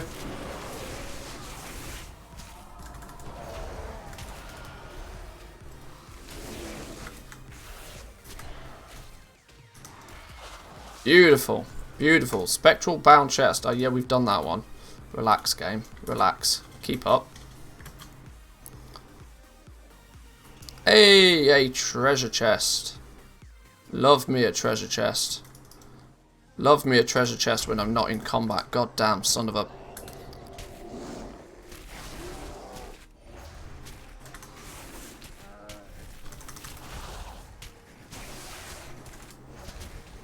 It's not even like you can stun the dude.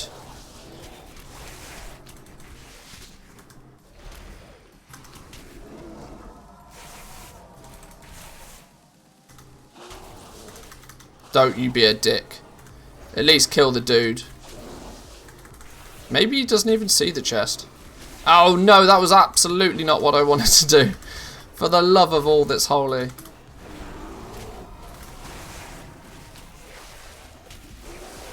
Yes, Mr. Man that's helping out. GG.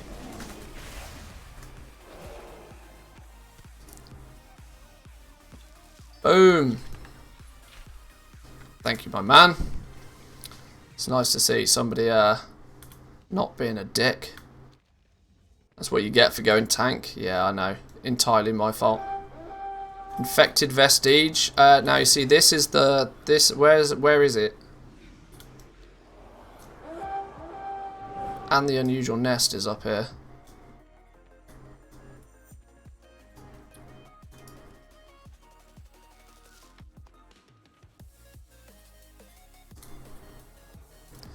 The infected vestige is down this way, I think. Yay or nay? Oh, maybe nay. Where's that then? Is it in the other cave?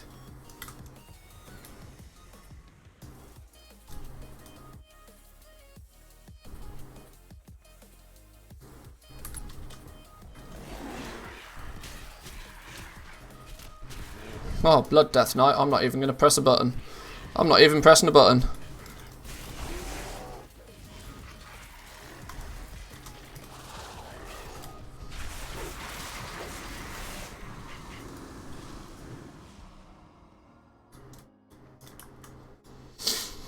Pro tip, if you have balance affinity, switch to Moonkin before doing Convoke. Yeah, I probably would do that. I don't know if I've got this character set up properly for that. Oh, I do have balance affinity. Yeah, you're right, I probably should. In fact, no, I definitely should. But yeah, thank you. Now, it's taken us a little bit longer on this character, so I know it's not totally science. It's not the same science. But if we do the lap, it's meant to be, you know, it's meant to be 20 minutes. So what can you do in 20 minutes?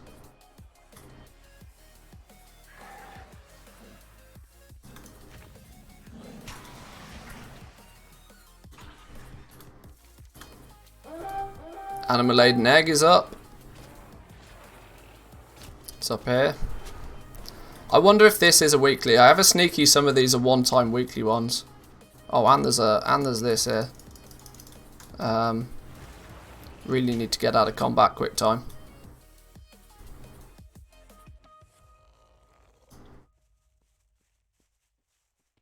Hop.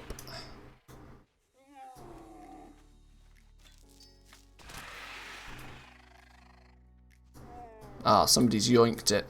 Somebody yoinked it from under my nose. I guess it's only fair.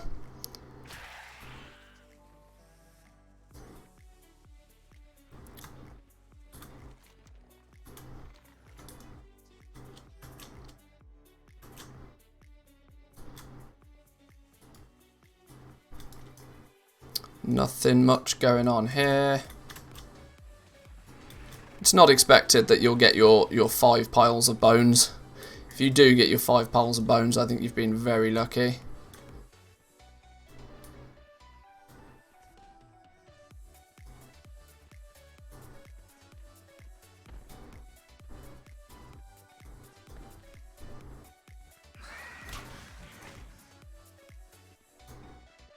It's worth checking this way just in case.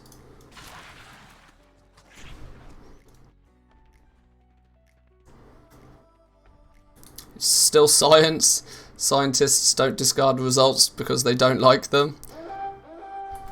You're right. You're very right. There's a morse room if we can get to it quick enough. We need to get to the top of the hill before we can get to that one though.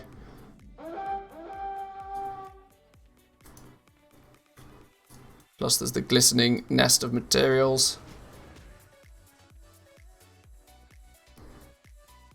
This kind of feels like a relatively comfortable 20-minute lap. Now obviously if you've got a bazillion ults, this is going to feel a little bit... I need to not jump down there before I have health. Or at the very least I need to go cat form. Bingo. Bingo.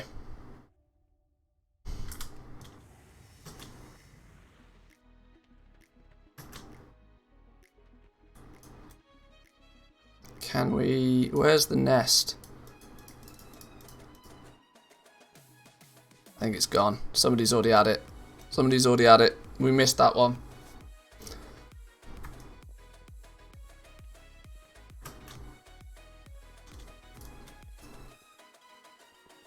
There's another one that spawns down here if you're really lucky. Maybe not today.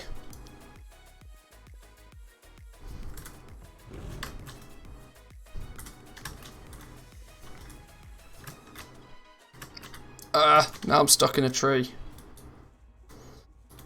To finish off the 20-minute lap, you should probably run down through this way just to see if anything spawns, because there is some chests and stuff here. These are a little bit more annoying to get to, but...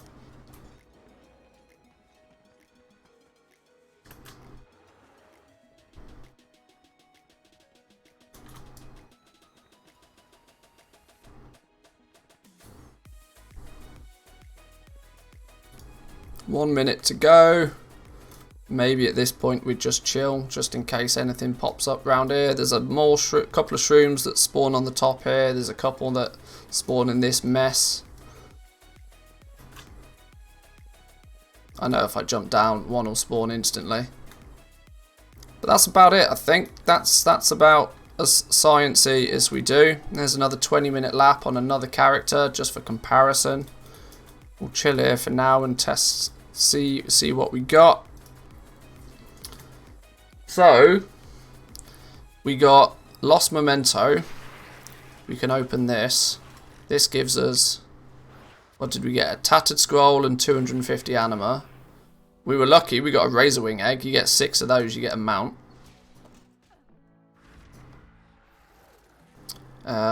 We got, what are these? Relics, bunch of relics. Bunch more relics. Bunch more relics. More anima.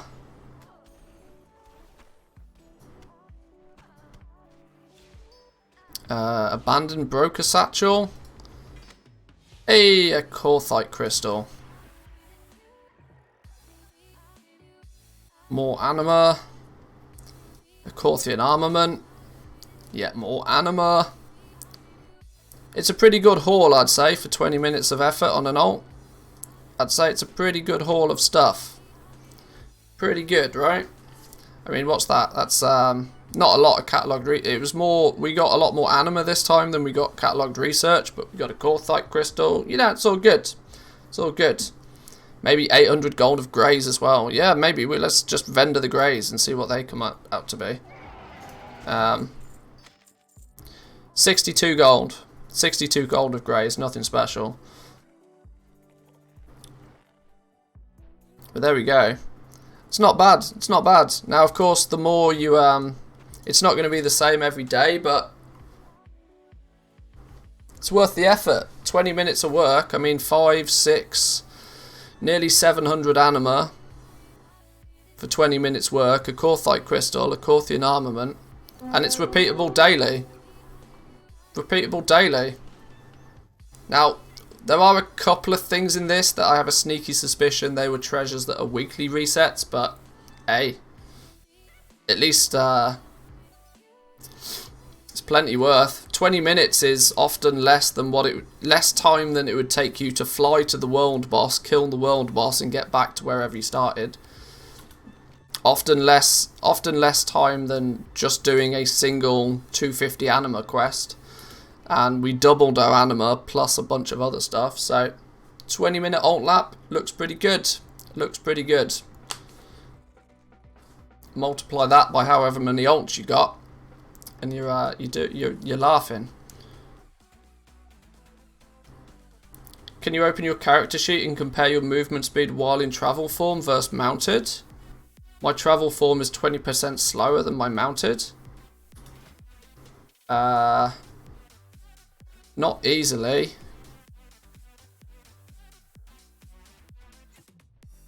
I think you lost some time there. I mean, minuscule.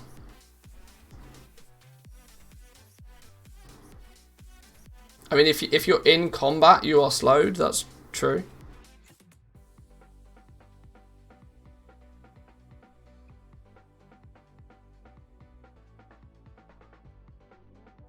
I mean, I can put monkey speed back on. Add-ons. M for monkey speed.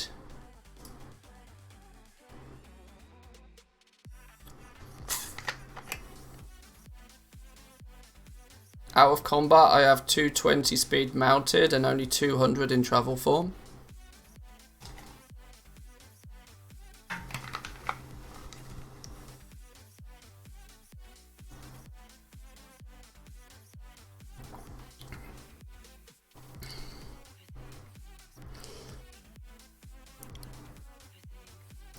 Travel form doesn't benefit from the guild perk mount up or from the speed increase mount equipment.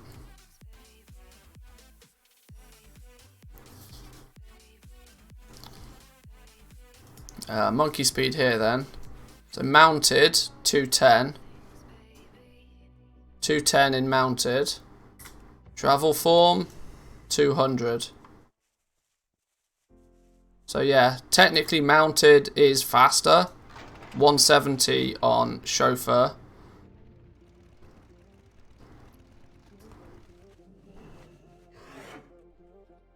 But that extra 10% for being mounted is probably counteracted by the fact that, you know, it's not instant.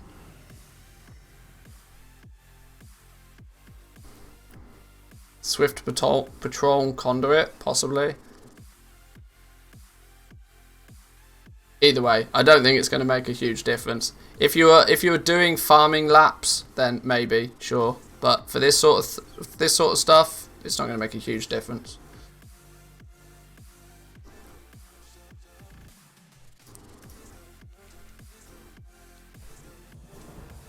I think that's the only quest we actually completed. We didn't bother completing the others. But yeah, I can't complain with that. For 20 minutes work on an ult, if you want to keep, like, for any of you guys There is nobody out there now that can tell me that the anima used by the mission table is their mission table should be stocked. Your mission table should be pumping. I want to do my mission tables actually. I haven't done that yet today.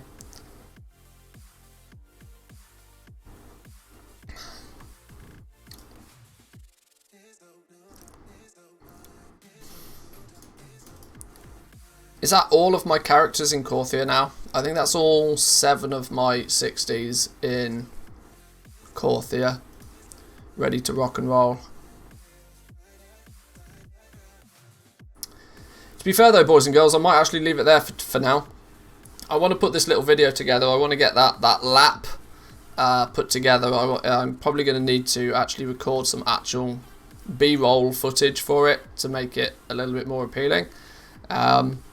So I'm going to go work on that video for an hour or two, I think, now. We may or may not stream later on today. I genuinely can't confirm or deny. Might add. I'll play a few minutes of ads at the end of the stream. I can't confirm nor deny whether we will stream again later. I might take this evening off. We've done some serious streaming the last couple of days.